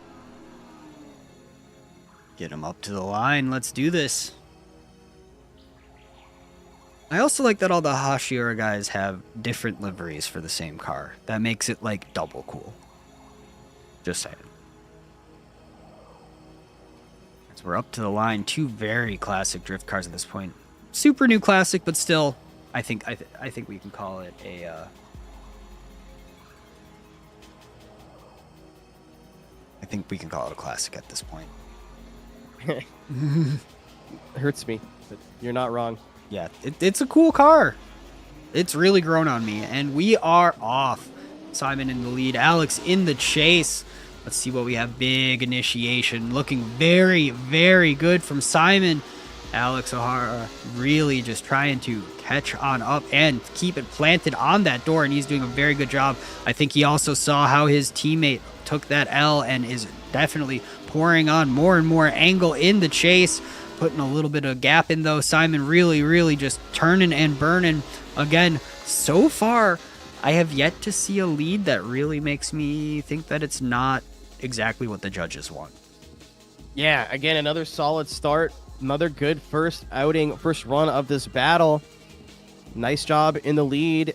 Simon, first time we see him drive today, but Alex O'Hare looking like they're cleaning up their battle. They're driving as well. Did not let Simon get away at all. Super, super aggressive chase run, which is what you're going to need. We've been talking, maybe Group 2 is going to be the strongest group. Group 3 is going to be the strongest group. But this one, strength or not, might be the most evenly matched so far. Every battle's just been a war, and it's not over. So now, Alex O'Hara, again, the one of the two only Englishmen in competition. Again, Akihiko, the other one, now down in the 1-to-1 battles, trying to play spoiler. Will it be an all-awake final in the 2-0s to see who moves on in the top 8. Or will one Hashira member play spoiler? About to find out. Simon Sandman in the chase position. Already getting gapped by Alex O'Hara trying to put the Jets on. Not the best initiation from Simon. He's got a heck of a job to try to make up for this now. As Alex O'Hara is seeing that in his mirror, has to be smiling. Simon Sandman going to have to find a way, and he does. Maybe a little bit wide there from O'Hara. Door open for Sandman. Trying to put some pressure on. Big angle from O'Hara. Can he make it work? No, he can't. One tire on the curb. Door now open for the judges. It was all over, and then Alex O'Hara brought himself out of it. Really good driving from both of them. As again, we'll look at the side-by-side, but I think that unfortunately due to that outside zone number 1 and run number 2, I think we might know that the writing is a little bit on the wall at this point. But again, judges just want to do their due diligence and make sure that what they saw initially is what happened, which big respect to that. Again, I think judging is one of the hardest jobs to be doing in competitive drifting. So again, we do have a call. That came in quick. Yeah, right. Slide him left for Alex, slide him right for Simon. Keep it in the middle for an OMT. And, yep, Alex taking that win. We'll see him up against Linus. That's going to be a good battle. Yeah, it came down to the start. I don't know if you heard me call it when we were watching the run live, but Simon kind of initiated on the wall, and then as soon as he came off the handbrake or the foot brake, whatever he was doing, gripped up, totally messed up that first outer zone. Like, it was sketchy. Almost got into the door of Alex O'Hara. Thought that Alex's mistake on the tire drop towards the end of the run may have evened it out. The judges saying no. That is going to be Alex O'Hara moving on. So we will all have a Hashira and a Team Awake battle again, as Linus Torkvis is going to take on not Liam Makihiko this time, but the teammate of Alex O'Hara. We are hitting all that. Sure. Everything is where we expect it to be. There we go.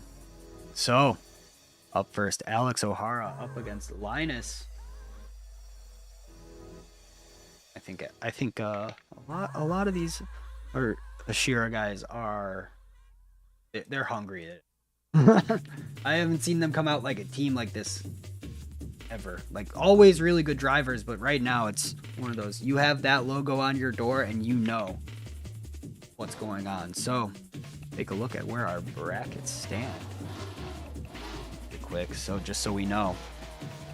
So winner of this next battle is locked into our top 8. No one's knocked out yet, so after this first battle, a loss is going home. What? I'm not laughing at you. So I'm sitting on the chase camera for Sandman, and I just see Alex O'Hara's driver descend from the heavens to enter the cockpit of the car.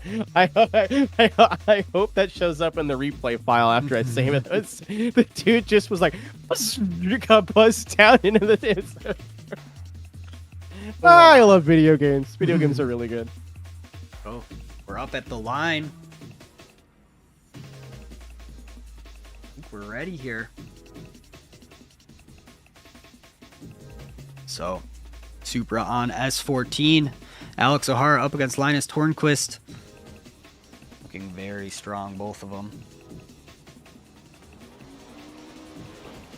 And we are off. There we go. Alex O'Hara in the lead. Linus in the chase. Alex a little bit tentative into that first outside zone, but nothing too bad. Linus really trying to capitalize and get up on that Supra's door through the second transition. Looking great. Again, Linus super aggressive, giving the Supra tap, but Alex hanging on. It did push him wide off the track, but I think the judges will understand what happened there. And going across the line, I think Linus might have pushed a little too hard there. Such a weird mistake from Tornquist. It looks like the front end just kind of got away from him, and it wasn't for long, but because of how close they were driving together, you see there, maybe just giving that lead car of Alex O'Hara a bit of room. Not a bad idea, but he's really aggressive here now. Watch the front end of this S14. Nice transition. It'll be coming out of the corner. The camera should actually, just boop. Looks like he didn't get the angle he was looking for. It was a little wide. Again, that runs O'Hara off course. That's not going to be a detriment to the lead vehicle. And then even grabbing a little bit of rumble strip there on the last corner was Linus Torquist. So I wouldn't call that a 0, but it's not good. So going to have to see everything that we possibly can from Linus Torquist to prevent Alex O'Hara from being the first one in this Vosan Group number 4 to make our top 8 presented by Next Level Racing. And they are off. I'm giving you just enough time to say, here they go, and that's it. Linus Torquist in the lead position. You see already Alex O'Hara, Team Hashira. Do not adjust your connections, ladies and gentlemen. This is Hashira versus Team Awake once again. Linus doing a great job in the lead position, one of the best lead drivers of the day, but sitting on that mistake in chase. All Alex really has to do here is just drive within their means, not make any major mistakes. Really big angle from Linus Torquist there at the end, but I don't think it's going to matter as Alex O'Hara, a 360 over the line. Let's go to the drone. Let's go to the drone. I want to Let's go. Let's drone it up. Let's drone it up. Again, looking. So that initiation, but then from there on in, they are both locked in, and I think Linus might have just pushed a little too hard. Here's what I want to see. So Alex, really good angle, definitely a little bit on the brake, and then boop, and just pushes him the front end get away from him, man. Like it just, yeah. He got on the power, I think, expecting the angle to come, and it just pushed. It didn't. The car was hooked up, but pushed the car forward. I would agree with that assessment, very much so. And again, run number 2, just great. Really great from both drivers. It's going to be a shame that this is, well, I mean, they're not out, so nope. Anybody who goes up against Linus, whether it's top 8 or in the rest of this group, the lead run is where you're going to get in trouble here. Look, he's Spawn's just getting the angle here. Barely any room in between these two cars. Alex going a little bit shallow on that last outer zone. I don't think it's going to matter in the grand scheme of things.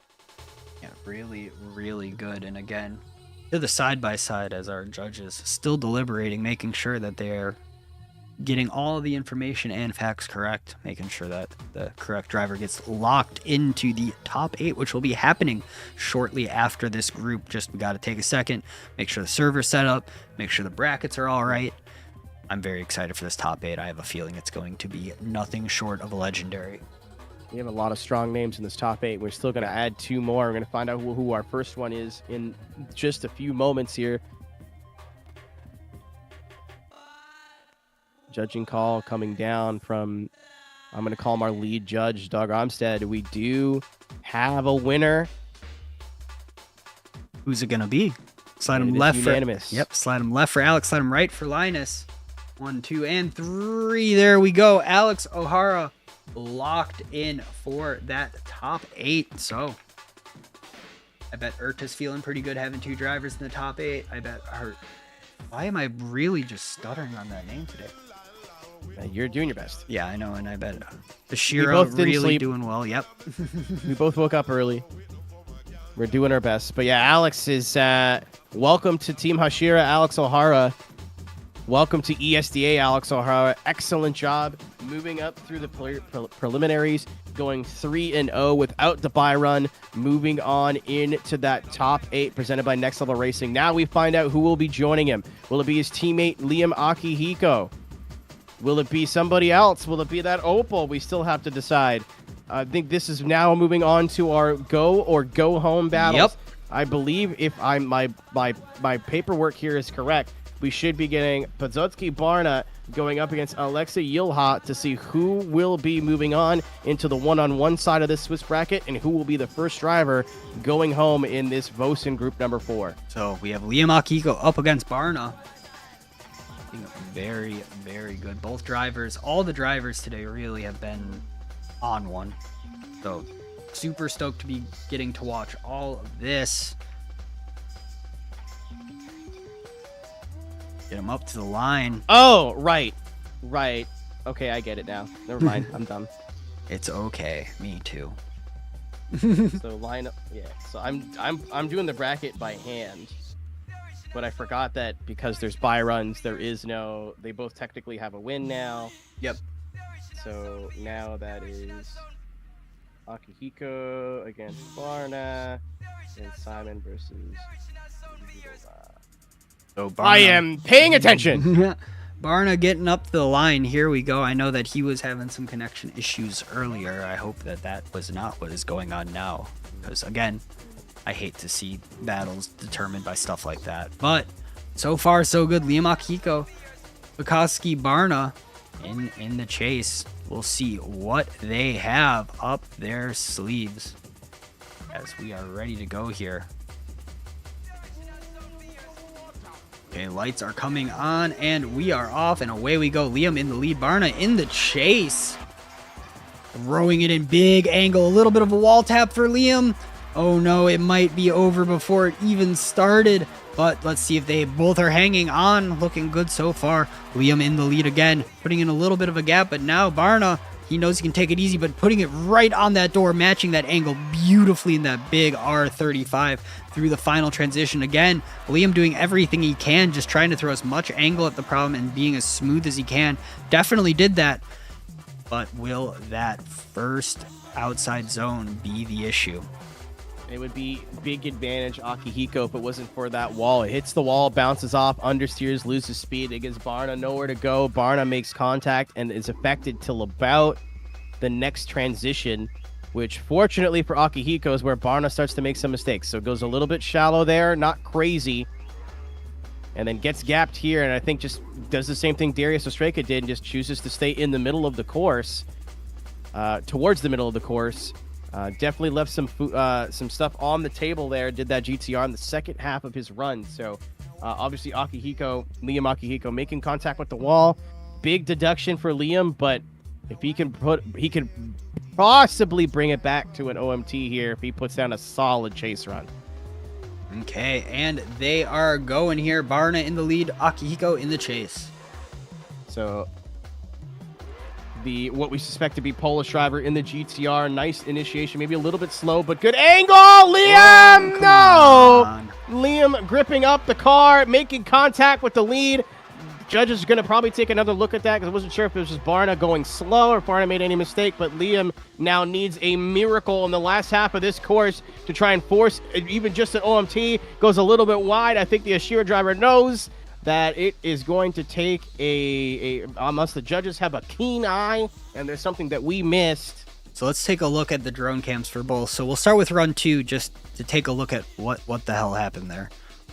So going through, not really seeing too many brake lights, and then boink. Yeah, I think Liam was just slow on his transition, and due to being more like straight during that transition, gained so much speed. There was some left foot braking, but it's hard to tell from the drone camera. Yeah. Okay, and then we'll take a look at run 1 as well. Here we go again. I may actually want to see the replay camera from. Yeah, we're gonna look at that too. Yeah. Again, I think Liam just overcooked it. I think that's kind of the story of this battle,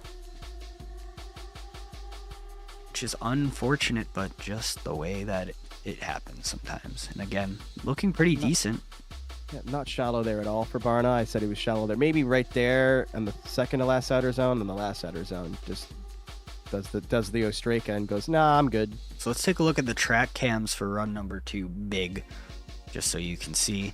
Yeah, keep an eye on that GTR. This is Liam's got a hope that something happened with Barna in the lead position there. It doesn't really look like it. Just look at how like slow he transitions and just gains speed. I saw like a tap of the left foot brake, but not standing on it or anything crazy. Yeah. Don't know. So let's look at the drone cam for that again too, just to get an idea. Because look at it from every angle we have available. Yeah, so this just leads to a shutdown from Akihiko. He's probably got those rear tires spinning, but once you see there's no turn on the front tires, that's not good. And we do have a call. So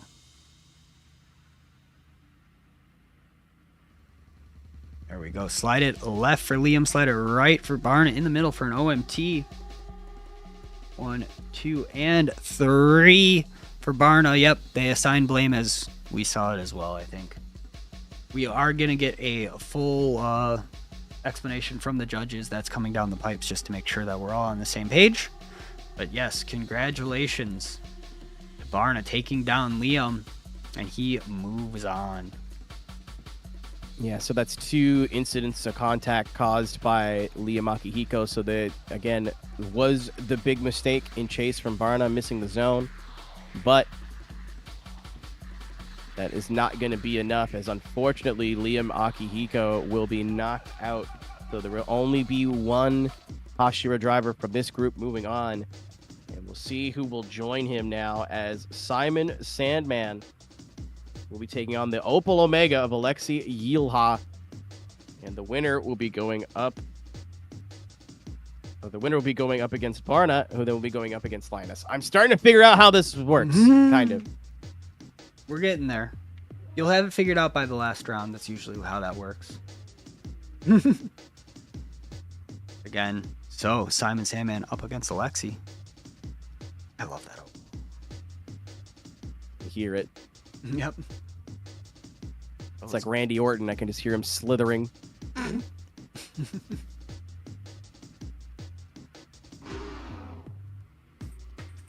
We are ready to go. Again, Simon Sandman dropping against Linus, I believe. Oh, no, against O'Hara. So trying to make it back to have Team Awake still have one driver moving on into this group, as the Firman Drift Team driver of Alexei Yilha trying to keep that Opel in competition. This is a win or go home situation. Looking very, very tense on the line. If cars could have emotions. And let's go. Big flick in. Whoa! Simon really hungry now. But Alexi really, really just trying to keep up. But Simon with that was the entry of the day so far, for sure. I'm surprised he hung on to that. But again, Alexi keeping that Opel in contention right up on that S15's door. And through the final transition, again, Simon just pouring angle on everywhere he can across the line.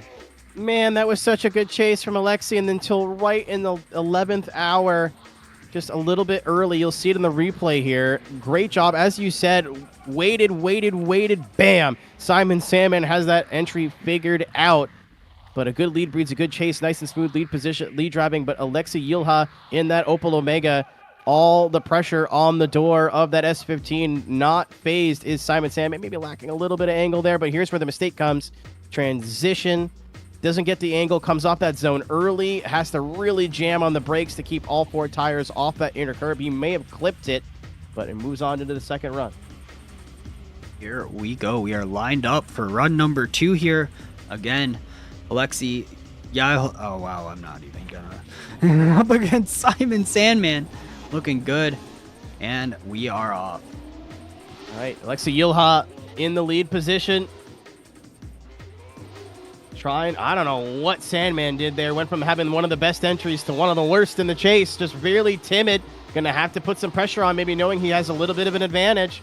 But Alexei Yilha going for broke in the Opel. Big angle. Can he get to the inner clip? Yes, he does. Carrying so much angle and speed there. It goes too much. Simon Sandman trying to find somewhere to go in the chase position here. One tire off, though, for that lead vehicle, but a good solid end of the run. But Simon Sandman never at one point looked comfortable in that chase. Every time it looked like he started to attack, he either second-guessed himself or made a little bobble or never looked fully there. Yes. And again, Simon with a monstrous lead run, but then not necessarily the best chase. So we'll see what the judges are picking apart here and digging in on it. Because again, the drivers are giving them very, very close runs to be judging, which is my favorite thing. And one way to help that is looking at the drone cam. So let's head on over there. Again, so Simon in the lead. This is an entry that just is...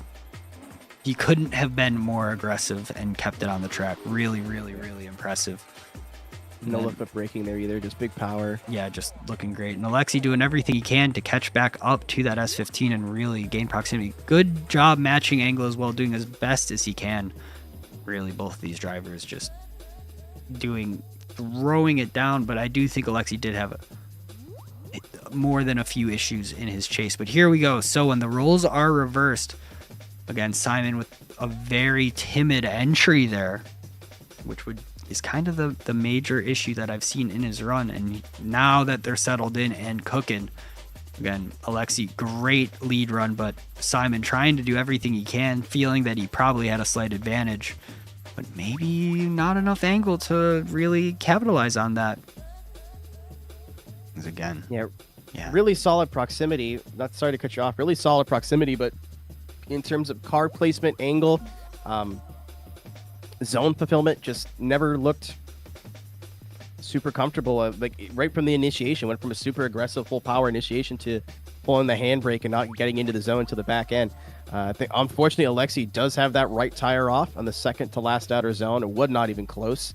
But Sandman, you can see right here, just sticks his nose in kind of where it doesn't belong. You don't want to really get to the door that late in the zone because you got to give the lead car room to transition. It's unfortunate for the tire drop, but that might play a role in who wins here. Okay, so we do have a call. So slide it left for Simon Sandman. Slide it right for Alexi. In the middle for an OMT. 1, 2, and 3 for Simon Sandman. Moving on. Very, very strong there. So, Alexi driving great, but unfortunately, that was all he had to do. Yeah. So, again, here we go. Simon Sandman up against Bukowski Barna. So does he get the pleasure of going up against his teammate, or will there only be one chance for Team Awake to make it into the final? We're about to find out, as, of course, Bukowski Barna is going to try and play spoiler in the GTR.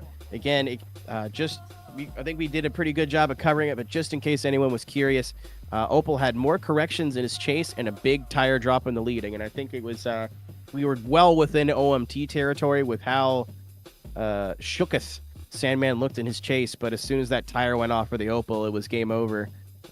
So that is going to unfortunately be Alexi Yilna knocked out for the Finnish Drift group, the Finnish Drift club, as well as the Firman Drift team. So only one member of that team is going to be making it into the final 8. Actually, I lied to you. Tony Firman got knocked out. I'm a moron. Come on, Tony. He almost made it. It was a 2-2. I think just to remind you on who is currently in our top 8, our Next Level Racing top 8, who we will be qualifying for our world final. It is Juha Warnen and Kosti Savola. I said this name fine 2 hours ago. That will be our Koruworks Group Number 1 winners. Group Number 2 presented by Firman Power Equipment as Darius and Martinez Ostreka. The brothers from Team Erta from Lithuania are in our Group 3. We just saw Nico Stalia and Tim Robbers take that crown. So now we have Alex O'Hara, and we try to find out who that last member of the top 8 will be. Will it be Podolski Barna? Will it be Simon Sandman? Will it be Linus Torkfist? We're about to find out who gets the privilege of going up against Linus, with Podolski Barna in the chase, and Simon Sandman going to try to recover from that chase run and put down another solid lead. And we are off here. Simon Sandman in the lead. Bukowski Barna in the chase. Big initiation from Sandman again. Seems like once he figured it out, he can do it every time.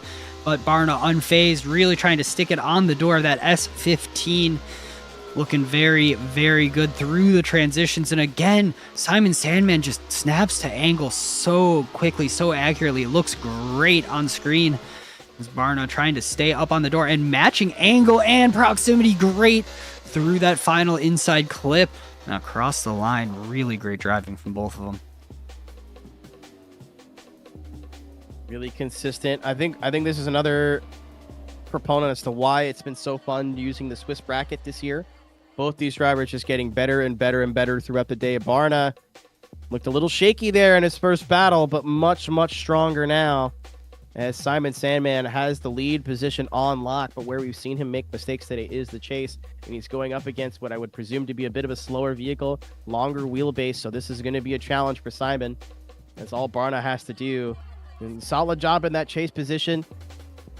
Really, really competitive chase run. Just needs to put down a good lead and try to see if we can force Simon into a mistake. Simon needs to clean it up, forget that last battle just happened, and do what he knows how to do, and get aggressive in the first corner. Okay, we are on the line. We are ready to go here. Both drivers getting back to the line as quick as they can. You can tell that they are ready for this battle. Linus watches on, trying to see who he's going to battle, and they are off. Here we go, ladies and gentlemen.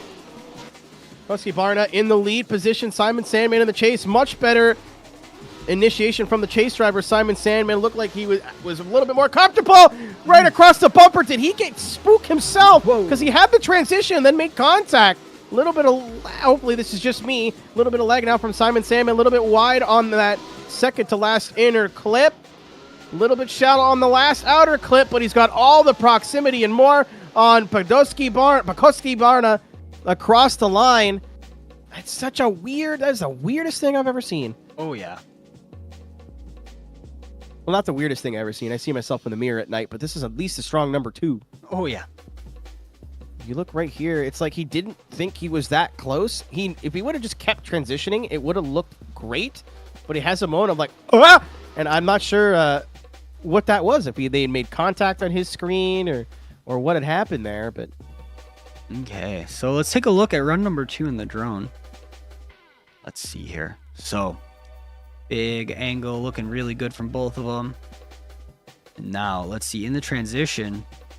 Well, yeah, he kind of spooked himself, I think, and almost came out of drift there. And again, same thing on the second one, too. Simon really just aggressive on those transitions. Maybe a little too aggressive. In fact, as we're going on through again. Looking really, really strong. Once they're at angle, it's great, but those transitions were a little bit less than clean. So let's take a second look at it.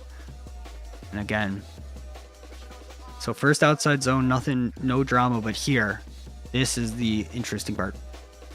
Yeah, there was a little tiny bit of contact. I think Simon spooked himself. Didn't leave himself enough room to really let the lead driver transition over. Yeah, it's just so, it's so weird because it was fine. Again, I don't know if they maybe made contact on Simon's end. Yeah, I don't know. This is going to be the one to tell the tale. Much more aggressive initiation, which is what he needed. But right here, it's like he didn't expect himself to be that close and goes, yeah, there's a little bit of contact, but I think if he would have kept transitioning, it would have been fine. Yeah. Doesn't really seem to affect Barna at all. So we do have a call here. Slide him. That's the wrong battle. That's still the wrong battle. Come on. Do the thing that I want you to do. There we go. Simon Sandman, Barna, slide him left for Sandman, right for Barna. In the middle for an OMT. And Barna does take a win, and it does come back, I believe, to that as we are getting a clarification for sure from the judges here. So... that's such an unfortunate way. Simon, unfortunately, beat Simon, I think. Yeah, I think so as well. If he would have had that transition, I think it would have been a very, very strong case for an OMT or a Simon win. And I wouldn't be surprised if he tries to argue here a little bit. But unfortunately, I think just made the mistake. Again, I don't know if it was contact. Even if it was contact, that was a result of him getting too close. So, yep. Simon Sandman, really, really exciting to watch. But that will be him done for the day. And the second to last driver we'll be saying goodbye to today before we get into our finale. And we'll now get to find out who qualifies for the world final. The last driver from Europe who will be making it into our world final on October 12th.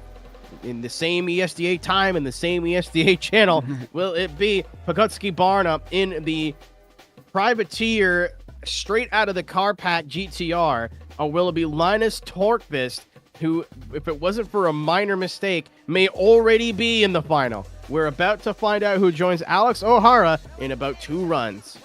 So we did get clarification on that judging call. Both with the same amount of missed zones, the R35 was deeper to the wall with closer proximity across the board. The S15 did also have that contact. So there you go. Yeah, I see Simon in the chat. I don't mean to.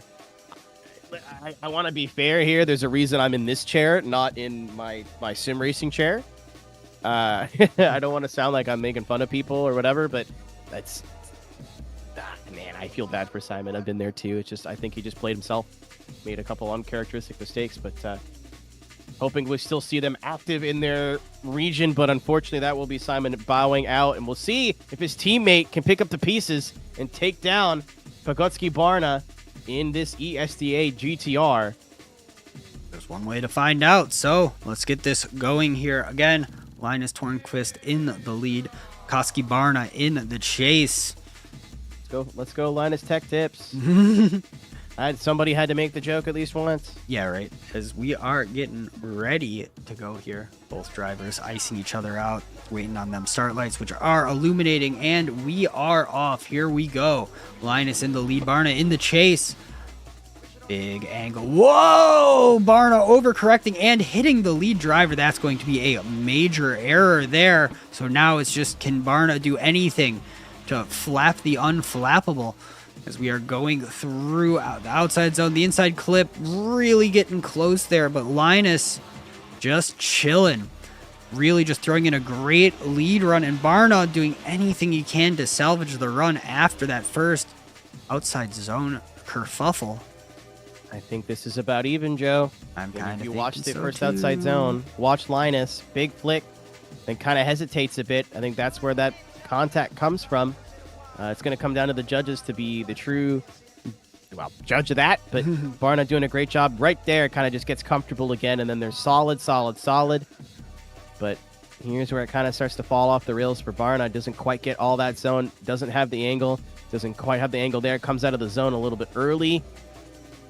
And if Linus is deemed at fault for that initial contact, which he very well might be, Barna is going to have his own issues. So this second run has a ton to play for. Because we're up to the line and they are off and ready to go. It's going to come down to that first outside zone maybe, but let's see. Oh, big initiation from Barna. Linus going a little bit timid, which has kind of been paying off for most drivers, maybe clipping a little bit of that rumble strip on the interclip. Right on the door of the GTR, which has been so quick and so competitive against almost every other driver. But Linus Tornquist is here. And a little bit of a correction from Barna, and Linus makes him pay a hip check from the S14. Is that going to bring the battle back into the fray of Team Awakes Linus Tornquist, or is it all over for the Swedish driver? And we will see here, especially so. We definitely want to see a drone of that run number one. The initiation, the drone really shows what the tracks don't. So let's take a look at that.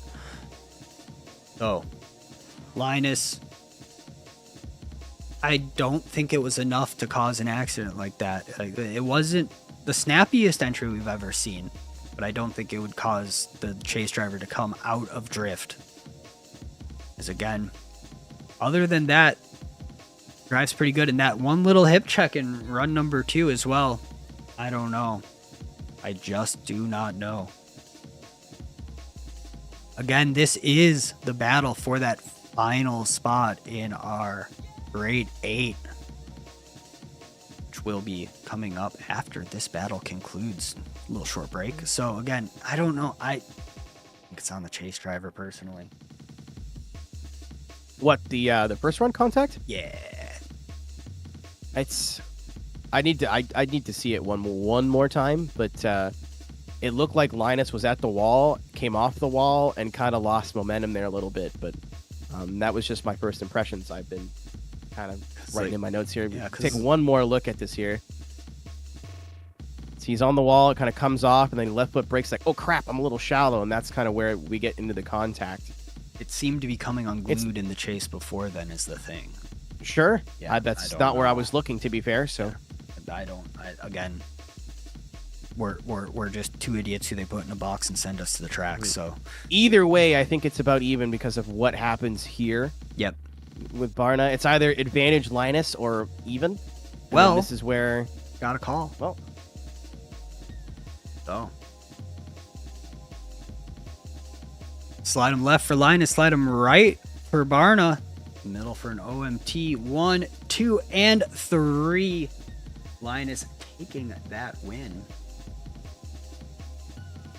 Yeah, awesome job. And again, I think we'll get some clarification from the judges, but if they were even going into that second run, as soon as Barna lost a little bit of angle and got hip checked by Linus, it was a done deal after that.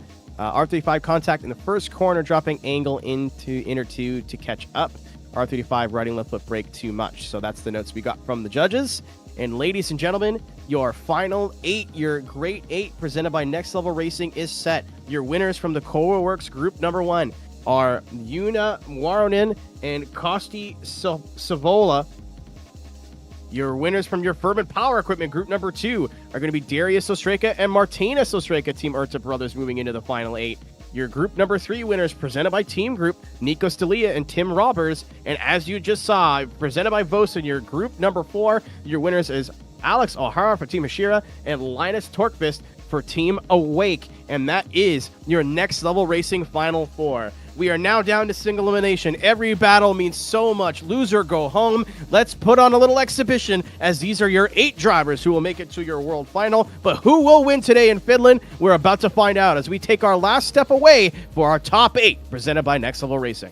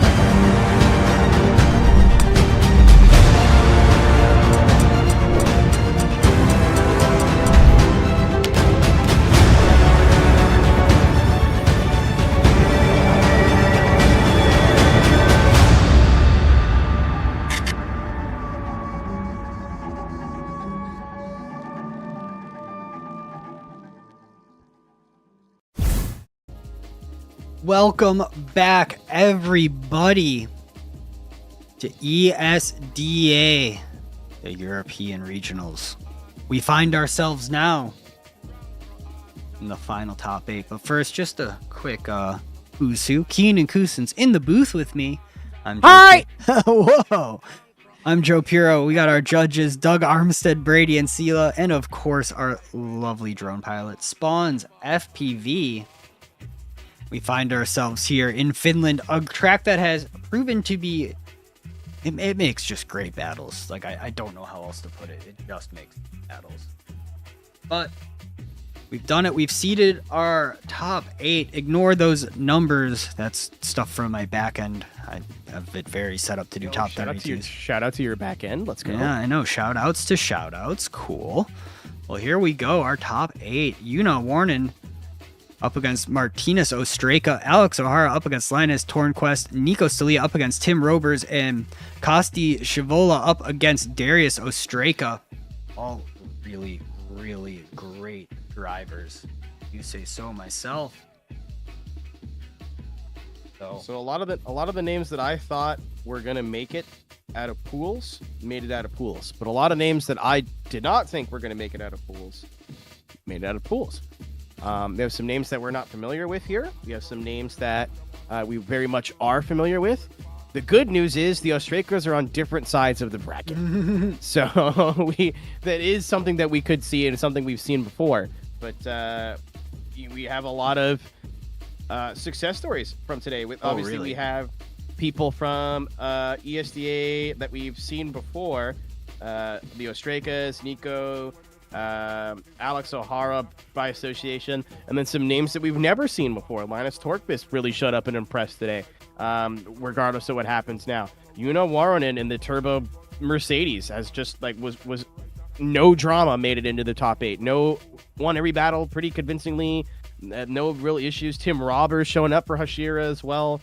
And then Kosti Sivola is one of the only remaining Finns out of a huge Finnish turnout here today. So really, really cool to see how this all shook out.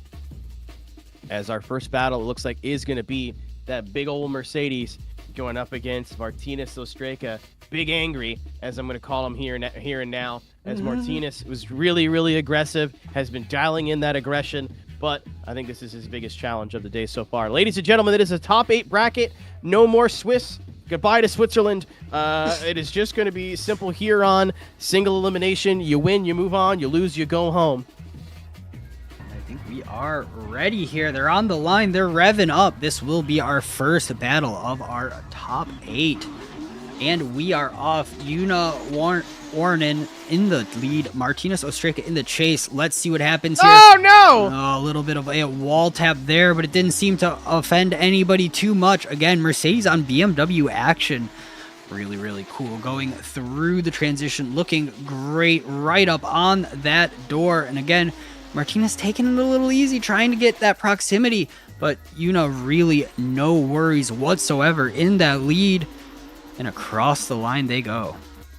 Looking all in all, it's just another car in the wall. God. You know, as the day goes. Oh, I hate that. I hate it so much.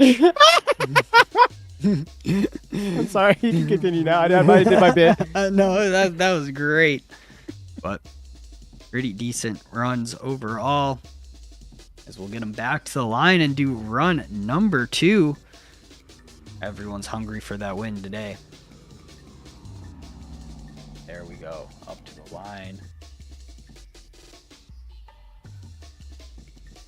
Switching positions now. Again, that little contact to the wall may not have affected Yuna that much, but when the battles are this close, you cannot leave anything to chance, leave nothing to the judges. Yuna needs to put on a clinic in the chase position and needs to hope from some sort of mistake from Martinez Ostreka. Yes. Martinez Ostreka has been the more flappable, as you would say, Joe, of the 2 Ostreka brothers today. So this is not an impossible situation. Winner moves on, loser goes home. They make the final regardless, but they want to win today. Here we go with our second half of this first battle of our top 8 here in Finland. Great start for the Finnish driver of Warren, trying to bring it to Ostreka, but Ostreka very solid in the lead position, but good leads breed good chases. Hard on the power is the Mercedes, right to the door of the BMW. Maybe a little bit of contact there was too close to call, as Martinez trying to finish the run solid. Not that good on the last outer zone was Warren, and he got it, but not that deep. But the proximity from that Mercedes, from how heavy and how cumbersome that car must be to drive, excellent job. Oh, yes. Really, really, really good job. And again, with that wall tap in run number 1, but I think that he really killed it in run number 2 to make up for it. And it was a very, very tiny wall tap. And of course, we will have to see what's up with that in our drone cam here in just a moment. Okay, so let's see. Take a look at our drone cam now. I need to know what settings I have to turn on. Maybe it's new smoke, why I'm not getting that black smoke. I'm going to on through. Probably. Yeah. Looking really, really good overall. Very impressive. After that one wall tap was really the only thing I can see, as I believe we are getting a call in here. Will it be the Finnish driver on home soil, Una Warren, for Black Smoke Drift, or will it be the institution that is Team IRTA? It looks like Martinez Ostreka is going to play spoiler to the hometown hero. That is Una Warren going down in the top 8, and Martinez Ostreka moving on. Lessons learned from his earlier groups as he moves on and takes down probably my favorite car in the whole field, unfortunately, yeah, Una Warren. And they are saying literally the only thing that really set them apart was that wall tap. So up next, Alex O'Hara up against Linus Tornquist. This will be a very good battle as well. These two teams can't get away from each other. Nope.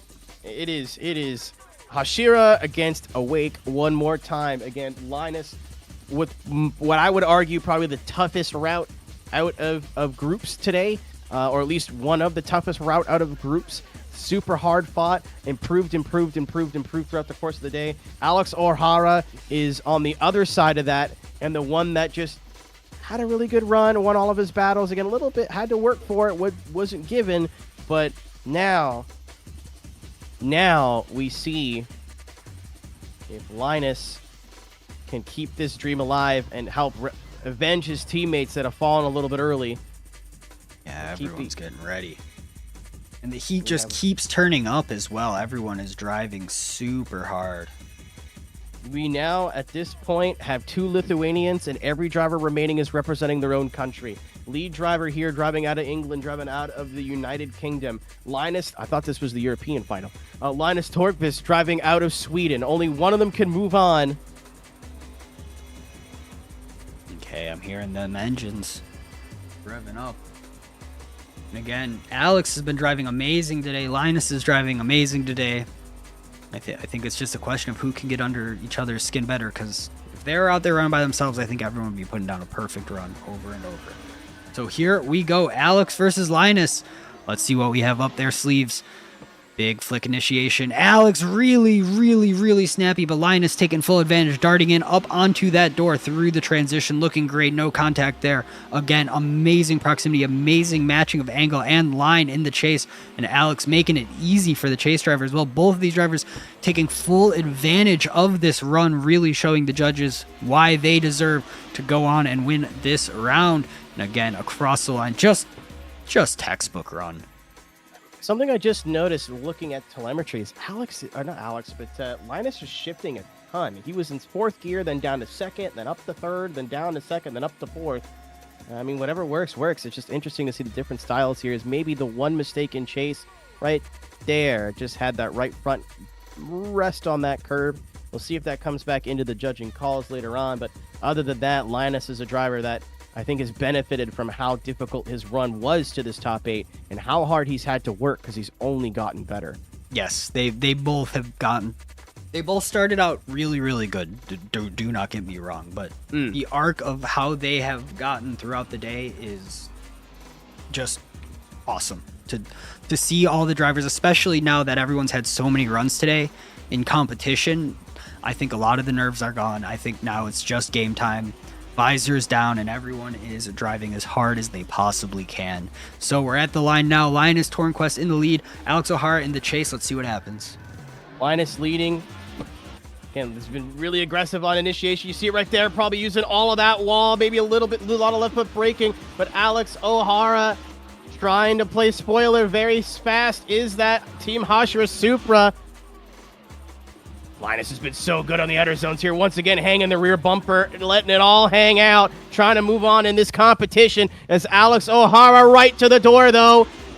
Lots of pressure on the Swede in the lead position. Will it be the Swedishman? Will it be the Englishman? We're about to find out. Super solid job. I think it's going to come down to the first run because that second run was money.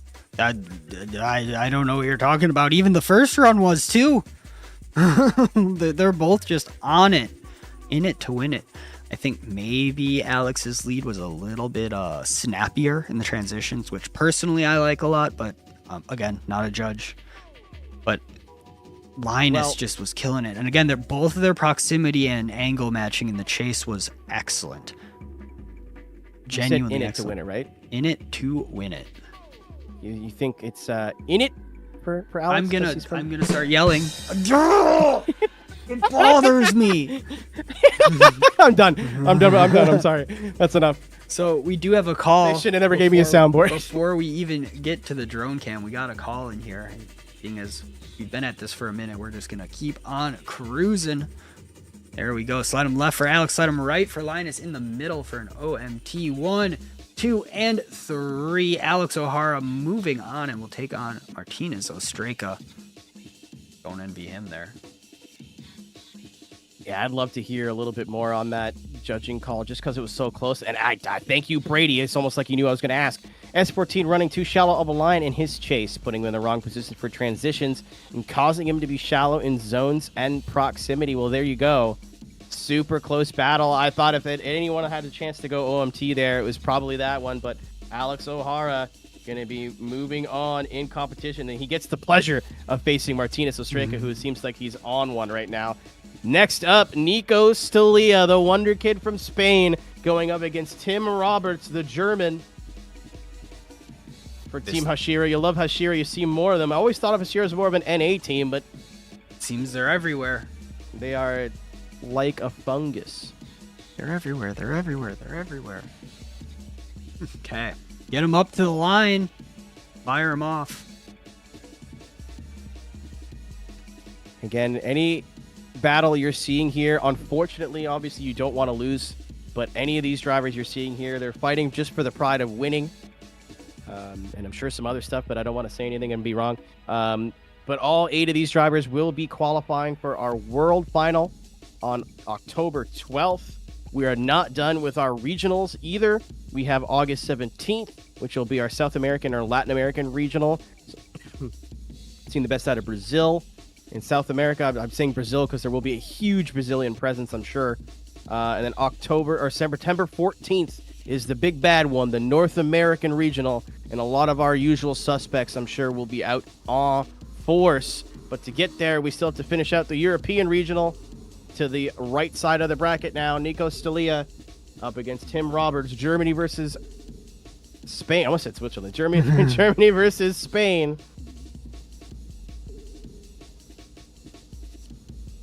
Okay, so getting word from the head honcho himself, Harold McKinney, that these brackets are helping to determine the seeding for that top 32 at Worlds. So that will be awesome. Super stoked on that. But getting ready for this battle. They are up at the line.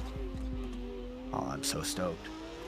And we are off. Nico Stalia in the lead. Tim Roberts in the chase. What do these two have up their sleeve? Nico right on the wall, looking great, but Tim unfazed, putting it right on the door of that 180 through the transition, looking great. Both of these drivers have been driving amazing all day. And again, through these transitions, again, Tim looking really, really confident in all of his transitions, keeping it as close as he possibly can. And it does not seem to have bit him whatsoever. Oh, Timmy! As he's keeping it right there. Nico doing amazing in the lead. There's only so much you can do, but Tim really taking full advantage of that amazing lead from Nico and really throwing down a show in that chase position. So now is the time to see if Nico Stalia has improved since the last time we saw him. Excellent job in the lead position. That goes without saying. But Tim Robbers is not afraid of the little master of the wonder kid, Nico Stalia. Super, super strong presence on the door. Maybe not matching the angle quite as much, but it was all up in Nico's business. So now is the time, we said it a little bit earlier, that Nico needs to stop driving at 90% and start pushing at 110 and seeing if it sticks. Usually where you end up seeing him be a little bit timid or end up making mistakes. So this is really, really important battle. Obviously, he's in the show. He's in the final, the world final, but this is still important for seeding and important to prove to all the other drivers, especially the ones from out of region, what he's all about. Okay. So, Tim Robbers in the lead, Nico Stalia in the chase. Two drivers that are locked in. My gosh, what a battle this has already been after one run. So, let's see what happens here in run number 2. All right, second run of this battle in the top 8. Tim Robbers in the lead. Nico Stalia right on the door, but he goes a little bit deeper. It's going to open up a bit of a gap. He tries to go shallow there. Maybe drop drift. Have to take a look at that on the drone camera. I'm not sure if he totally straightened out or not, but now he's back on the door of Tim Robbers. Tim Robbers, that car has been so fast, but no issues for Nico Stalia. Maybe coming off that zone a little bit early as Nico to keep that proximity up. Tim Robbers had his foot buried in the pedal, but he cannot escape the Spanish wonder kid that is Nico Stalia. Did he zero out and chase, or is this battle going to be close? Here, we'll take a look at the side-by-side, and then we'll pop straight over to the drone. Again, look at this. Just, I don't know. You could say it was a really slow transition, because you don't see it, like, grip, you know? Like, usually when a car comes out of drift, you kind of can, like, see it, like, snap into grip. But I don't think we saw that so much there. But I could not tell you. But here's what will tell us for sure. The drone cam. So Tim Robbers in the lead. I know, right? Throwing it in. Both drivers really, really just aggressive, which is what you have to be doing at this point. But I don't think he came out of drift. I don't think it was a good transition, but I don't think that he came out of drift. So what happened there is a little bit weird. So Nico actually went deeper into the zone. You'll see it right here. Goes deeper into the zone, then goes, oh crap, like he's going to pull away from me, kind of chokes up a bit, and then almost hits that first inner clip, basically straight lining it, just for how he went into the corner. It's really tough to see from the drone camera if it was a straighten or not. It definitely wasn't good, though. Yes. So, and on a run where Tim has basically I can't see anything major in his lead, that's a mistake, and I think the only thing he really did wrong in his chase was he could have pulled more angles. So the judges are looking over this very closely. Yeah, and as they should, because again, both these drivers, they are on it. And the run 1, I struggle to find any issue with either of them. Like, even when Tim pulls back, it's just to give Nico space to transition. Yeah, that slow transition's the only thing that, like, kind of sticks out to me. Everything else is kind of exactly what the judges have prescribed. Let's look at the side-by-side one more time. Because, again, in battles this close, it is really hard to tell. But, yeah, I think... Tim. Yeah. Tim in his chase, just nuts. Sorry, I keep cutting you off. No, cool. He's locked in. Yeah, drifting's really cool. Tim is locked in today. Really, there have not been many missteps he has made today in any of his battles. Nico, too, honestly. Like, that slow transition was the biggest mistake I've seen him make in a... It's wild that we're talking about a mistake that would have been a non-factor in probably about 90% of the battles we've seen today. Oh, completely agree. And, like, that goes to show that the cream rises to the top in these Swiss rounds. You really can show up and just fight hard, and once you get to that top 8, everyone is just so locked in. It's excellent. Shout out to Nico as well. He's been not driving for a little bit longer. That's not also a factor. They got to stay warmed up. Mm-hmm. it's not like a 32 bracket where you battle and then maybe in 45 minutes you're up again. I'm sure Nico hasn't been in a competitive battle today since his group win probably 2 or so hours ago. As I think it is going to come down to that initiation in run 2. It's just judges trying to make sure that Tim didn't do anything to sway the call that sway the has weight. and it has come through here. We have 1 for Tim, 1 for Nico, and Tim takes the win. Good on him. Really, really good, but not to take away from Nico at all, because what a battle. Now, that was in contention for Battle of the Day. I hate to see the little master go out like that. He's been having such success in the sim drifting world and in the real life world. It seems like every day on Instagram he's posting another clip of him just absolutely getting after it. But it came down to both chase runs. Nico coming out of the first zone into the inner, losing a lot of angle to keep proximity. And the Supra of Tim was more on the qualifying line and mimicking better in his chase. So he came down to that initiation, that one minor mistake. And it's always that with Nico. It stings as a fan to watch. Yeah. But the day he gets it, the day he earns that final spot, and might even be at World Finals, it's going to feel like such a mountain he's overcame. Congratulations, Nico. Thanks for coming to participate. Obviously, the seeding's not going to be to his favor, but he went out swinging. All it took was that one little mistake, and I'm sure he's Tim Roberts' biggest fan for the rest of the day.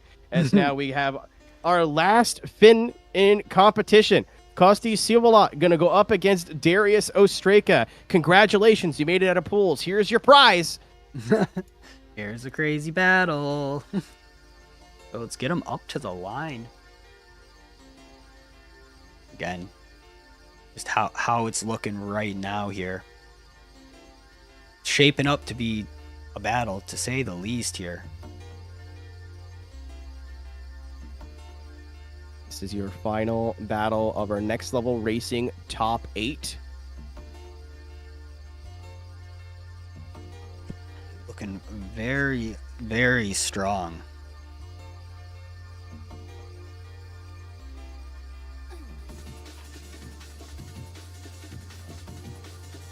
Okay, I see an Erta car moving. I see many S15s moving. This is going to be a mountain to climb for Sivola. Not impossible, not in the slightest, but Darius has looked like the more locked into the 2 Urcha drivers today. Can he keep that streak going and join his brother in the top 4 and get at least 2 Urcha cars within the chance of striking with the podium? Or can we have at least one local boy keep it in the final 4? We're going to find out right now. Sivola versus Ostraka, live right now. And here we go. Sivola in the lead, really aggressive entry, but Darius putting it right up on that door, doing everything he can, really just showing that he wants this win just as much. Going through all the transitions, both of them looking great. Darius with a little bit of a correction in that chase, really trying to get as much angle as he can while maintaining proximity, but Sivola not caring at all. He wants a win here on a semi-local track. Again, just going for it. I think that the lack of oh my gosh, wow proximity is going to take away from it, but that may have been the chase run of the day. That was the boring, look at them follow each other, this looks so easy chase that we expect from Darius. And obviously to put on that chase, he needs someone to put on an excellent lead.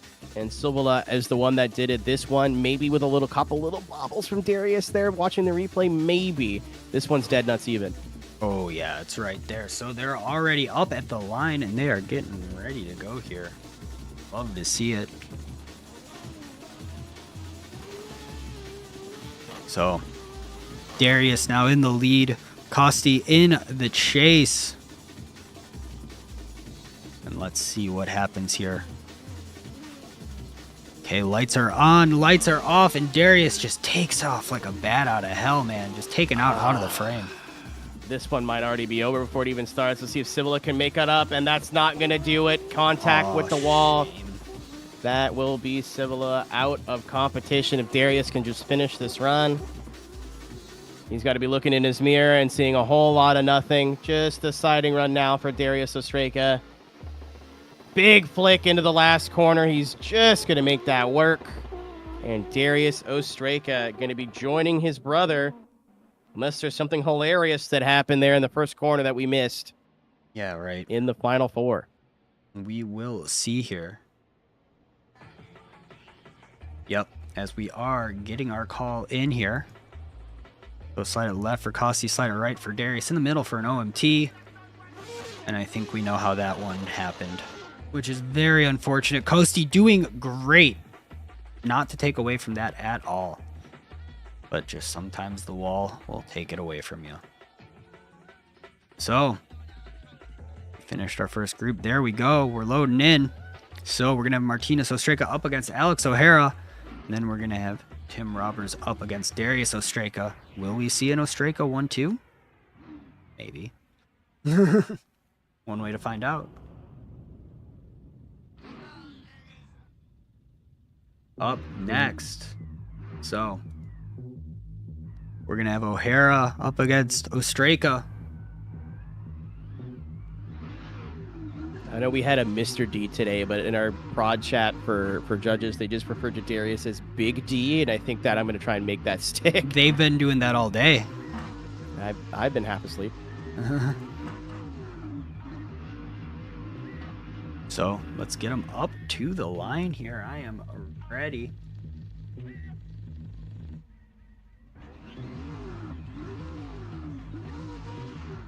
They are definitely getting some heat into them tires.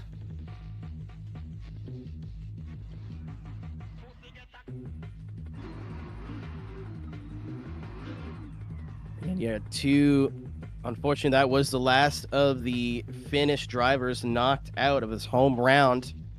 Unfortunate to see, but a heck of a showing from Finland here in the Sim Drift community. Thank you to all the Finnish viewers, Finnish drivers, and drift teams. Obviously, it's very clear of the super competitive and thriving community that you all have built.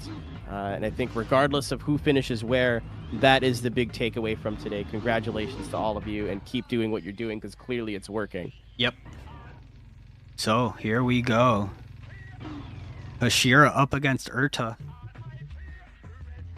Seeming to be a regular occurrence here at ESDA.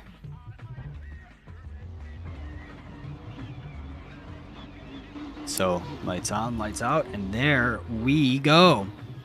Alex O'Hara in the lead, Martinez Ostreka in the chase. Big angle from Alex O'Hara. Looking great. Martinez Ostreka keeping it up with that Supra really right on the door, making sure there is no contact through the transition. Looking great. Again, Alex just putting it right where he needs to be the whole time. Martinez leaving a little bit of space. Not being as aggressive as we've seen him be before, but Alex O'Hara does not care at all and is doing exactly what he must do in that lead position. Very good run from both drivers. Again, just taking a look at the replay while they get back to the line. I don't see how Alex could have done any better. Martinez had a little bit of a correction in that first outside zone, but after that, dead even between both of them. But so far, maybe slight advantage Alex. Like, I don't know, but it's hard to say, because it looks like the harder of the two more difficult of the two positions today has been chasing, especially trying to keep that angle consistent while following the lead line. So who's to say what happens here? I think that Alex only has a little bit of advantage, and I'm going to say that because that Super looks so fast, and he looks so strong in the chase, and he has such a good lead driver to follow right now. Yes, I would completely agree with that. So, let's see here, and they are off. All right, Alex O'Hara, Team Hashira in the chase. Darius Ostreka trying to make it an all Ostreka, all Urta final if he can. Good job on the first outer zone, but here's where things get greasy.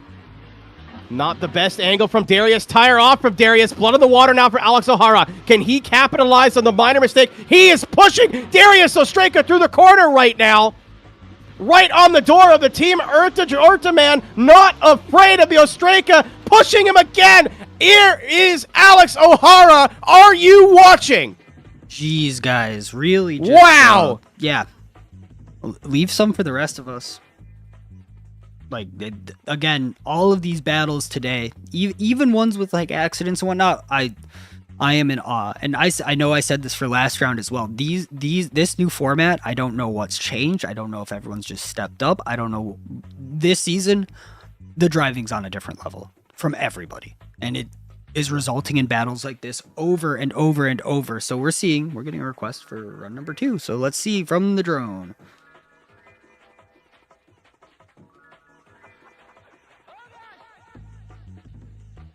And again, they're just going to look to see. Yeah. If they saw what I saw right there. Keep an eye on the BMW's left tire. Yep. You can see the dirt kick off of it even. It looks a lot less dramatic on the drone cam, but on my screen you could even see the weight shift and the right front come up. Oh, yeah, that'd do it too. And then Alex just went sick and just started hitting him. That's like you'd think, oh, I see the lead driver made a mistake. Maybe I'll back off. And he went, I'm going to kill him. And just pushed him for the rest of the track. No, these guys are ripping. And I'm nothing but stoked to be seeing it, genuinely.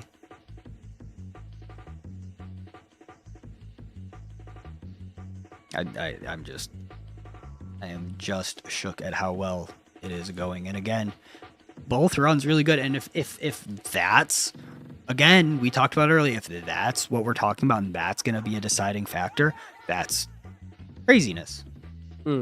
Yes. Like, okay, cool. Save some for the rest of us. Because I don't think I've ever, like, personally, I don't think I've ever done a run that clean in my life. Everyone is earning it.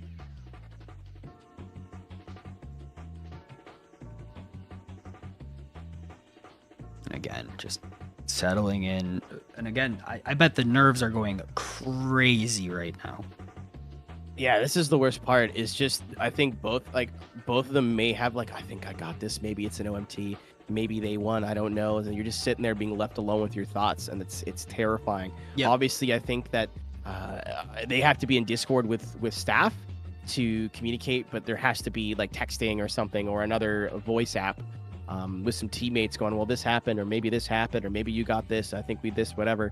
So you're maybe not all the way alone, but it is you in that steel cage, basically by yourself, just being left alone with your thoughts. This is nerve-wracking, especially considering a spot in the final is on the line here. Oh yeah, no, they are hungry for it. But again, these guys, if you lose this battle, you're not out for the count. We will have a 4th place battle. So it's not one and done yet. I'd be very curious to see run 1 from a drone as well, just because that would be sick. Let's see. Because it looks cool. Yeah, exactly. I just want to see it. Because again, both of these drivers really just going for it. And I think Martinez was a little greedy on that first zone, but I don't think it was something that you would really dock him too much for. Again, everyone is just really locked in at this point. The skid marks on the track give that away alone, just how little there is a variance from all of them. So, still no judging call. Yeah, it's gonna be close. So they must have saw something, because Yes. I really thought that the tire drop it was GG. So I don't know if they're just really making sure to see if that was a tire off, or just we've had situations even this season where a little bit of dirt gets kicked up and it looks like the tire is off and it's not. But and there was also that contact. I don't know if they're going to view it as like a go on fellas contact, or hey, there was contact, we need to look into it, or what. But overall, just good driving. Like, I know it was a really fun battle. Yeah, just good driving. And honestly, to be in our seats where we can just watch it over and over again and just enjoy it and not have skin in the game and just be stoked. We have a call coming in. Uh-oh. It's not in yet, but it's being typed out one key at a time. Let's see. Okay, we have a call. All right. So, We will slide him left for Alex, slide him right for Martinez. Keep him in the middle for an OMT. 1, 2, and 3. The judges split on that one. And, you know, if there was a time, we're getting notes from Love, they are not making this easy at all. And, yeah, I'd buy that. So Trying to see if we can hear from Brady. Brady's the one that went OMT. He's the one that's been responding to us the most today. Because again, from my point of view, I had an opinion there, and obviously something was missed because none of the judges agreed with none of the other judges. So we got both these guys lined up. They're ready to go. Yep. One more time battle. Again, winner moves on into the final. The battle for first. The loser is going to drop down to battle for third place.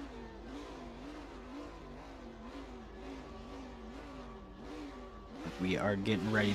I'm sure these two are.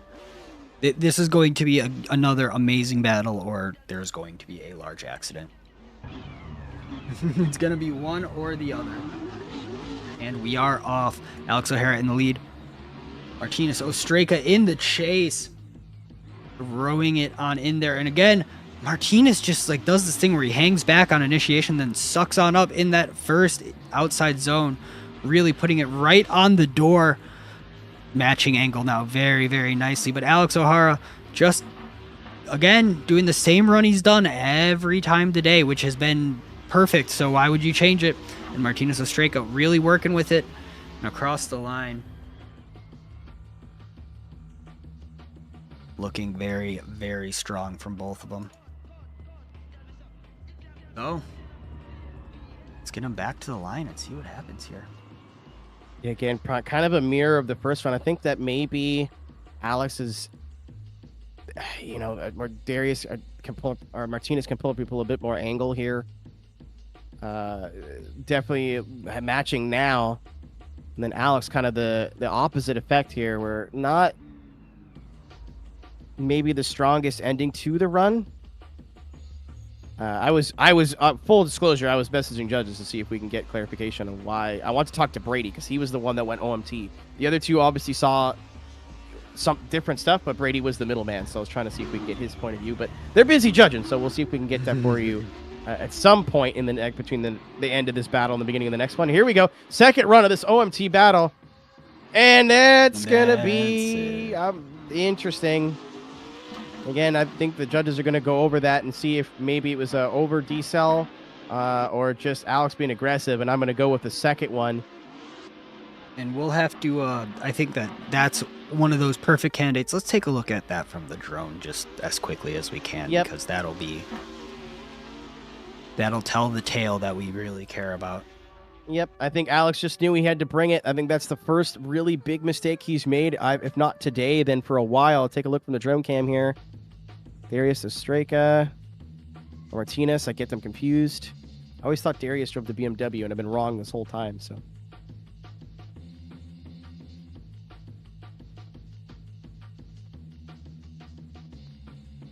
So unfortunately, that's going to make everything else they've done kind of a moot point, but that's kind of the point of OMTs.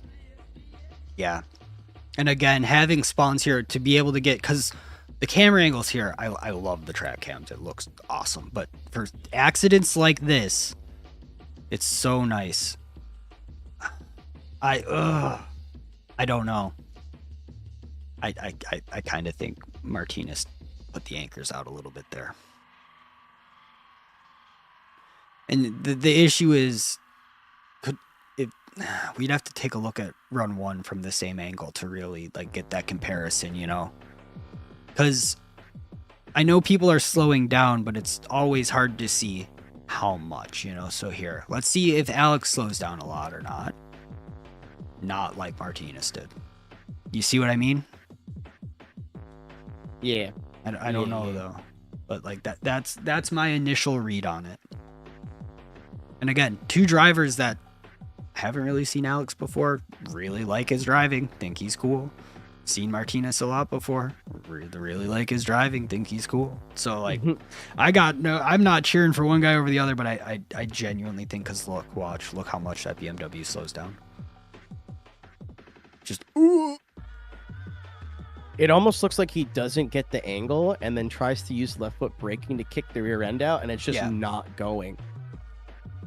Ooh, that's the good stuff. Yeah, there we go. Look. Yeah, watch. He steps on the brakes, and he's still on the brakes. He's still on the brakes. He was on the brakes and handbrake. Brake. Yeah, so once he gets hit, he's going to be on the brakes. That makes sense. But look, watch the back wheels lock up. Ready, wait for it. Brake lights locked up, hit. You see, like, he is in full slow down He's mode. in the zone when he, it's. I don't know if he's fully in the zone when he gets hit, but he's in the zone, still decelerating for sure. Yeah, and sorry, chat, to just keep talking about this one moment, but honestly, all the rest of the driving is so amazing, it's almost not notable. Yeah. This is going to be what decides the battle, too. This is the important part. Obviously, we would love to showcase their excellent leading and chasing ability, but we're here to determine a winner. And it is going to come down to, was Alex over-aggressive, or did Martinez... Yeah, he looks like he just doesn't get angle there. I don't know if he hits the foot brake early or what happens with the weight transfer, but... Gosh, I'm content with my initial read on that situation. Because Alex is even shallow. Like, he's even... And on the handbrake already. Yeah, if he doesn't make contact, he's barely making the zone here. Mm-hmm. Let's go back to the side, but no, let's go track cam run number 2. I think that because again, run 1 was just great. Like this will be the factor. Because it really doesn't look like Alex is like flying in there in a way that he wouldn't have got. Like I don't know though.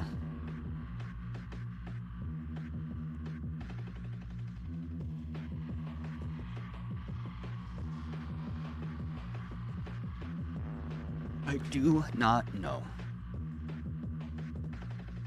Okay, again with the drone. Let's take a look again on the drone.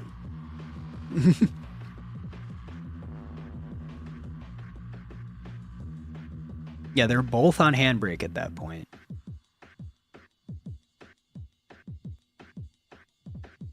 And yes, there is a decel there. So like he's allowed to slow down, he's allowed to lose momentum, but let's go. So we do have a call. I am going to double check the...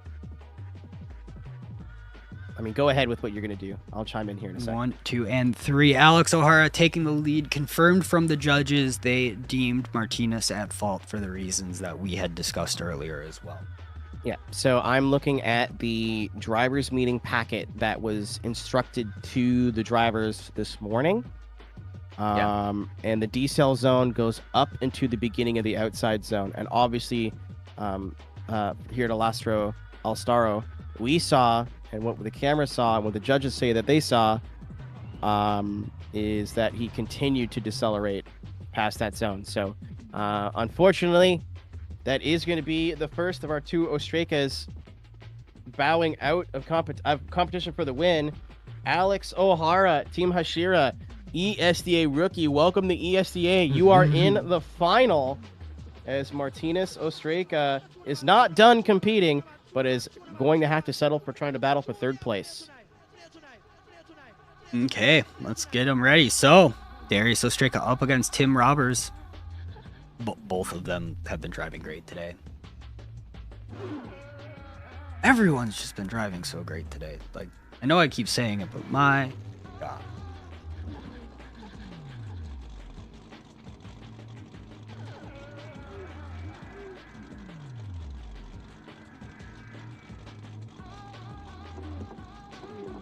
So, here we go. 2 drivers who have been driving nothing but amazing all day. Darius Ostreika in the lead, Tim Robbers in the chase. Big initiation. Darius looking great, but Tim taking advantage, starting to get up into that door. A little bit sloppy on that transition. Not perfect, but not bad at all. Coming on through again, putting it right on the door. Really just on Darius looking great. And again, through this inside clip, looking perfect in the chase and the lead and across the line. Now the question is, will it be Erta versus Erta or for 3rd? Will it be Hashira versus Hashira for first and second? Or will we get a mixed bag? Man, this might be two of the best drivers we've had today. Yes. I mean, I know, duh. Like, if they made it this far, then they are two of the best drivers today. But that was just so little drama. There's no little mistakes. There's no, from what I saw at least, there's no lack of filling zones. There's no lack of angle and chase. There's no lack of angle and lead. Just solid driving all around from both of them. Really aggressive chase from Tim. Maybe could have got a little bit closer on the initiation there, but I don't blame him for not doing that. As Darius Ostreka now has to see if he can put the pressure on in chase, because Tim has been equally as AI or robotic in the Terminator. Tim has been so strong in the lead position. So now Darius is gonna have to see if we can grab him by the cage here and see if we can rattle him up a little bit.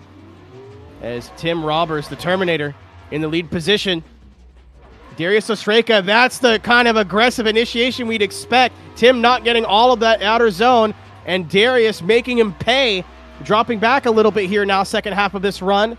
Really fast part of the course. Here's Alastaro in Finland, getting all that inner zone. You're going to see Tim pull away just a little bit here. Darius going to have to sacrifice on that outer zone. He makes it somehow, and getting to the door of Tim Robbers. Not the most consistent in proximity from Darius, but there are things to talk about here, but we've been mentioning it more and more. It's like what would have been non-factors an hour ago are now might decide battles. It's crazy. Yes, it has gotten to that level where the most minor things you can think of are what are deciding these battles, and honestly, it's the kind of drifting I like to watch. Don't want to judge that kind of drifting personally, but I love to watch it, especially when I don't have skin in the game here. And again, let's take a look at our drone cams here. See what's up.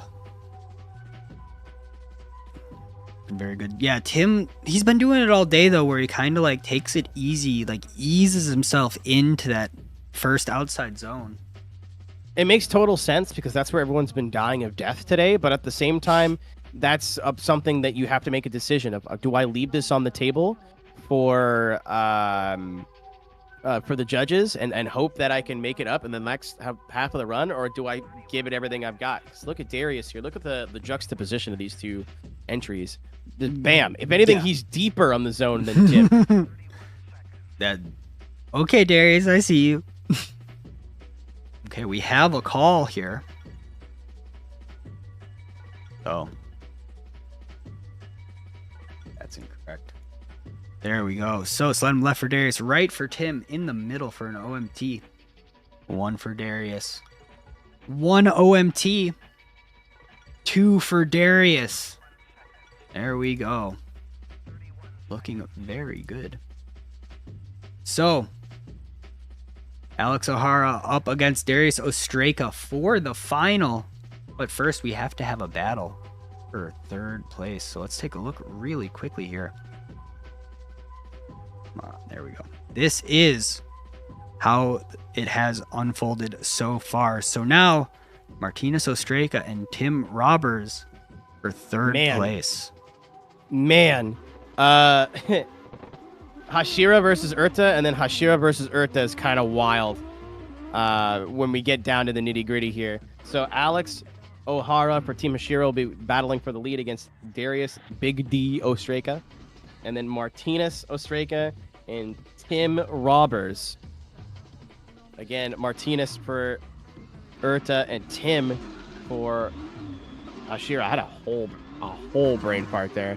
Kind of crazy how everything works out. But coming down from the judging booth, better lead and chase. Robbers, shallow on line and zone in the first zone on his chase, which is true. He's been doing that all day. Also, tire drop on the final zone in his chase, which is something that we missed. Mm-hmm.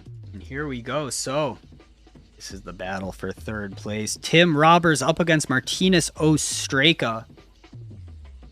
This will be a very, very good. So, let's get him up to the...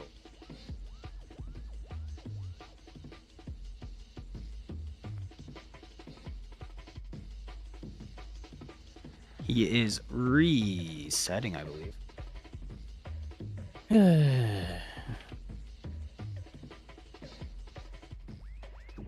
put on There my he is. voice out no, today. Yeah, no, for real.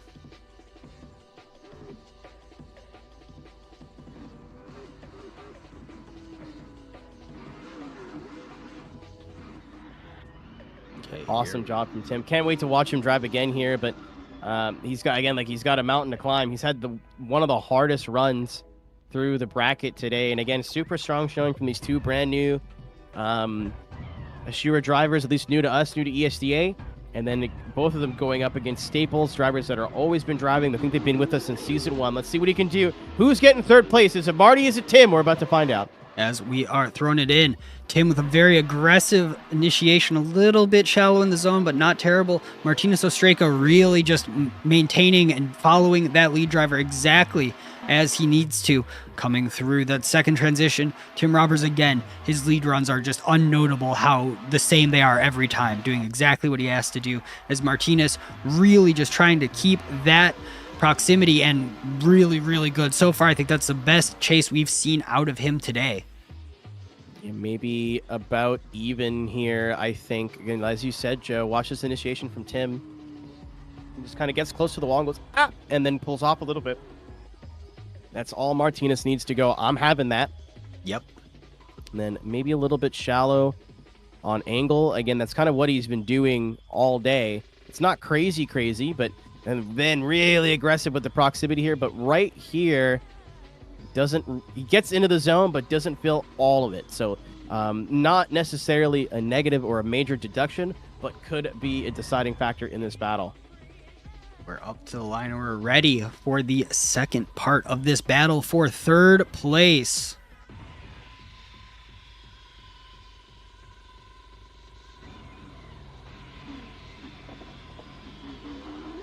Okay, they are ripping and they are off. Martinez Ostreka in the lead. Tim Roberts in the chase.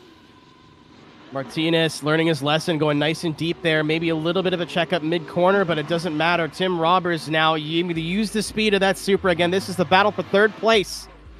Right on the... Oh, you charged it a little bit too late. Tim Roberts is going to unfortunately make one mistake all day. The Terminator has fell into the pool of lava, and that will be it for Tim Roberts. Unfortunate. Saw that brewing before he even got to the corner. Just transitioned a little late, was a little wide. I thought he was going to use that trajectory to cut back in, but just slid the car out wide. And as soon as you get one tire in the grass when it's really fast, two tires in the grass when it's really fast, it is game over. Okay. So now we will not announce these calls till the end. Some might be a little more obvious than others, but now we find ourselves in the final battle.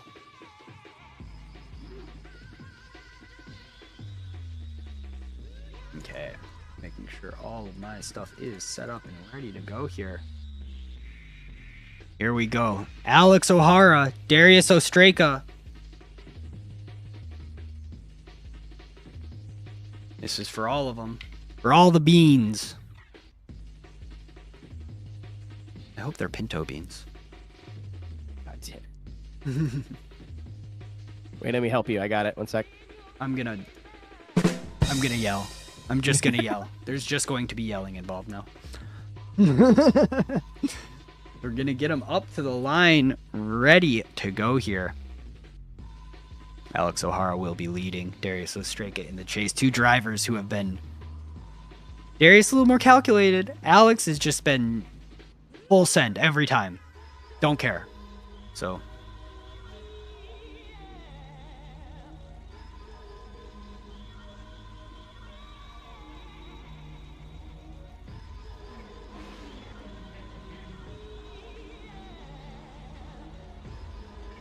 we're getting up to the line. We're revving up.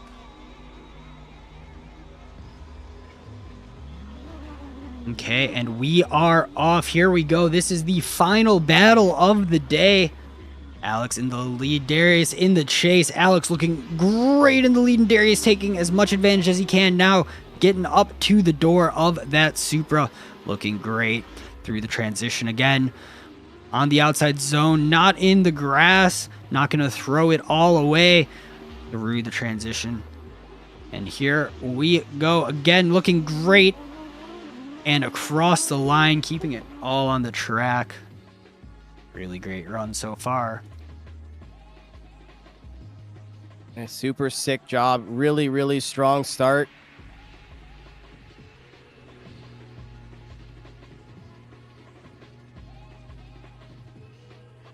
For both these drivers, again, trying to avenge both their teams here in this final.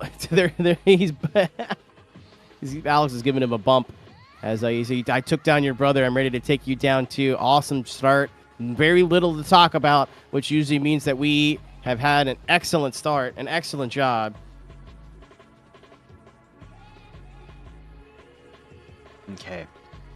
Here we go. Get him up to the line. So we have Darius Ostrake leading now. Alex O'Hara in the chase. This is for all of it.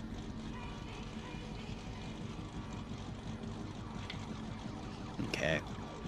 So this could be it. And we are off. Darius in the lead, Alex in the chase. Here we go, ladies and gentlemen. It is your final battle.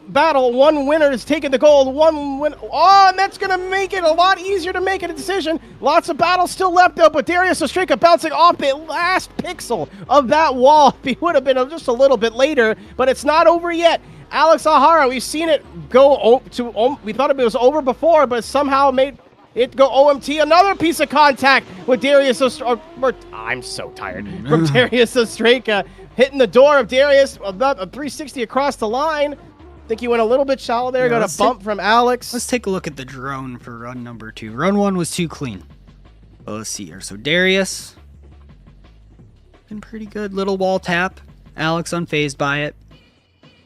So far, advantage to Alex. And then I don't think that was contact there. I think that was just a little bit of a desync laggy. I saw a little tire drop from Darius there. And coming on through, I think at this point, Alex is like, okay, let's see what I can do about it. And he just went in there really hard, and then the issue is he had to choke out on the brakes to do anything about it.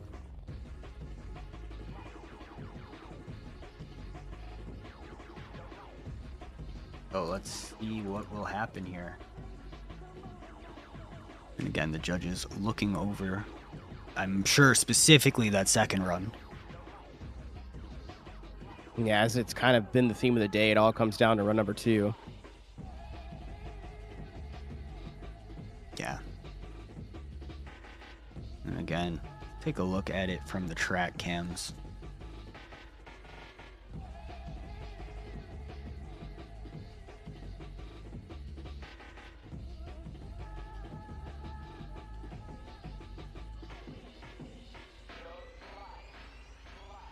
Again, very, very just consistent driving. Besides those few small little dips, dives, and bobs, looking really, really strong.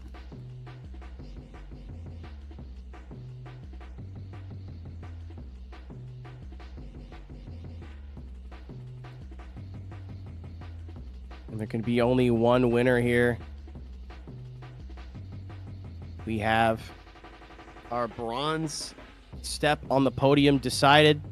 Yes, I'm using Olympics words on purpose. Maybe a little bit wide there from Alex towards the end. Obviously, there was already issues.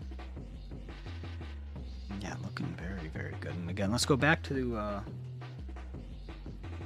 run 1 maybe, just to take a look at it. And then we'll pop back to the drone.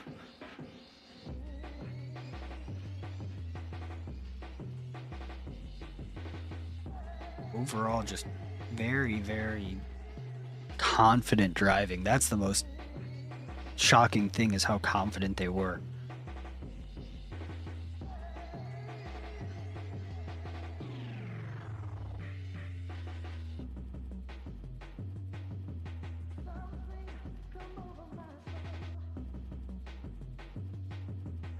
Looking good.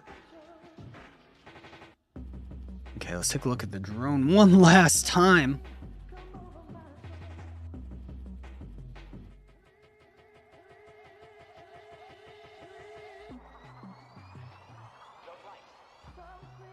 Okay, so We said we wouldn't announce the calls for the finals, but we do have a split decision on this one, so we're gonna check that out really quick.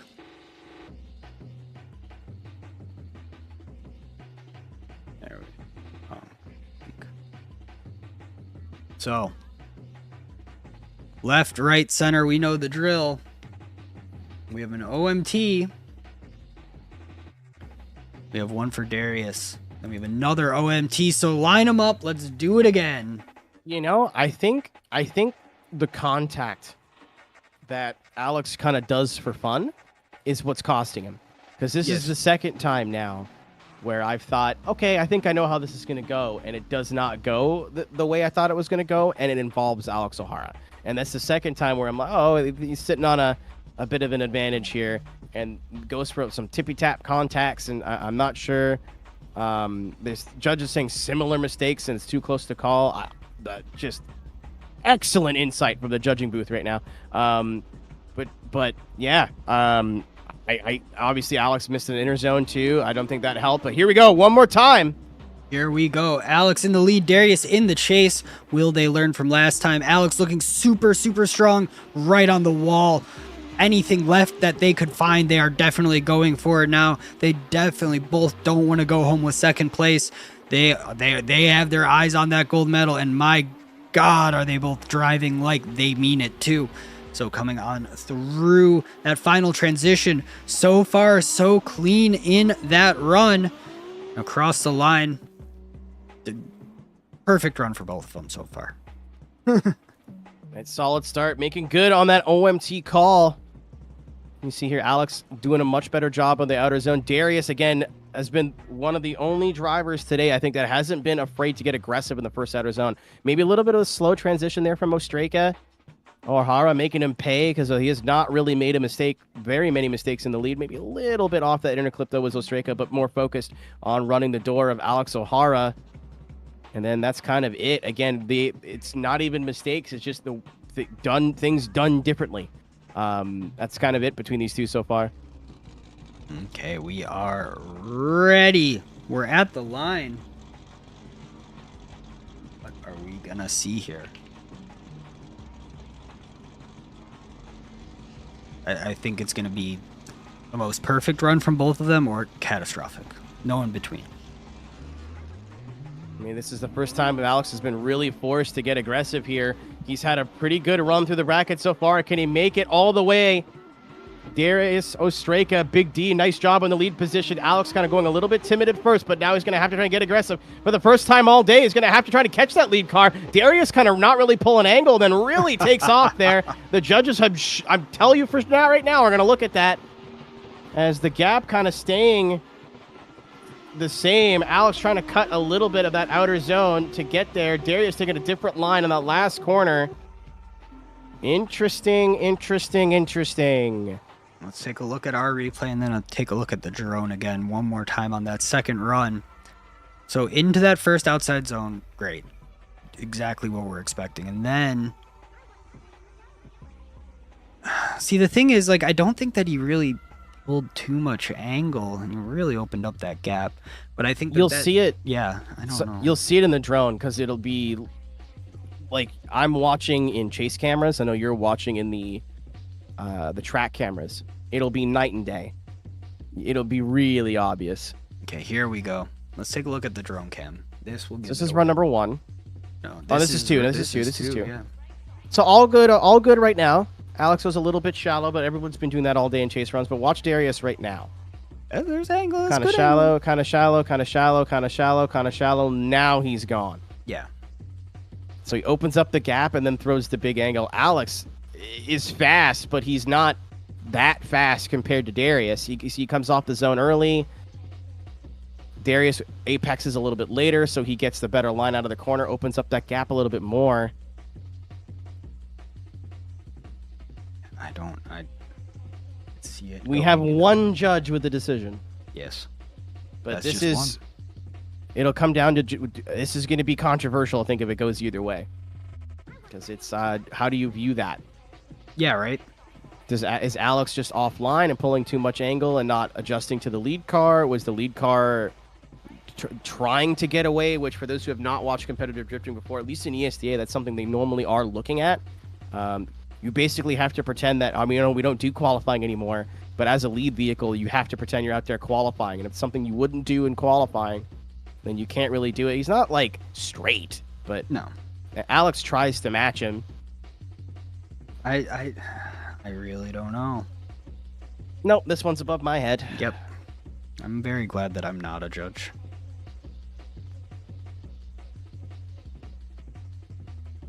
That's all I'm saying about it. Again, let's take a look at the side-by-side replay.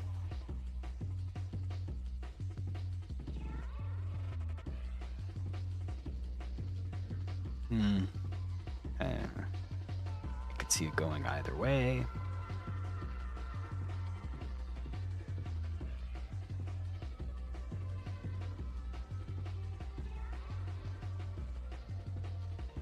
And then I think that last corner, too, is just Darius waiting a little bit longer and then coming into that inner zone later and getting a better racing line, if you will, off that last corner. Still looking at the drone footage like a dummy. You can look at anything. It's up to you. Oh, I'm watching your screen, so Yeah. like I was looking at the wrong thing.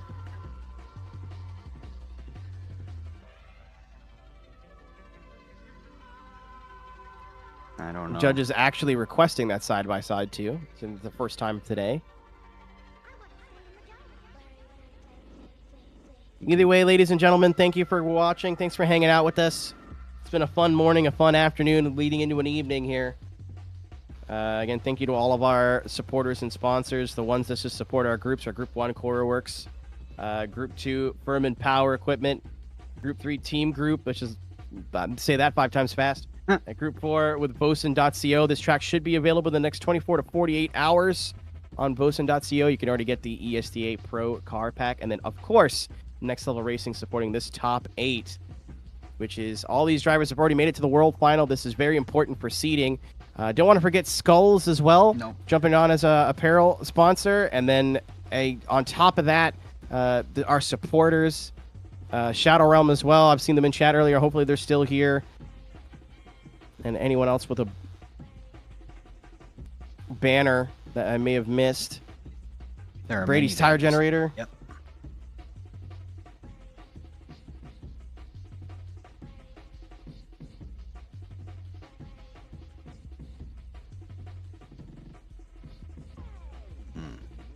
The judge is definitely going over this with a very fine-toothed comb. Again, when the battles are this close, something like that little bit of a angle could make it or break it. And shout out to Nixter as well. SR Nixter getting the track done just on time, and these cameras are excellent, especially the lead-up one's been so good. Yes. Okay, we have a call, so let's fly the drone over to the Yeah, and spawns too. How could I forget? Good and lord. spawns.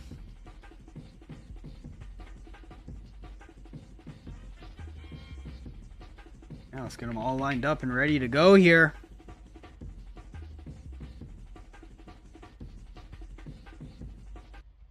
Wrong button. It's okay. As we can get them on the line ready to go here.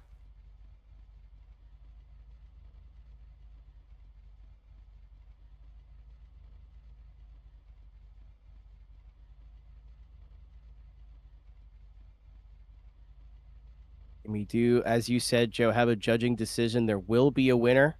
Yes, there will. So, parked up. Our drone pilot trying to get over to him.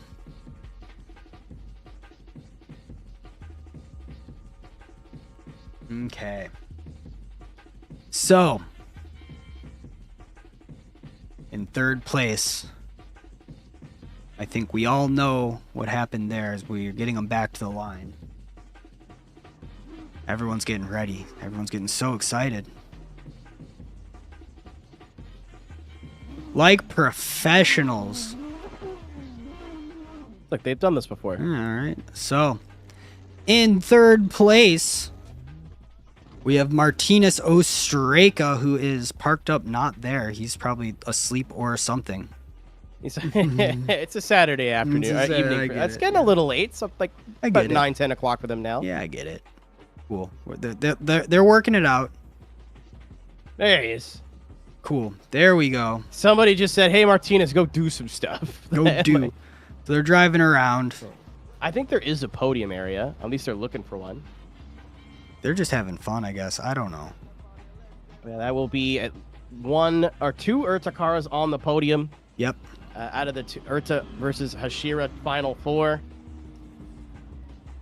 And we're just waiting to find out. I mean, we already know. We're just waiting for them to stop to let you know who won. Yep. Come on, guys. Make a decision. Figure it out. All right, there you go. Alex is parked. God, they drive race cars all day. They don't know how to park. There he is.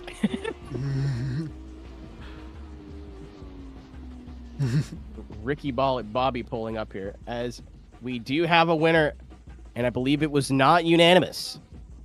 Yes, that is correct. So, where's Martinez? Well, he's gone. He got third place. Yeah, He he's out to the bar already. Okay, but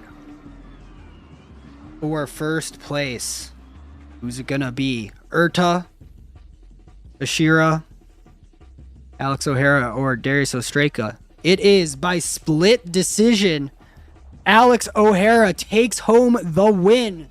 Congratulations. That is going to be Alex O'Hara in his first ever ESDA event, taking home the win, going undefeated, and taking home, well, maybe not undefeated, but he's going, I forget if he lost. No, he did. He won. A really close battle, obviously. Even with the OMT was super close. Had one of the roughest ways through the bracket. Obviously had to take down Linus Torquist in that top 8, and Martinez Ostraka and Darius Ostraka. So I was beating both Ostrakas in one day. I think Alex is a little stoked. And then in his group battles as well, again, had to take down a lot of strong drivers. His own teammate, a bunch of those Team Awake guys out of Sweden, which were super, super good. Had a really, really, really, really, really big fight to earn himself a win. But that is Team Hashira and Alex O'Hara on the top step of our ESDA European Regional Podium. Yeah, looking really good. And the top 8 ended up being very, very, very close and competitive. I'm going to do something crazy, and we didn't even want it. It was really late and didn't even want to attempt it last time, but we may be talking to Alex. As we're just waiting to get word on that. Again, big shout out to all of our sponsors. Big shout out to everyone in chat, everyone who worked on this event. Really, I can't stress it enough. It's amazing. You know, I'm just going to not give him the choice. I'm just going to drag him up here. Yeah, he's getting it. So we are going to talk to Alex O'Hara. Alex O'Hara, Hello. ESDA Hello. rookie, ESDA winner, top step of the podium. You had a hard fight to get there, man. How are you feeling right now? I don't know. You know, it's it took a lot. Simon, Sandman, Linus, Martinez, Darius. I didn't really have an easy battle this whole way. And yeah, thank you to Team Ashira for everything they do for me. Nolan Stanley, my general manager, he helped me a lot during this period of practicing. And yeah, that's about it. Thank you guys for hosting this event, and it's a really good event. No, thank you so much for your driving. Really, today it was very impressive to watch the driving that was happening. Thank you, man. Of course. Well, get out of here, you little rascal. Congratulations again, man. Great driving. Thank you. And we will see Alex in the World Final October 12th The best 8 from each region all come together for one final dance. But we still have 2 more events to get there. Our next one, August 17th, that is Latin America, the South America Regional, and of course September 14th is the North American Final. And you have a microphone anywhere near him, he's going to try and grab it, I guess. Harold McKinney up here in the booth. Di, heck of an event today. Ran a lot smoother than our Asia Pacific one. I think that's a lot of the language barrier wasn't as high, but very, very competitive driving. A lot of tough calls. Heck of a day out there. Oh yeah, I mean, I'm for the first time in in a good minute, I didn't have to be part of making those tough calls today. but definitely it was a lot of great calls, great phenomenal driving. First time I was actually got down to see a lot of the top finish guys come and drive. I know Juna's been over here for a good minute, and a couple of other Finnish guys also they've been over here, but first time competing over here. So, but Hasher, they drove well. Also, Erda's still keeping that consistency in all the comps and driving well. It was just phenomenal all the way around. Keenan, I seen you did all the remarks with the sponsors and all of that. I definitely want to add 2 extra things before we shut down today. We do have finally got an affiliate code through Firman. Firman made it official a couple days ago. We have a 30% off code now effective. You can use capitalized ESDA 30, and that'll get you 30% off any generator, any battery that you would like to buy. Also, we got something coming up really special later in the week that we've just finalized as well. It'll be another event coming up. Not going to say until we announce it later this week, but I think it'll be a first for the community, and I think a lot of people is going to like it. So yeah, Joe, Keenan, I guess also I would like to thank can't leave out here without thanking staff. Thanks Scylla, thank Brady, thanks Swirly for phenomenal judging today. Not many bad calls. Drivers enjoyed the calls. They understood all the calls. Thank you, Joe. Thank you, Keenan, for the stream and the broadcasting. 100% on that, and also Spawns. Thank you, man, for the always phenomenal droning that you always do.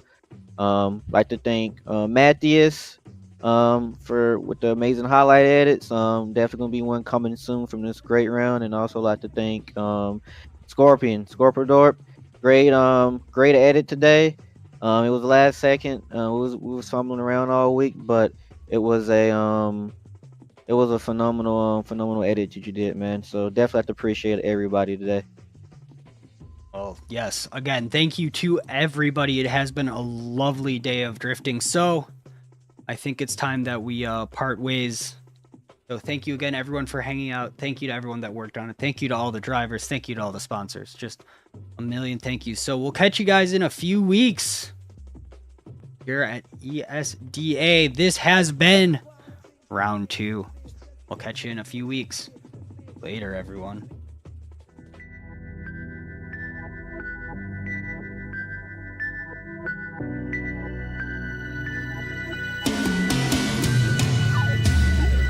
It's not our dreams and popsicles. One day you find out you're awake. The clock is ticking your way before